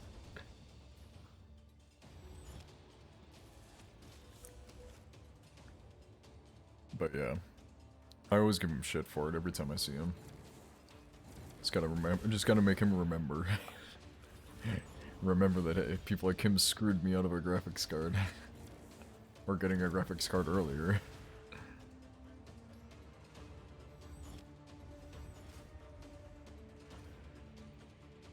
This team is really interesting. I wanna mess around. I wanna be able to like toy around with the interesting teams with the frog guy just because he seems like such an interesting champ, but like right now I can't because he's still pretty low leveled, and I want to be able to fight the Magma Dragon. Alright, so Magma Dragon, we're gonna want to grab a lot of single damage people, so like these. He already don't care about electricity, so it's okay to put a conditioner on the PC, I guess. I mean, he is mining, so yeah, he must not care too much about electricity bills. I think when he was talking about it, he was comparing like the price like of the electricity versus like just like how much he makes off mining versus the electricity cost, and I was just sitting there like I mean, yeah, like you are gaining some like profit, but your card is also burning itself to the ground. Like I don't know if I would ever do it mining. I don't think it's worth it, to be honest. You hate how expensive even 2080 is, right? And it's all because of people that mine crypto. And because of scammers, of course. They're scalpers, but like crypto hurts. Yeah, mining distorts the yeah. That's because everybody and their dog is like, look, I can spend $1,000 on a computer and then make $1,000 in 2 months? Nice. I'll do that. And then, as soon as mining became popular, all the miners bought graphics cards, and then all of the scalpers bought graphics cards. GTX 1650 is like $600, right? Yeah, I was looking at current market price for my 1063 gig, and it's like $400. I spent $200 when it came out on it. And it's worth more now than, like, it was when I bought it. I was like, okay, yeah, that makes sense. It's like, who the fuck is mining with a 10 gigabyte 3 gig edition, or a 1063 gig edition? Your GTX 1070 was 400 new, and it was god tier back then?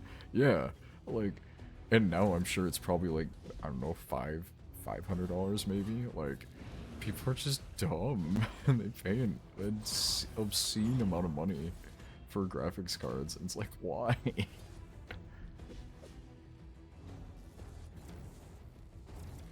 Like, there's no way you can justify it. No, an Asus RTX 2080 Strix so bad.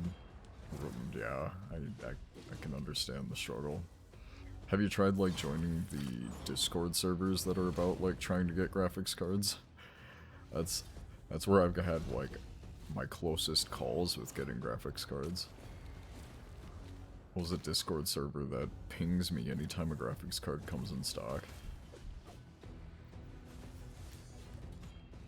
We're gonna crack open the shard we get from this right away too, because, you know, why not, I guess. I'm streaming Raid for the first time in quite a while, so we'll do it. Nah, I don't have the money typically on hand to instant buy. That's fair. I usually don't either. I just have, like, a card available.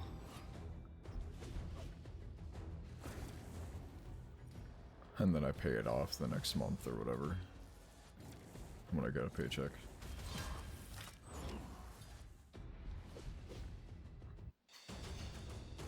Oh, we get 2 ancients? Hot damn. Alright. We got 2 chances now. Alright, let's see. 2 legendaries right here, right now.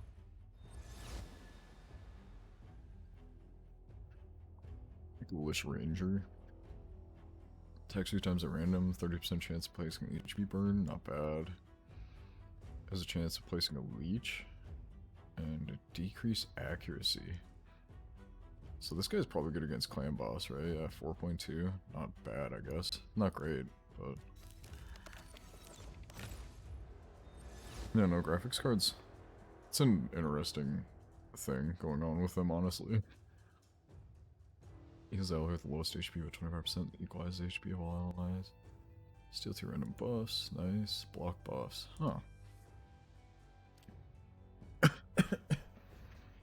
I'm dying. My brain apparently forgot how to breathe correctly. Alright, so let's go. There's a secret room challenge we can do here. So let's go ahead and wreck that. Support champions only. Lego pay to win time. Even though I don't pay. Alright, let's go. Oh yeah. AMD cards you can't find anywhere either.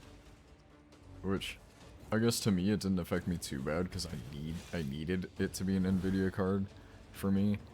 But yeah, like, AMD's being out of stock is also kind of like, what, why? Like, AMD's aren't even all that great when it comes to mining. Yeah, and well, it's because AMD is such a small company compared to NVIDIA. NVIDIA is like a massive graphics card company. AMD just kind of does it on the side because they realize there's literally a monopoly. Because originally, NVIDIA was kind of king. Now it's arguable which one is better, but I'd still probably say NVIDIA. AMD cards just get too hot. At least in my opinion.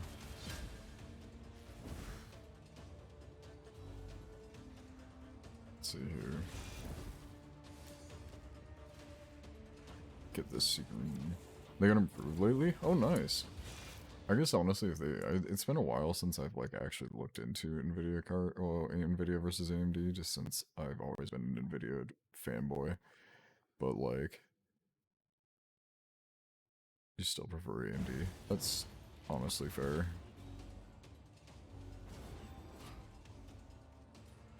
Better software quality? Yeah. That was one of the biggest selling points for me. Cause like, because when I used to work at Best Buy, I always heard people could complain about AMD cracked driver issues, but like, I would assume it's gotten a little bit better because that was like 5 years ago now, but like, it still makes me like cautious because software, like firmware, is something you can't really fuck up very much, because if you do, it can fuck up someone's system, and AMD has issues with that, so it's like, I don't know, champ. I don't feel very comfortable.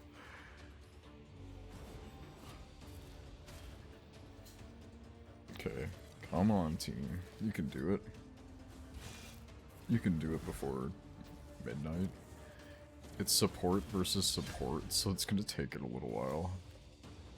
And they should honestly be attacking Raglan, because Raglan's the main reviver here. So if we kill Raglan, I think we should be good. Because we just need to get rid of Raglan and Shaman, and then they have 0 revives left. There we go. Nice. Good to go.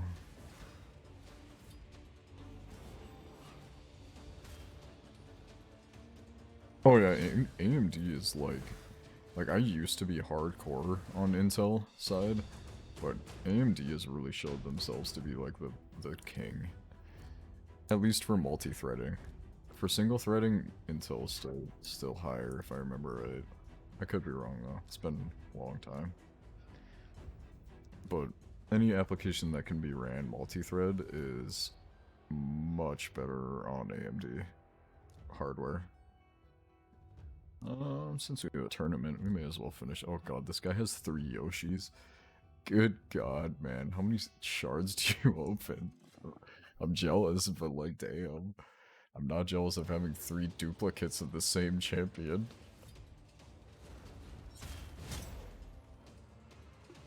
It's just gotta be a meme team setup, honestly. This is just 5000 series CPUs better even on single-threaded workloads? Wow. Okay. Damn. So that they've even improved since just like when I would... just since the last time that I looked into it. I should probably set up a meme defense too since we have a tournament going on. Why not? We'll set up a meme defense. We'll figure it out. Pretty much, honestly. It's kind of what it sounds like. Alright, so for memes, what should our meme team be, guys? Okay, we gotta go the Frog. Okay, Frog, he can be the leader. Alright, and then Tila, because she's widely regarded as one of the worst champs in the game. And then we can do Basilis Ronas too, because he's one of the worst champs in the game too. There you go. No one expected it. I mean, yeah, because AMD is such a small company in comparison, and AMD is like taking on the biggest literal tech giants in the world, and they're somewhat winning. It's kind of terrifying, but also super cool. Because like, you would never expect the underdog to win in a thing like a competition about tech, but AMD seems to be kind of holding their own. This setup is okay. AMD was losing everything, now it's winning. Exactly, yeah. Oh, it's great for us. Competition in the capitalist marketplace is absolutely amazing. It's cheaper prices everywhere you go, because they have to compete with each other. They can't just be like, oh, we're the only good graphics card company, so we can charge $7 trillion. Companies can't afford to do that, because there's competition now. I desperately need to be able to kill that seer before she kills my team. Stun the seer, please. Damn it. Didn't stun the seer. Provoke the seer, maybe? Damn it. Alright, so we're gonna have to hope that Rotos can kill her. He did. Nice. Good. Good. Yeah. Because I feel like Nvidia was already like... Well, Intel was definitely getting onto that, like, that almost to that point of like, yeah, we're the only company, so we can do whatever the hell we want. It was like, it's like, I mean, I guess, like, there's nowhere else I can turn, so you're not wrong. Right, cool.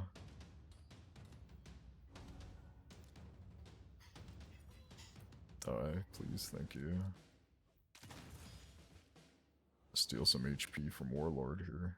The fact that I'm beating a Warlord team with this team is kind of impressive. Well, they didn't pay attention to the competition because they didn't think they had anything to lose. They're like, what, so what if some small company makes a better processor?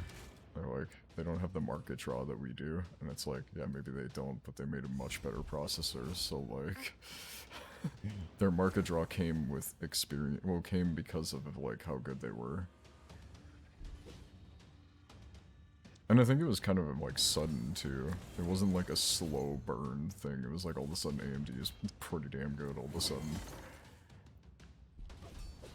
Because older AMD hardware is ass.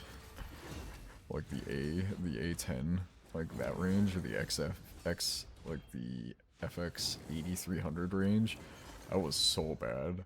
My old PC that's just chilling in my living room has an FX 8350. I lost because of Krisk, but and that is such, yeah, the FX was so garbage. Oh, you want a graphic? You want a CPU that runs at the hotter than the surface of the sun? Here you go.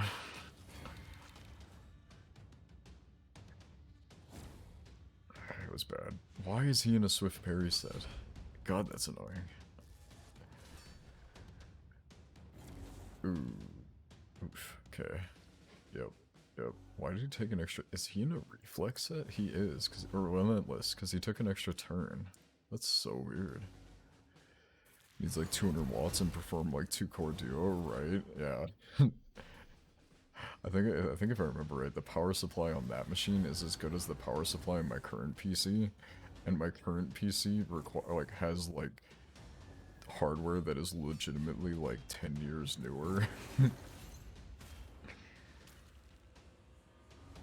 Honestly, yeah, that's kind of, but like 8 slow mobile CPUs, pretty much, except it has the heat of like a modern day graphics card, or 8 core, yeah. But as the heat of like the 3090. It's like perfect. Just what I wanted.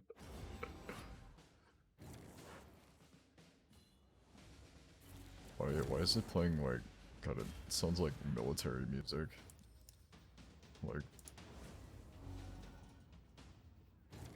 epic battle music.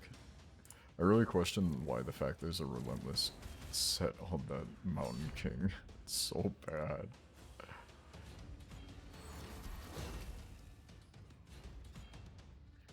I don't know.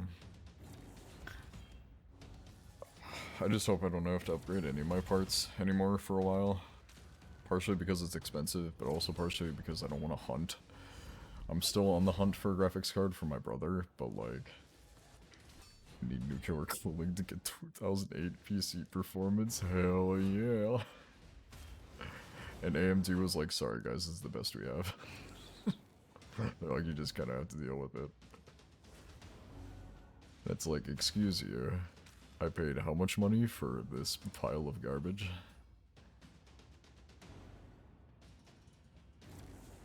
Cool. So we won overall, but that was a pretty rough battle. I should refill my water here. I'm gonna run this on these battles on auto while I refill my water. We'll see how it goes. Oh, this one's already probably a death. Maybe. I don't know. We'll see. I'll be right back.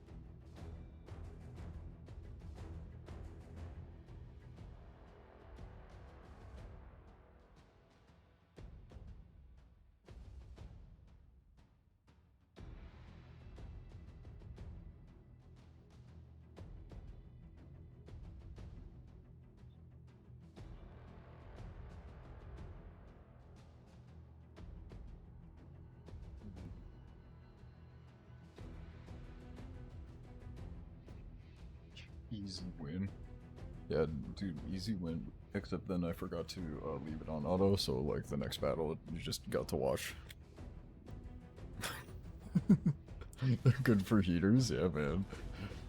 You ever just want to be able to heat up your house for the price of a gaming computer running? There you go. I unironically would get warm when sitting next to my PC back when I had that PC as my gaming PC. It was kind of sad. My team is just getting its ass handed to it. I should probably probably shouldn't have played that one on auto. AI is sometimes not helpful. They added AI changes, but I keep forgetting to actually do the AI changes. Since it's like you can change how the AI reacts. RIP. Yeah, my team got a murgled. But it's okay. So they can't take damage right now, so there's not really much of a point to try and do damage. Yep. Just increase the crit damage from him. Keep seeing Nightbot send a message and I'm like, what is it? or the Stream Elements bot too. I'm like, whoa, what is it, guys? What's happening? Can you not, man? Alright, so we killed the two important gems. These guys can live for now, since I literally can't damage them. Now I can kill this one. Bonk. As soon as he takes his turn, this lady can't kill. She's the support champ. I was so close to killing him. I was like depressingly close. Bonk. Alright, there we go. Alright. So, got some decent... We're getting some decent battles here, honestly, actually. I'm almost 100% certain I'm not gonna win against these teams, though. Should throw Ugo instead of Duck for that team. Ugo can clear any debuffs that get landed, so... Or she'll clean some debuffs off. Nice. Honestly, I think we're okay. So I need to provoke him, preferably. Or freeze him, that works too, I guess. Okay, so he's got Frost and Burn on him, so he's gonna deal damage. You just like watching me drink water, don't you, Lindsay? Oh, that's not... It's not Marshy. The Marshy you're thinking it is. Look at the numbers. I made the same mistake. Look at the numbers at the end of the name. That's my girlfriend. Yeah. Understandable, Fox. Fake Marshy. Mm-hmm. Yeah, Lindsay, why'd you steal your name from Marshy? That's not very nice.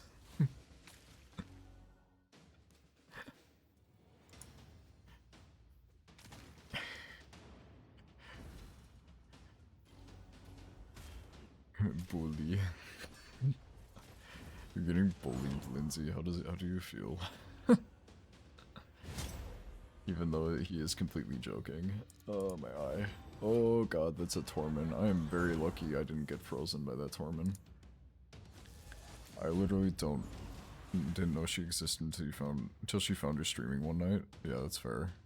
Hydration is important, and the lesson the hard way a few times last week. Good god, Fox, are you okay? Like, that's not good. Like, yeah, stay hydrated, bro. Yeah, like, cause you still work at that Signs. Trying to talk. You still work at Muscle Cramps? Ooh, yeah, that's... I mean, at least it wasn't, like, one of the worst dehydration side effects, but, hey, yeah, that still sucks. So do you carry, like, a big jug with you now, so that you don't have to go so long without it? Bonk. This doesn't sound good. Also, cramps are never good. Yeah, I'm out doing fences. I did have a day where I ended with heat exhaustion. Oh god. That's, yeah, that's... I wouldn't want to do it. It's a good thing you're okay, though. Like, that's the important part, but like, heat exhaustion sucks, so I would never want. Discord, what do you want? What's a graphics card drop? I now carry 2 gallons of water. That's a lot of water. I mean, it's good. It's good, definitely. But that's a lot of water. It's very smart, though. Alright. I genuinely don't think that my team can beat stage 20 anymore, because I changed gear around so much. Oh, god. This has actually been pretty fun. Pretty successful, I'd say. I appreciate all of you guys for making it successful. Come hang out, test out the game, see how it goes.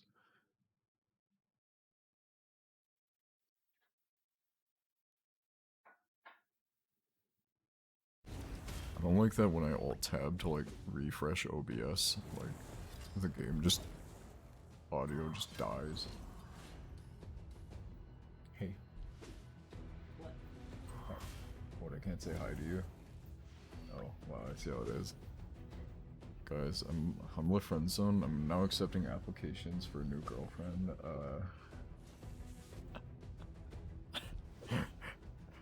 Feel like Markiplier, I think, that did that. Yeah, he did that. Yeah. He still receives. Still receives entries, I'm sure. The face for several years. Well, I mean, can you blame people? Like, if you've seen Markiplier?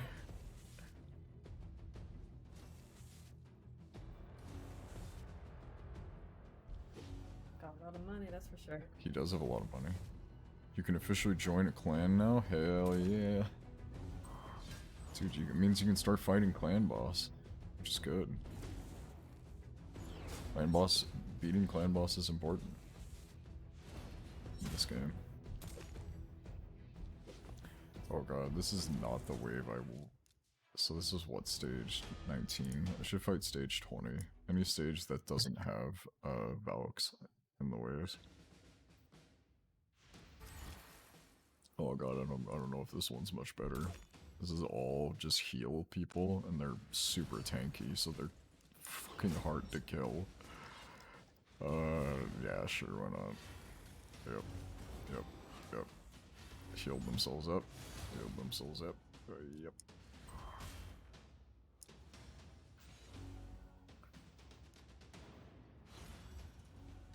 I would totally offer to have you join my clan, but I believe my clan is full.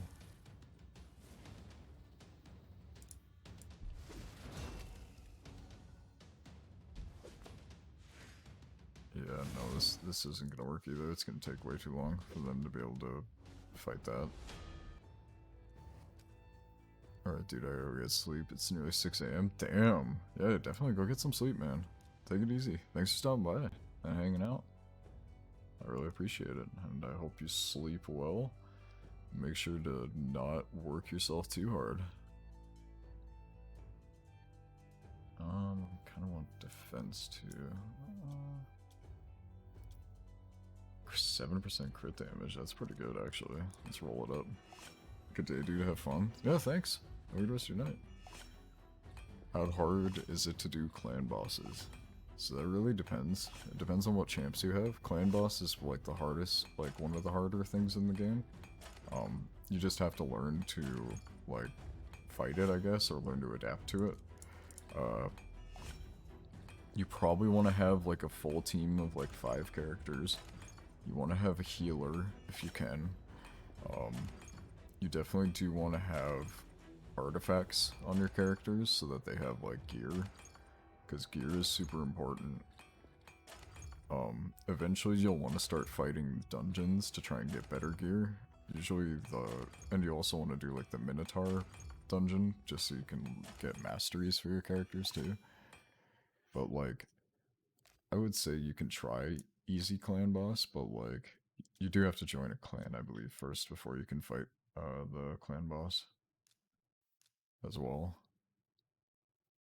187%. That's not bad, but it's not great either. It's so weird that the music just stops every once in a while. Oh god, and it started again. Okay. You're already in one? Perfect, okay. So if you're in a clan, you could probably just go ahead and try against normal clan boss or easy. I don't remember what the lower one is. Yeah, easy or normal, depending on what other people in the clan are hitting, because you want to hit the same boss that they're attacking. So if they're attacking easy, go after easy. If they're going normal, go after normal. If they're going anything hard or above, I wouldn't fight it currently, because you want to get the max chest you can, so that you get the best rewards that you can. So, because like me, I do Nightmare and Ultra Nightmare. Here, there's me.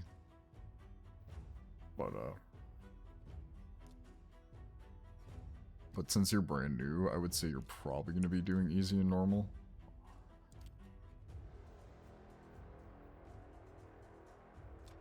Let's see here. I have 2 Discord notifications I should probably check to make sure it's nothing too terribly important. Just graphics card drops, never mind. Nothing I need to look at right now.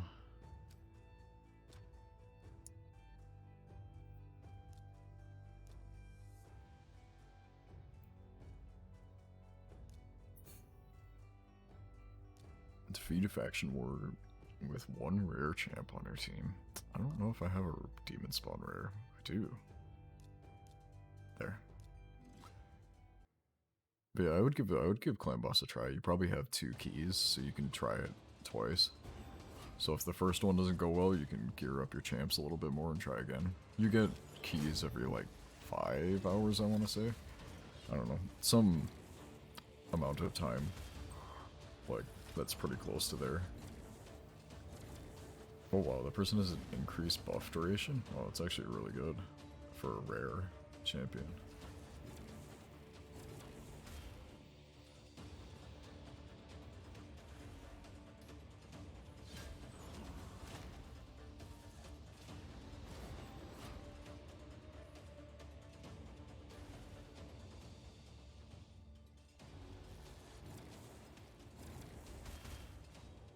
Nice, nice.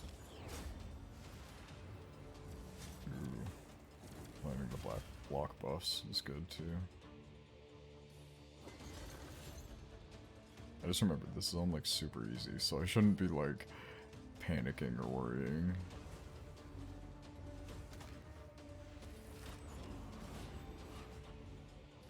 Bonk. Bonk.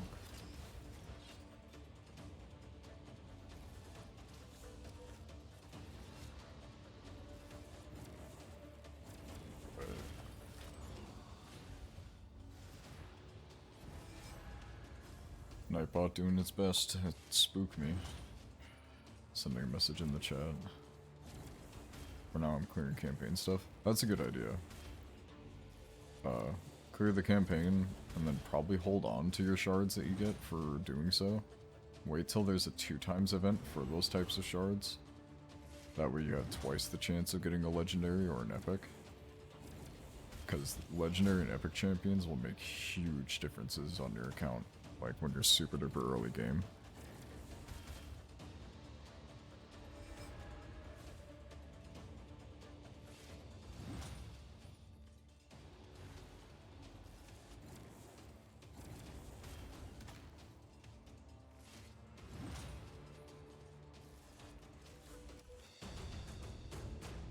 Okay, that went fairly well, I'd say.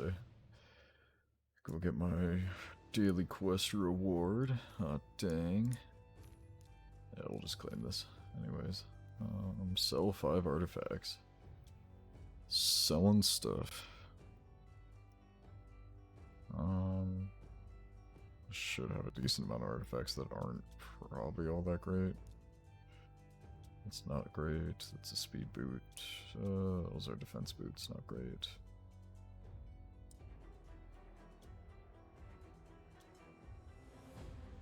Yeah, those really aren't great either. There we go. Oh god. leg. I don't know why. You craft an epic or legendary piece. Alright, we'll try our best. Damn, those are rare.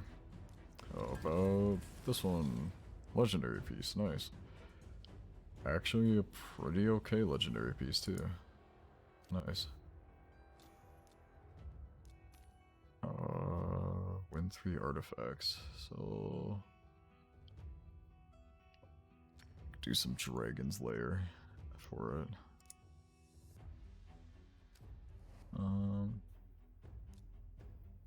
Stage 20 should be fine. We'll just do stage 20 and do the normal nuke setup. Where's my Onaro? There she is. Normal nuke setup, except we're missing the speed booster because I want to level up Frog. The froggy boy. There he is.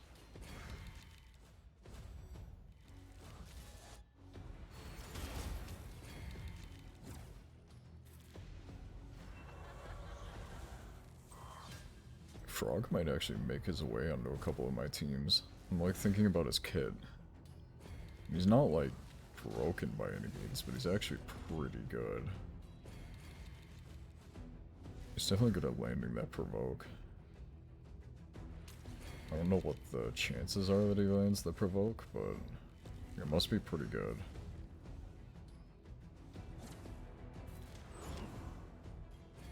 He doesn't deal like literally any damage at all, but that's okay, I don't have him built that way.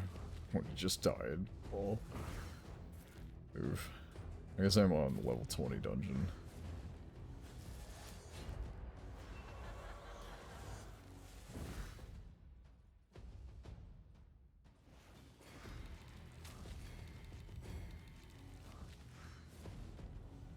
Dude, one thing that's crazy to me about this game is that some content creators charge like $30 or $40 just to go onto your account and like change things on your characters. It just blows my mind to me. I couldn't imagine it like ever asking somebody for an ass load of money for me to look at their account and go, yeah, that looks cool, and then because like sometimes that's literally all they do, and I'm like, oh, I bet that felt like it was totally worth the like $40 you spent for them to do that. Or they're like, oh, I don't know, I can't build your team any better. And then that's it. It's like, okay.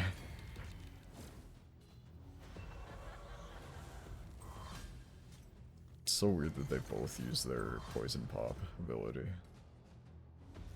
I don't know. Oh god, Draco died already? Jeez, okay. That makes things a little more complicated. People in the same Venus and just labeled something else. That's fair. Except with this one, I guess there's like the benefit of, I don't know, you have a champ, you have better champs, I guess, now. Or they're built by somebody else, I don't know.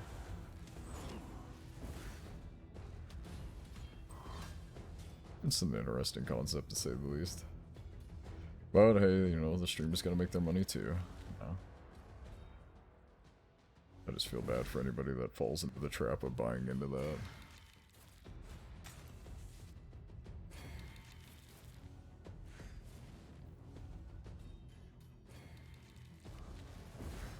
You know, I gotta say I'm surprised Kyle didn't show up, since he like shows up to all of my Raid Shadow Legends streams that I ever did.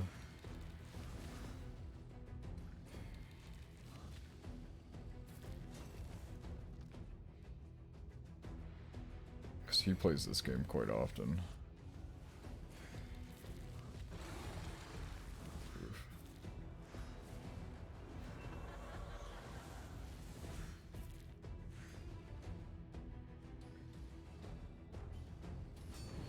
I need to check my Zavia sometime. I think her gear is probably lacking a little bit.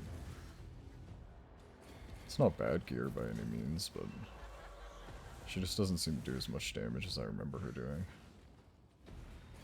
And I wonder if I might have stolen a piece or something when I was building my Dracomore. Yeah, that's pretty good.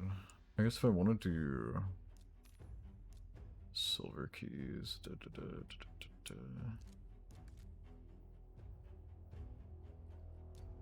I guess I could attempt to do this again. Okay, so the team that I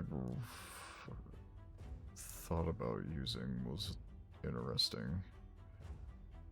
It's so weird that, like, these guys must have insane gear to be able to, like, run a team that isn't just super tanky. Okay, so we're gonna want this, and we need heals pretty badly. Bad Owl might be able to do enough with the Godseeker. I don't know. Try and Doom Tower hard. Sections I haven't beaten yet. See how it goes. Probably not very good. Just gonna be honest. This part of it always goes good. Because my teams are built well. It's just the boss that's such a pain.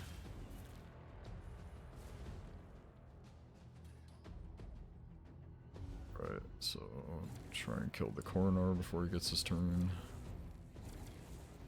And then let's go ahead and kill the Elegaeus here.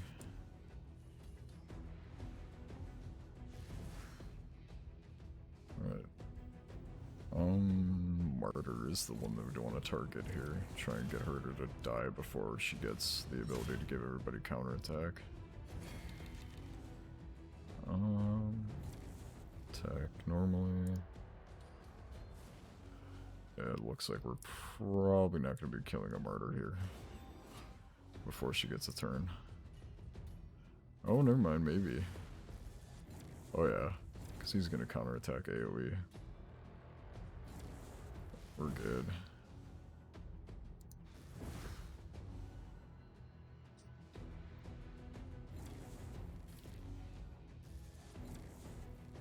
Alright, so now here comes the actual hard part of the fight. Staying alive against this fucking thing.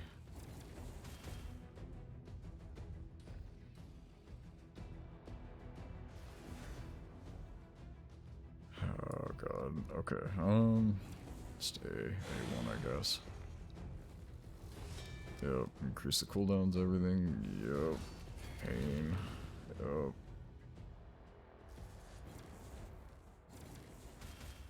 Yep, it's cooldowns. It's just that increased cooldown that hurts so much against this boss. Because, like, it's impossible, really, to, like, recover when you can't use any cooldown skills. Get HP burn on somebody else, so he takes 2 ticks of it.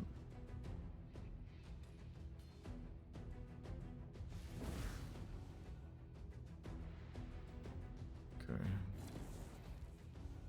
I really prefer to be able to keep Godseeker alive, but I don't think I'm going to be able to, honestly. Ooh, I did a provoke too. Yikes. That's pretty bad.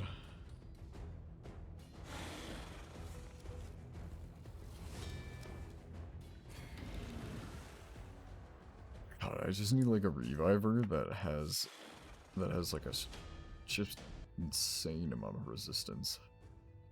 I think is genuinely like my best bet.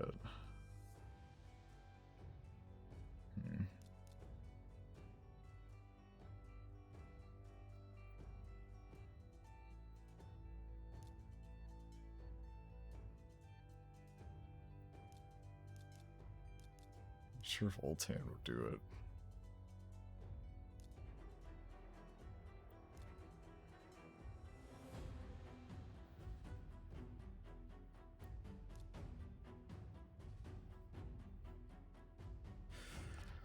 I don't know. We can see how that goes. This team is gonna be interesting. They don't have a ton of AoE damage. They don't even just have much damage at all. Most of the damage is gonna come from HP burn. Which I guess isn't the worst, but it's also not great. Ooh, Elegaeus landed 2 debuffs. Oh, she landed 2 debuffs too. My Painkeeper just doesn't have enough resist, by the looks of it, to be able to be successful in this, so...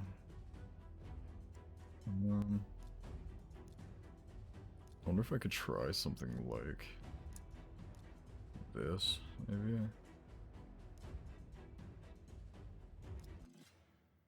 Because it's a whole bunch of resistance heavy team members.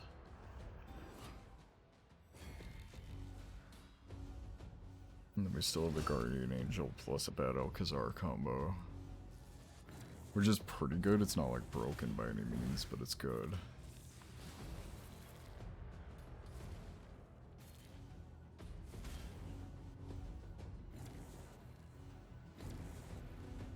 Okay, yep.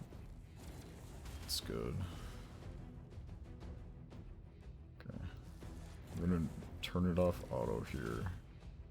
Because we're gonna try and just deal with everybody by A1ing, so that we have all of our abilities off cooldown when we fight the Griffin.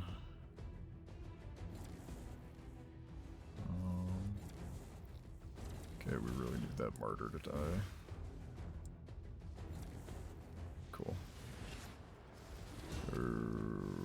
Those bombs are not good news. Bad Alcazar needed to take a turn, not get provoked. Shoot. That's gonna be bad.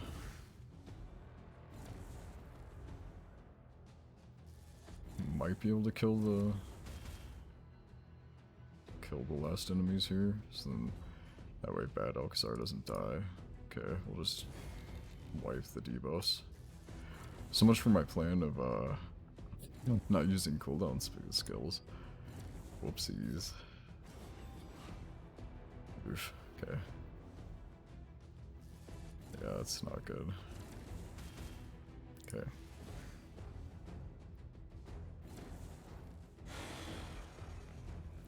Okay, yep.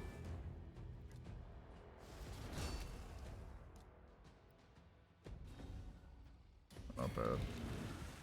44,000. It's a decent amount of damage.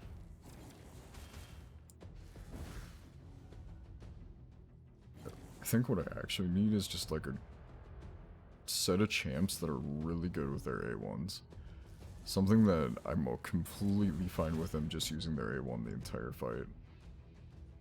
But like finding a champ that's like that is rough. Cause like, yeah, look at that, like my fucking, what's his face? Is like already almost dead. Drexler? I don't remember. I don't remember his name. I think it's Drexler Blood Twin. But like... E. What about A, I, O, and U? Why is E the only vowel that gets to go out and play?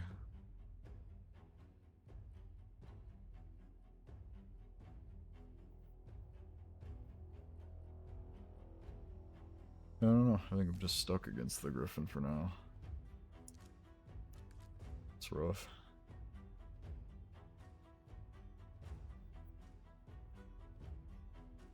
E. A Sports. It's in the DLC.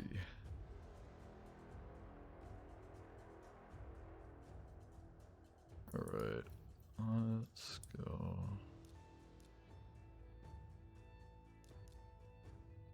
I need to like completely rethink how I'm doing this.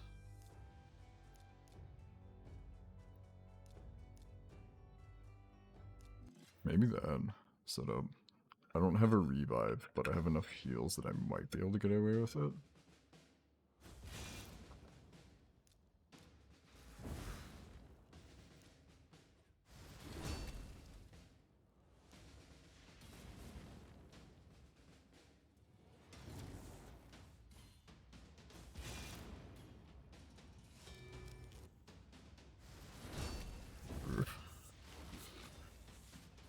Okay, maybe my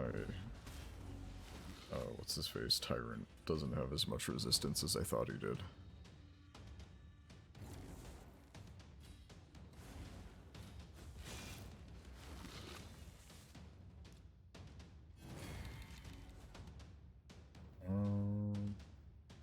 He needs to get his health down a little bit more. Donk. cool.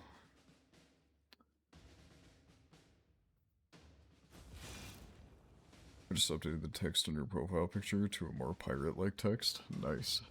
Did you send it in my Discord like you did previously with your other? Let's see, there is something in it, right? Oh, lol.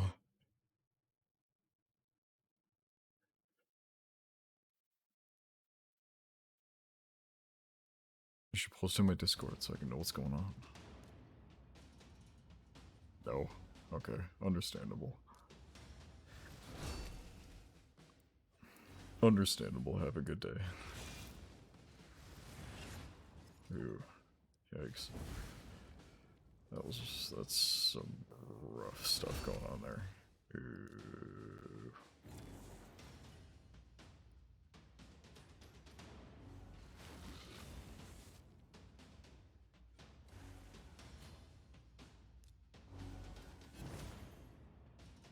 Okay, cool. Able to wipe those debuffs. What's going on? Nice. I like it.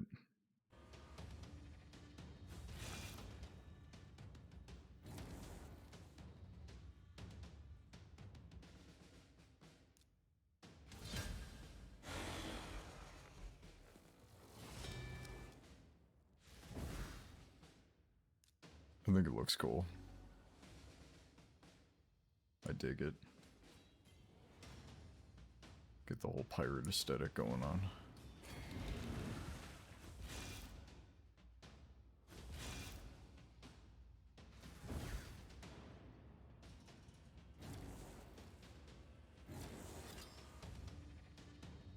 I'm never supposed to fight on Minecraft, but I think she fell asleep.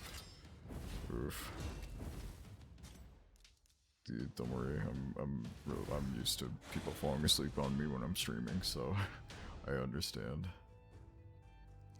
I swear that literally like over half of my viewers fall asleep like later in the night at the stream on when I'm streaming. I mean, to be fair, a lot of them are in different time, not asleep. Slee. Oh, what's slee? Instead of so how does one fall asleep without the letter P? Okay, I wonder if maybe what I should do is rebuild Skull Crusher to just be a resist tank. Just a resist gamer god. I'll resist speed and defense. That's what I'm looking for here.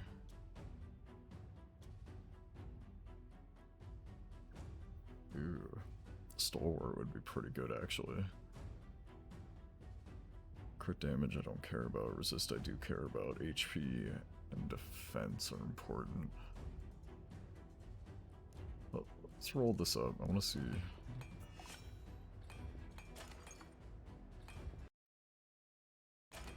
It's so weird. I like tab out for like 0.2 seconds and the game just silence.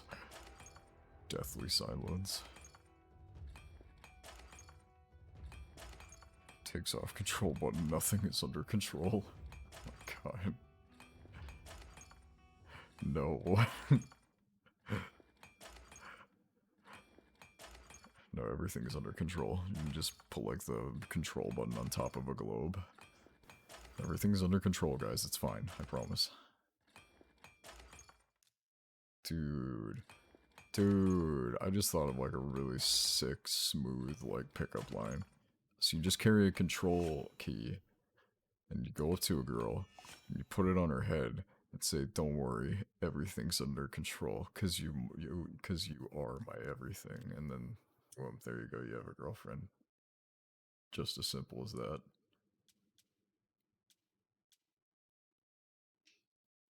Don't ask questions. I don't want attack percentage though. Okay, so... Ooh, these two pieces are pretty good. This is very awkward without the music in the game. Too cheesy needs a prop, requires unprompted contact, 2 out of 10. That's understandable. It would work significantly better if you were doing it to somebody that was like a friend, a close friend. Otherwise, yeah, it could be taken as a little fucking weird, a little creepy. I guess I could give it a defense and do HP percent for a couple of the parts here. Oh, I could do, and then this control button on her head. Everything is under control because everything is you gets arrested. I don't know if you'd get arrested. I'd be kind of impressed if you did, to be honest. I'd probably question what's going on in the world if that's what you get arrested for. But you know, I mean, it's not the weirdest thing to be arrested for in the world, I guess.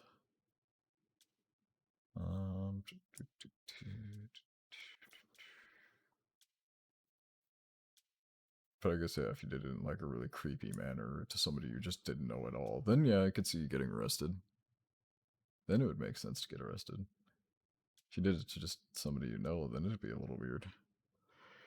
Just talk you away from a fine to the death penalty. Hell yeah, brother. Literally my ability to speak to people can be summed up in just like that. None of these are really great. Also, why is the game music just still gone? I'm so glad we could have deafening silence for when I'm trying to look for a good artifact to put on my thing.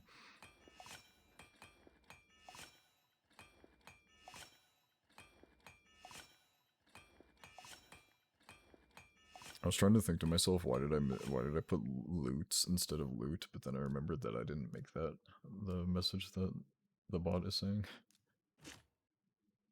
I was like, huh. Alright. Alright, let's see here. Just gotta roll these up.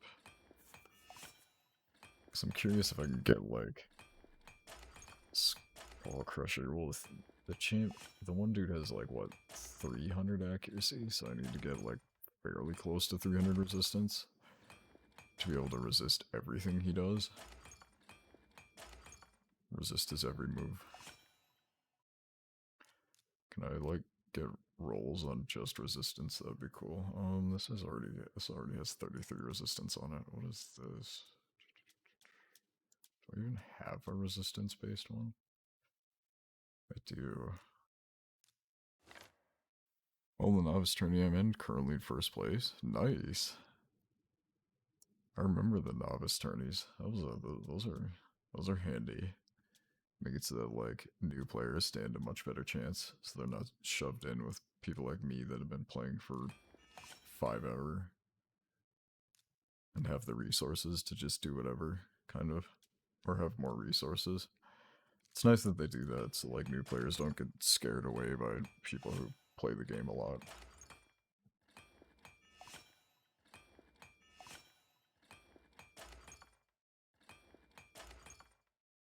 Come on, land resistance. Land resistance. Come on, Betsy. Yes, perfect. Okay. Roll 7. 5 is close enough to me. Okay, cool. So, what resistance are we looking at so far? 319. Still has 3400 defense, so he's still somewhat tanky. He's kind of slow though, so we should probably get this up.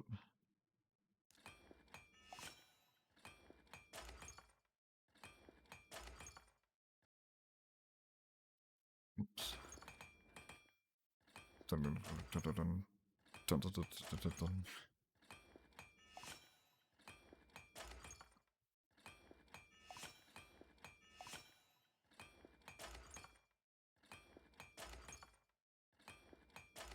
I'm getting some bad lucks on these rolls.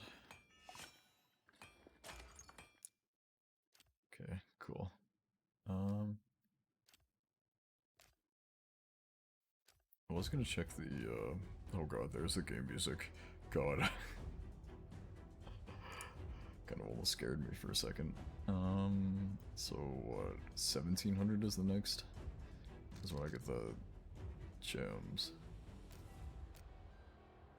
So you can see how rough the tag team is looking. I get very like ADHD like when playing this game, where I go from like one section of the game to the other. Oh, I was working on this. Well, time to go jump to a completely different, unrelated section. Okay. Jesus, that fully does a lot of damage.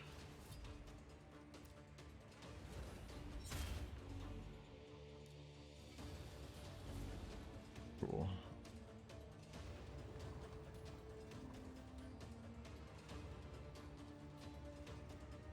Okay.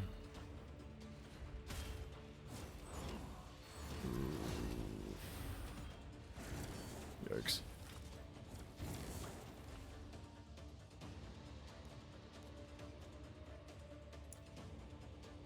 We can attempt to just one-shot her. Didn't do it, yeah. Oof. So we won the first, lost the second, and oh god, we're gonna lose the third, potentially, the looks of it. I'm not sure.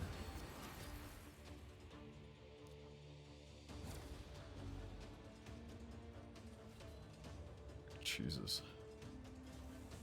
That Brogni is nuts.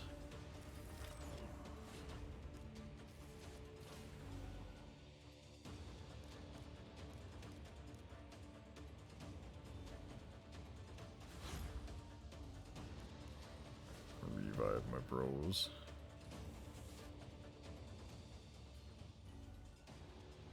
Yikes. Attempt to kill Skullcrown. Or at least proc the unkillable, yeah. Oof, this isn't good.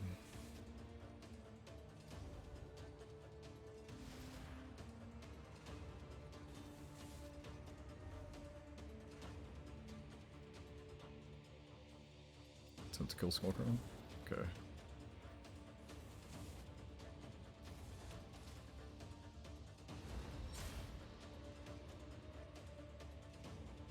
Just an okay chance if this kills him. Didn't, so yeah, I'm dead. Oof. Rough.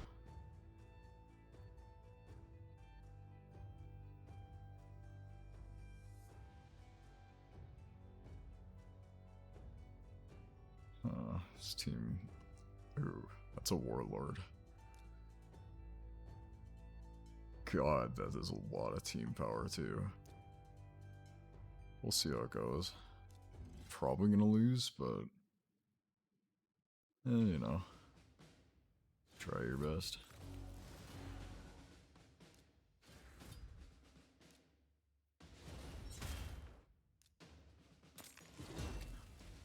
Nice.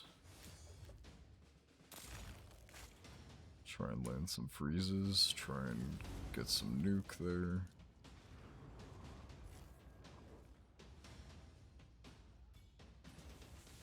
Okay, so she's good to be stunned. Alright, Arbiter's stunned too, good. Alright, there we go. And this is Survivor. Literally named Survivor, and she's the one surviving. Sounds about right. Accurate names, accurate names.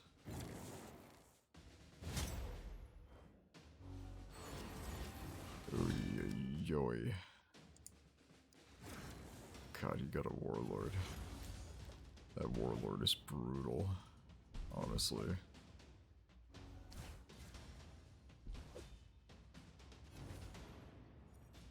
Ooh, yep. There's...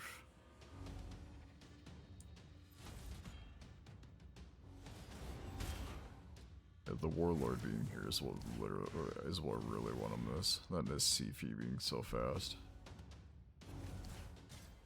I'm gonna skip this battle. It's gonna take a while for them to kill these two, and it's not gonna do anything because I can't recover.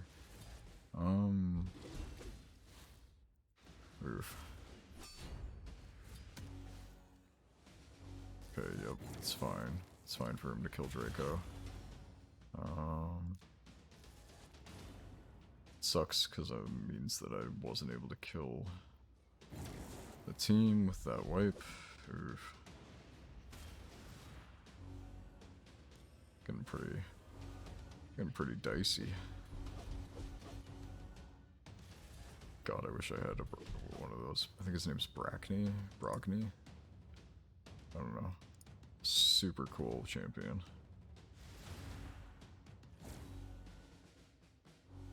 Definitely on one of my wanted lists.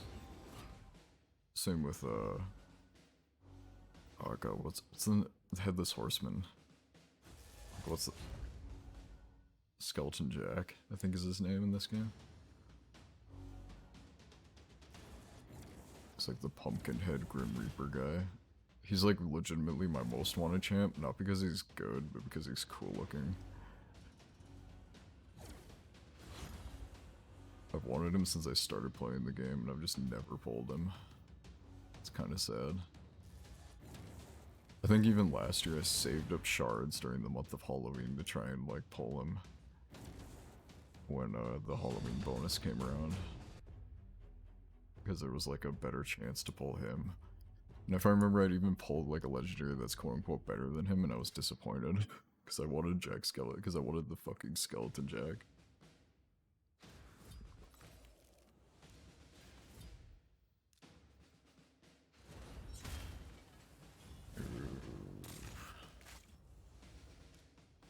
PvP in this game is really fun, but damn, some days I'm just getting wreck-a-rinnied.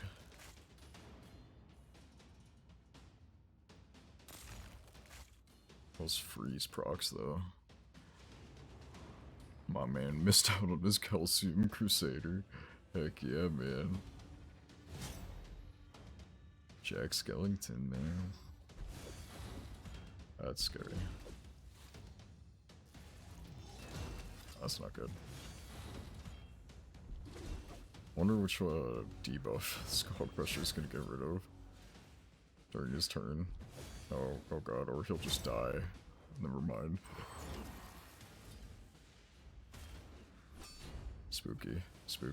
Stop it. Bad Trunda. Stop doing Trunda things. Are you shitting me? He literally has like 1 health. And he got to take his turn. Oh my god. My luck. My luck in a nutshell. Nope. Nope. Alright.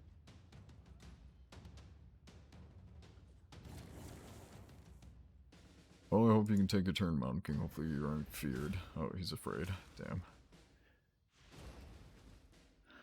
I think I would have stood a chance at winning that if I wasn't feared right there at the end. Being feared right there at the end, I think, is what screwed me pretty bad.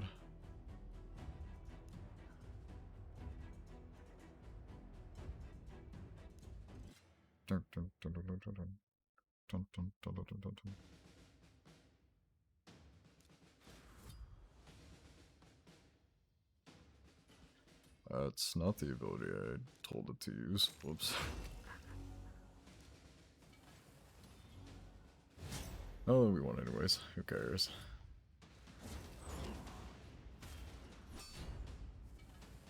That's not good. God, Trunda is just unbelievably good. Some days.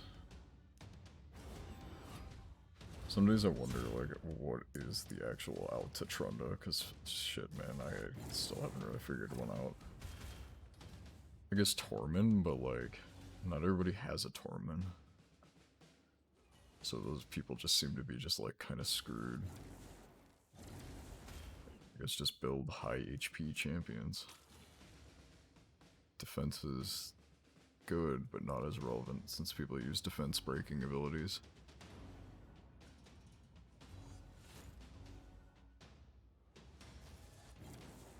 We need to kill this Phoenix. Preferably with Draco, but doesn't look like that's happening that way. I can't revive him.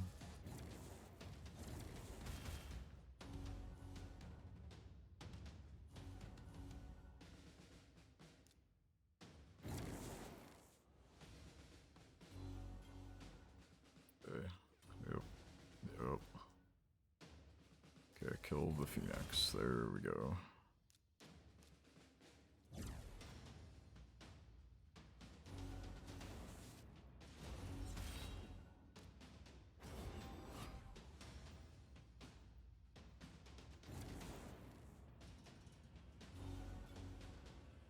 Let's see here. Luck. Oh god.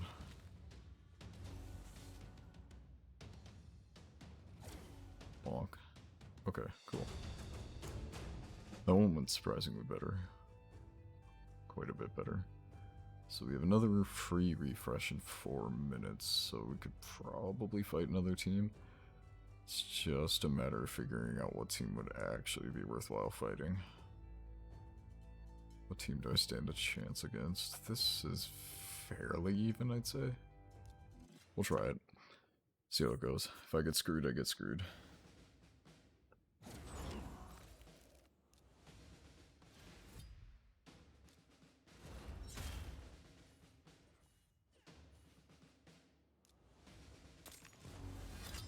Put on some debuffs on the bad boys, and then nuke for the game.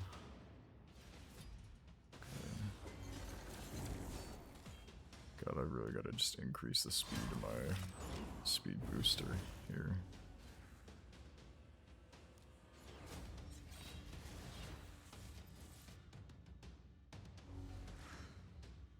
Jeez. Yeah, I gotta increase the speed of my speed booster.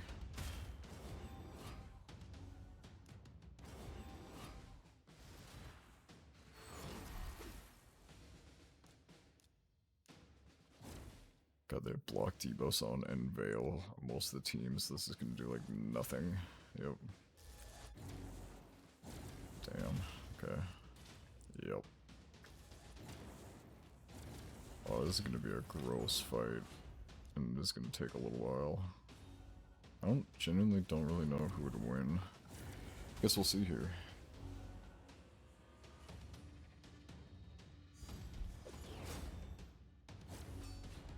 He's got like the perfect champs for a very annoying defense setup. Ooh, he killed my Duchess. I think that's game over pretty much. Oh yeah, I wasn't able to kill his Duchess on the backswing, so yeah. 2 minutes away from a free refresh. Do I even have enough of these? No, I do. I do have a refill of it. We'll try. Oh god, no, never mind. That team power tells me that there's a lot of resistance there. I suppose sometime here soon I should probably like think about actually going to bed. Oh.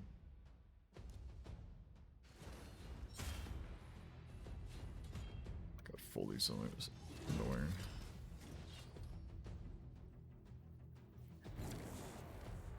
Oof. 2-turn provoke is pretty rough.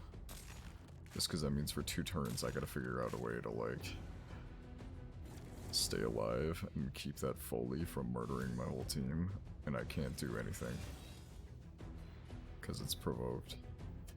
So my champs are running on auto, hoping and praying for good. I was hoping and praying for some good hits with the Tormund, but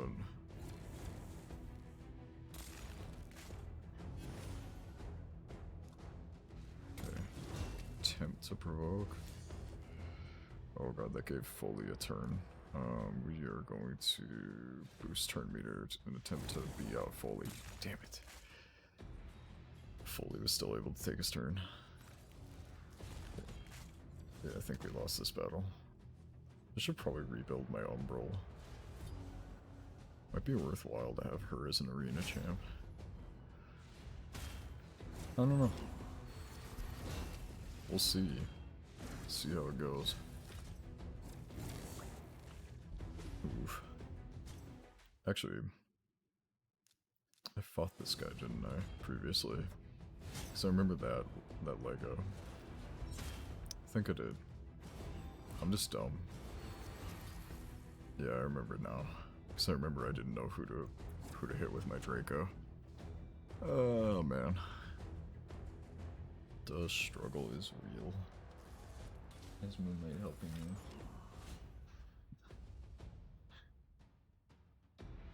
Her cat's like laying down on the bed as my girlfriend's trying to put away or put on the sheets.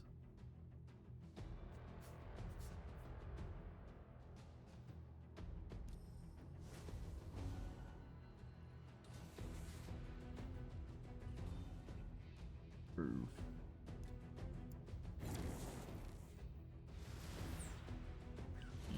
Yup.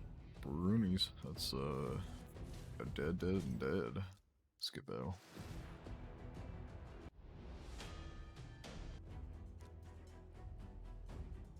Nice.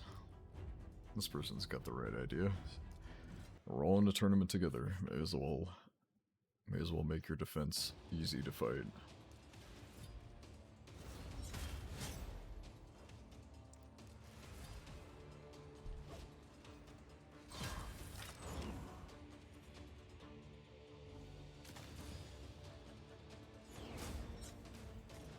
I'm gonna head out for the evening. Have a good one. Yeah, you too, man. Thanks for stopping by, and thanks for the sub. I really appreciate it. I will hopefully be able to be at Parallax this Thursday, I think. But yeah, have a good one, man. Take it easy. Get some rest. I know that you probably got work in the morning, so get some sleep. Take it easy. Try not to work too hard tomorrow.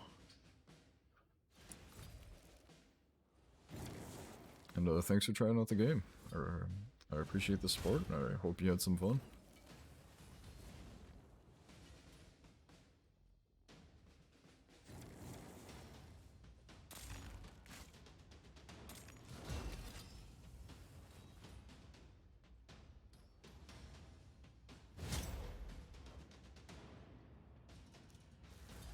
Let's see here. Shrine. Oh god. She resisted that? Jeez. Okay.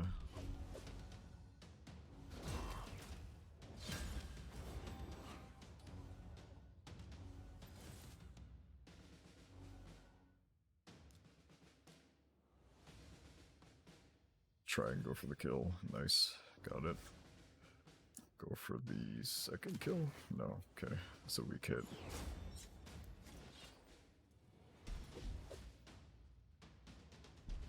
I was guessing I wouldn't be able to kill him on that hit. I don't think I'm winning. I don't think I'm winning this one. So I don't think I can do enough damage with him. Rotos. But I think what I'm gonna do here is we're gonna check, because I think we're probably pretty close to getting the next reward in the tourney. Because kind of what I'm hoping for was to get enough rewards to be able to do one last like little bit of shard opening, because it would give me enough gems to purchase one more ancient shard pack. Do another like impromptu dumb shard opening. Okay, yeah, that battle's lost. I can't beat a Mountain King 1v1. That guy, I want him. That guy right there, Harvest Jack, that's his name. He's not even really all that great. He's just a fun, cool-looking champ. He's not bad. He's a pretty good control champ since he's an HP-based one. And I guess he works good with, like, other, fear-based champions.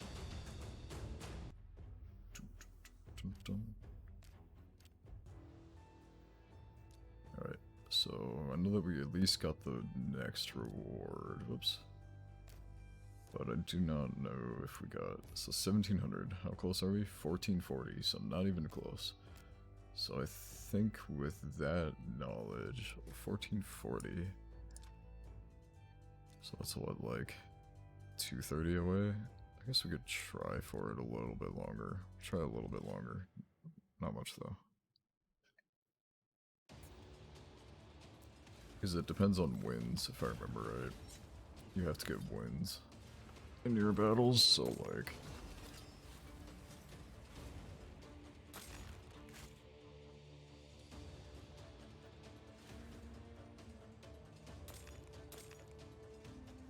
cat's just aggressively licking herself. You guys can't really see her, but she's like on the corner of the bed aggressively licking her leg. It's very important, you know. She's got to be presentable for my first sponsored stream, you know. Oof. Rough. Okay. Also rough.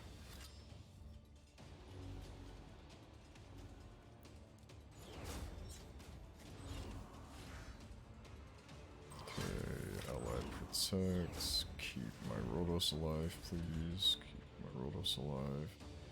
Please actually do your turn, Rhodos. Damn it.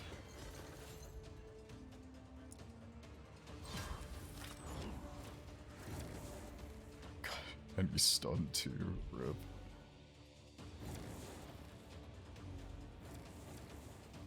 Yikes.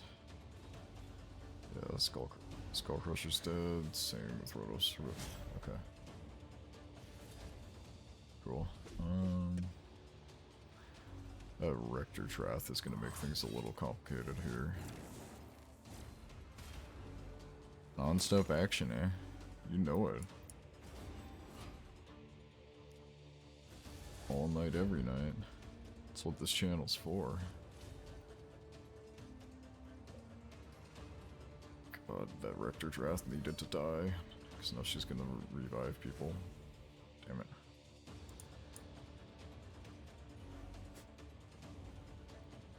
I'm guessing pretty soon here it'll stop, considering it's 11 o'clock at night my time.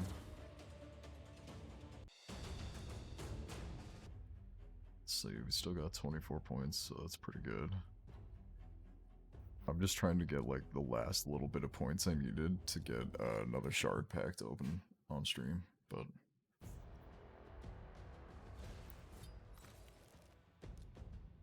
It's been a pretty successful night, I can't complain. Went a lot better than I thought it would, to be honest. So I'm pretty happy about it. I need to kill that Seer, or else she's gonna kill my team. Cool. Seer died.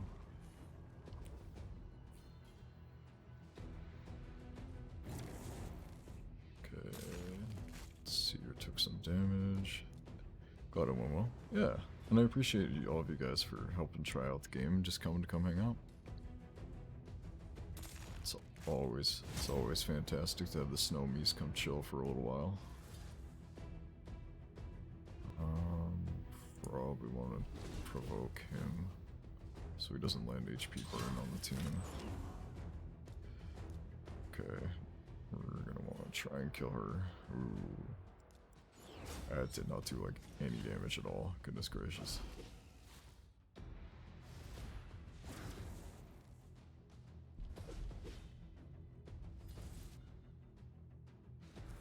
Oh, he's got a Guardian set on. I was like, why is he taking some of the damage? But he's got Guardian, so that would do it.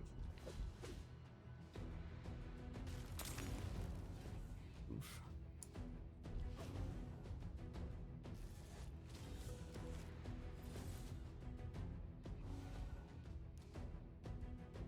Steal some of that max HP that he's got rolling there, since he has a massive amount.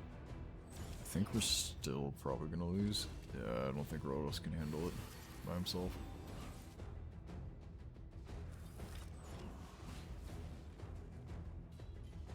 You sure gave a valiant effort though, that's for sure.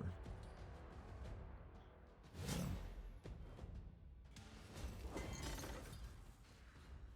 Oh god. Yeah. Yikes. What? That Ithos didn't one-shot my team? That's kind of impressive, to be honest. I'm genuinely a little surprised. Doesn't look like it's gonna matter. Yeah, he two-shotted it. It's fine. I haven't tried this team against this team yet. See how it goes. Congrats on getting a sponsor, Snowman. Thanks, Flaming Dax. I'm still surprised that it... Oh, God. The amount of frosts that have happened in the last, like, 12 seconds here is kind of amazing. But, yeah, I was kind of surprised that I got one, to be honest. But I really appreciate that Raid Shadow Legends was kind enough to sponsor the community. Have a nice, fun community night. type thing, and it'll be going on all week. I'm not sure if I'll be streaming Raid all week. I definitely won't be on Friday, and tomorrow I'm not sure if there will be a stream or not. Tomorrow I got some plans IRL that I have to take care of, so I'll be doing those.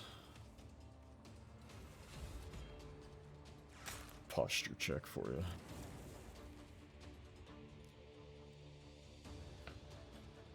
What is the raid command? Exclamation point raid.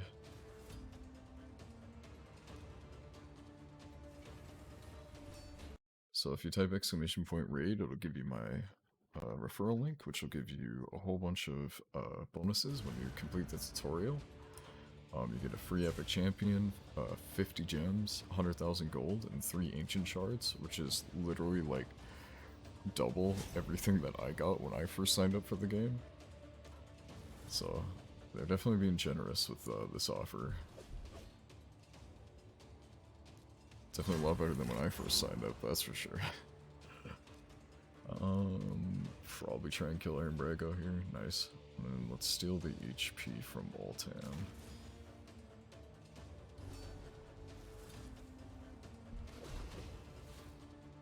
Yeah, and then if you ever have questions about the game or anything like that, feel free to ask. I've been playing for a long, long time, so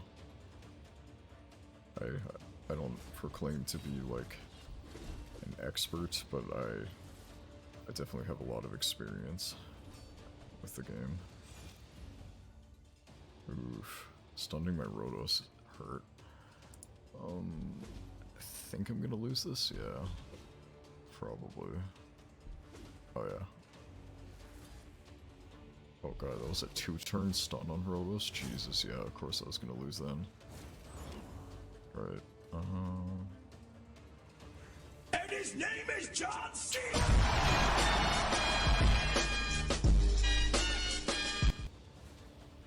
My girlfriend's laying down in bed like 5 feet away from me and decided to play John Cena. I see how it is.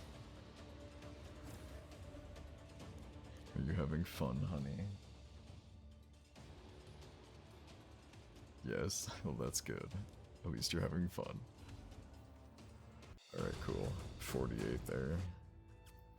So, I'm no mathematician by any means, but I think we're like pretty close. Let's see, let's take a look.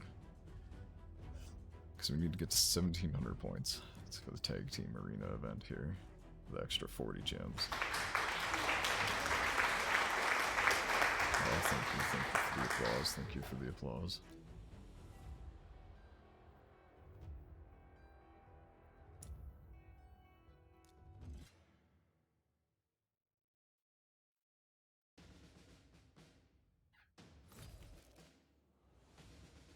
No, whoever started their chance of winning this one. Oh. Thanks for the wow.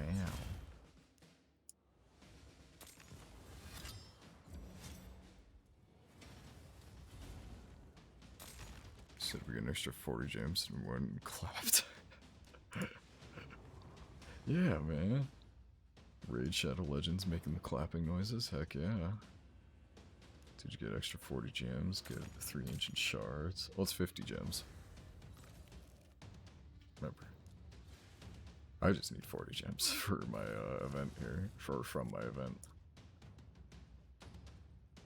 The fuck you say to me, you little shit! Oh god. Scared me. No dancing aloud. Yeah, flaming Dex. Better watch out, Nightbot's gonna come get you. Lol. Already famous. Good try though. Nice. So there was a wannabe famous bot. Nice, nice. Oh, I should have used the other thing first. For reverb. Perfect, perfect. Ouch. Yeah. Dude, Nightbot's savage, man. I'm telling you. He doesn't hold back. She has block damage, and all of my team is like counter-attacking her. Well, talk to you later. Have a good sleep, sir. Good night, everyone. Good night, Beauty Razor. Thanks for stopping in as always. I appreciate you. I hope you have a good sleep. Take it easy, man. And thanks for the random sound. This time Nightbot decided it was wow for you. Oh, yeah, this battle's done. Can't win against that, really.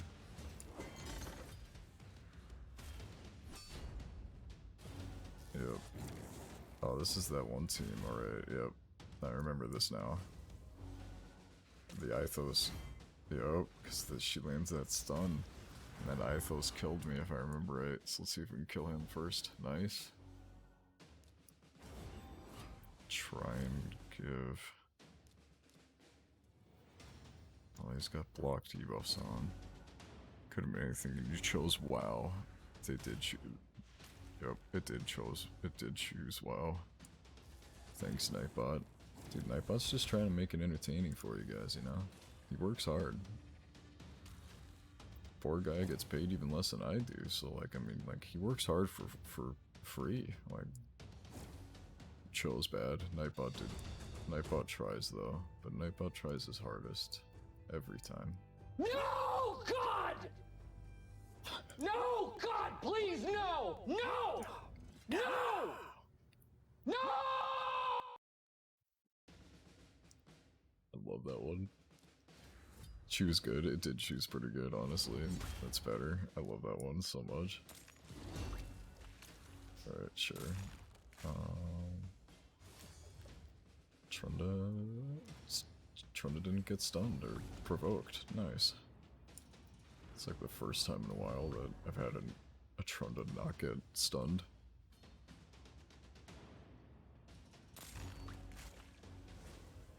God, the PvP in this game is crazy, man. But would have wanted this. Uh-oh. Here it comes.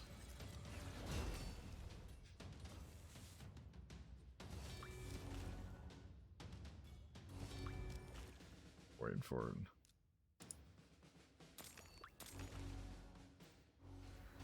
Oh god. This guy is so hard to kill. My name is Jeff. Oh, not that my name is Jeff. God, I haven't seen that movie in 5 ever. It's like the most memorable scene out of any movie ever, though. My name is Jeff.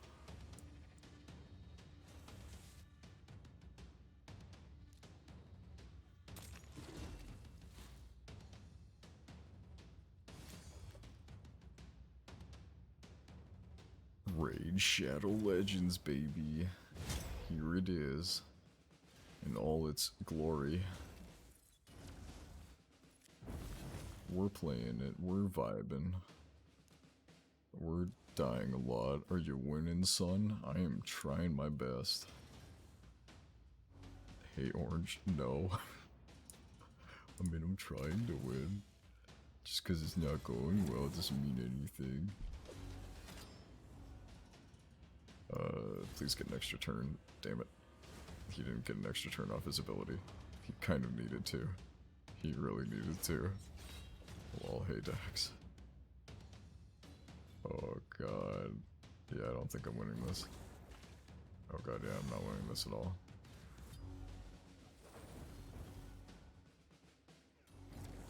At least I proved a point with my very high resist fucking Skull Crusher. My freaking Wi-Fi is garbage. I mean, same, actually. Oh, actually, no, I think my Wi-Fi is pretty okay. I just never really use it, because I'm constantly at one of the PCs that's hardwired in. Habs on YouTube? Maybe? It sounds really familiar.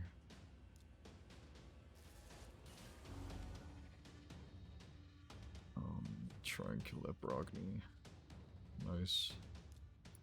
Kill the Drexthar. Nice. Get a good solid 48 points. Only need a couple more points. I'm so happy we got to like the first goal. Got 5 out of 10. It's pretty cool.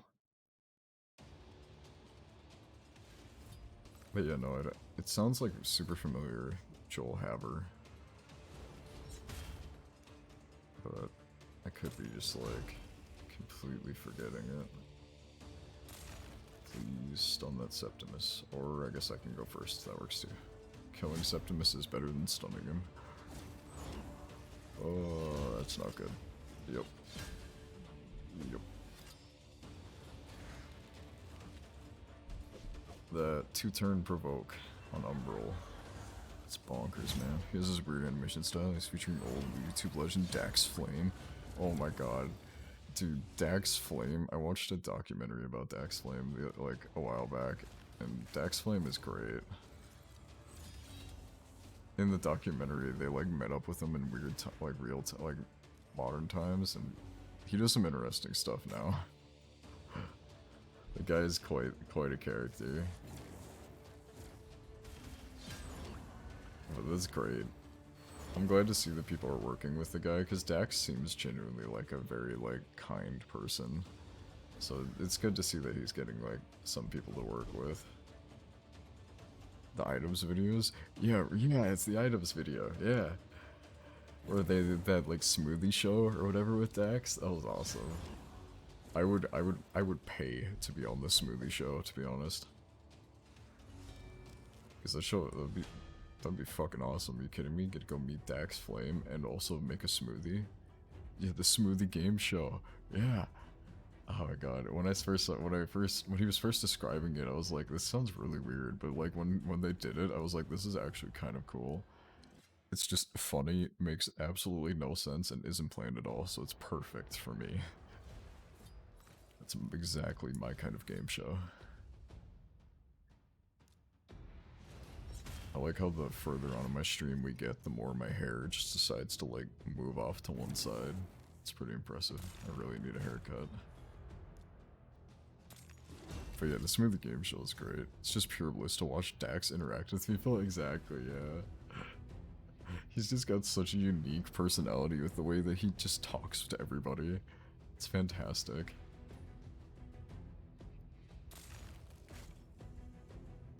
Bonk bonk. He's so fucking weird and I love it, right? Yeah.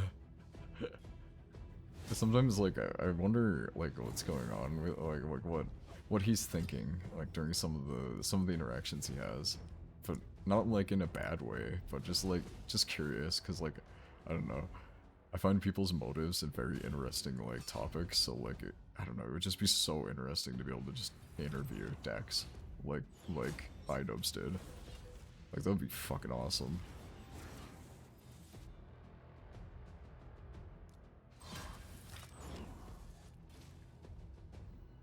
And I feel like Dax is like small enough of a content creator that like he'd probably, like if somebody wanted to go like interview him, he'd probably just be fine with it. You just, I don't know, like compensate him for his time and he'd probably do it. Oh, this is bad. Yeah, I'm losing this fight. And I'm just gonna skip the battle so I don't have to wait.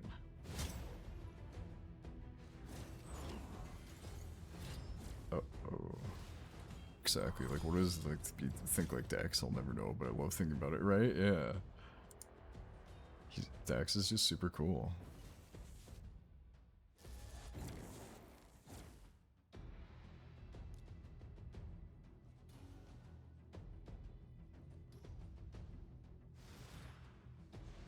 He's an enigma. He is. But in all the best ways. All the best ways. I love watching like his old videos, or like when iDubbbz was showing off some of his old videos, like you could just tell it was like peak like 2007 content. Like this is so meme worthy editing and everything. It was just perfect. I was like, this is exactly what I expected, and I'm happy I expected those results.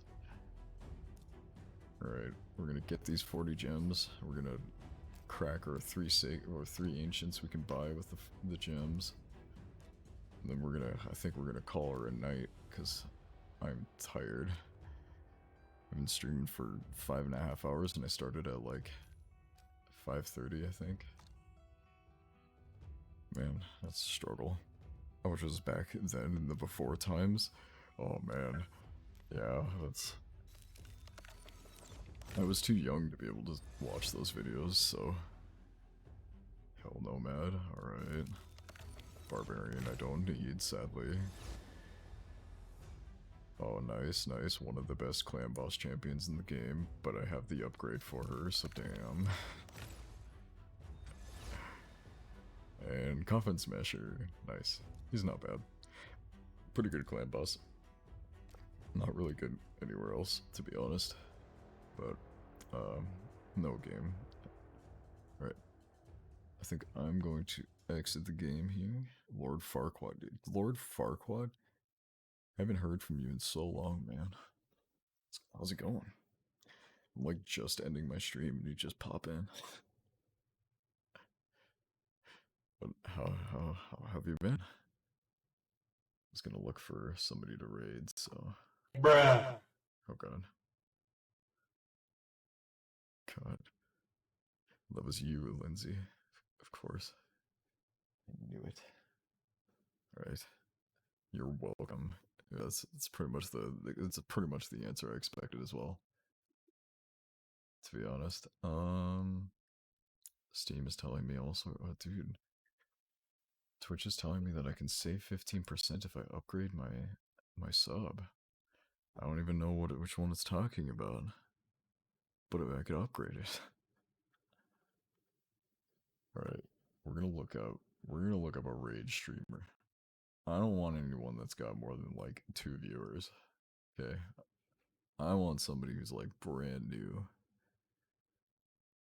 Catcam VTuber. Oh god. Oh god, she's 10 times she has 10 times the followers I do. Oh, that's impressive. Free to play, free to watch. Join us. Oh damn. Alright. This guy's got some music. Let's see a little. Friend showed him to me and I lost my mind. I couldn't comprehend how this was a real person. Like, was he a troll? He has to be, right? Nobody could be that, whatever he is. Dude, but Dax's personality is just so fantastic though. Have a good night. Nice seeing you again. Yeah, it's good seeing you too, Lord Farquaad. You'll have to stop by another time when I'm a little bit more alive. But here, we're gonna go raid Sparadacles. Yeah, I guess. But he's playing some Raid Shadow Legends too, so we should go. We'll raid another Raid streamer. I did want to say though, thanks everybody for stopping in. If you wanted to still do sign up using my referral link, you definitely can. It helps the stream immensely, and you get to try out a super awesome game. My referral link is in the chat. I hope you guys have a good rest of your night. I will see you potentially tomorrow. If it's going to be tomorrow, it'll be somewhat late. I'm actually going to run a couple real life errands that I got to get done. I have to meet up with somebody, so I'll be a little bit busy. But I will, on Wednesday, I'm getting my new graphics card, hopefully, so on that day, I'll be rebuilding my PC, so I will hopefully be able to stream. I will let you guys know when I know more. But I hope you guys have a good rest of your night, and it was good seeing you all. And I really appreciate all of you guys coming to hang out. And thank you, Fox, otherwise known as StrikeWitch50, for the subscription. Thank you, DJ Blaz, for the follow, and thank you, Marshmallow, for the host. I hope you guys have a good rest of your night, and let's go raid this guy. He seems pretty chill. He's listening to music by the looks of it. So we'll listen with him. Shoop. Go raid him. Let's go get him. All 6, 7 of us. Heck yeah. Let's go. Alright, have a good Gurgamish. Have a good rest of your night, guys.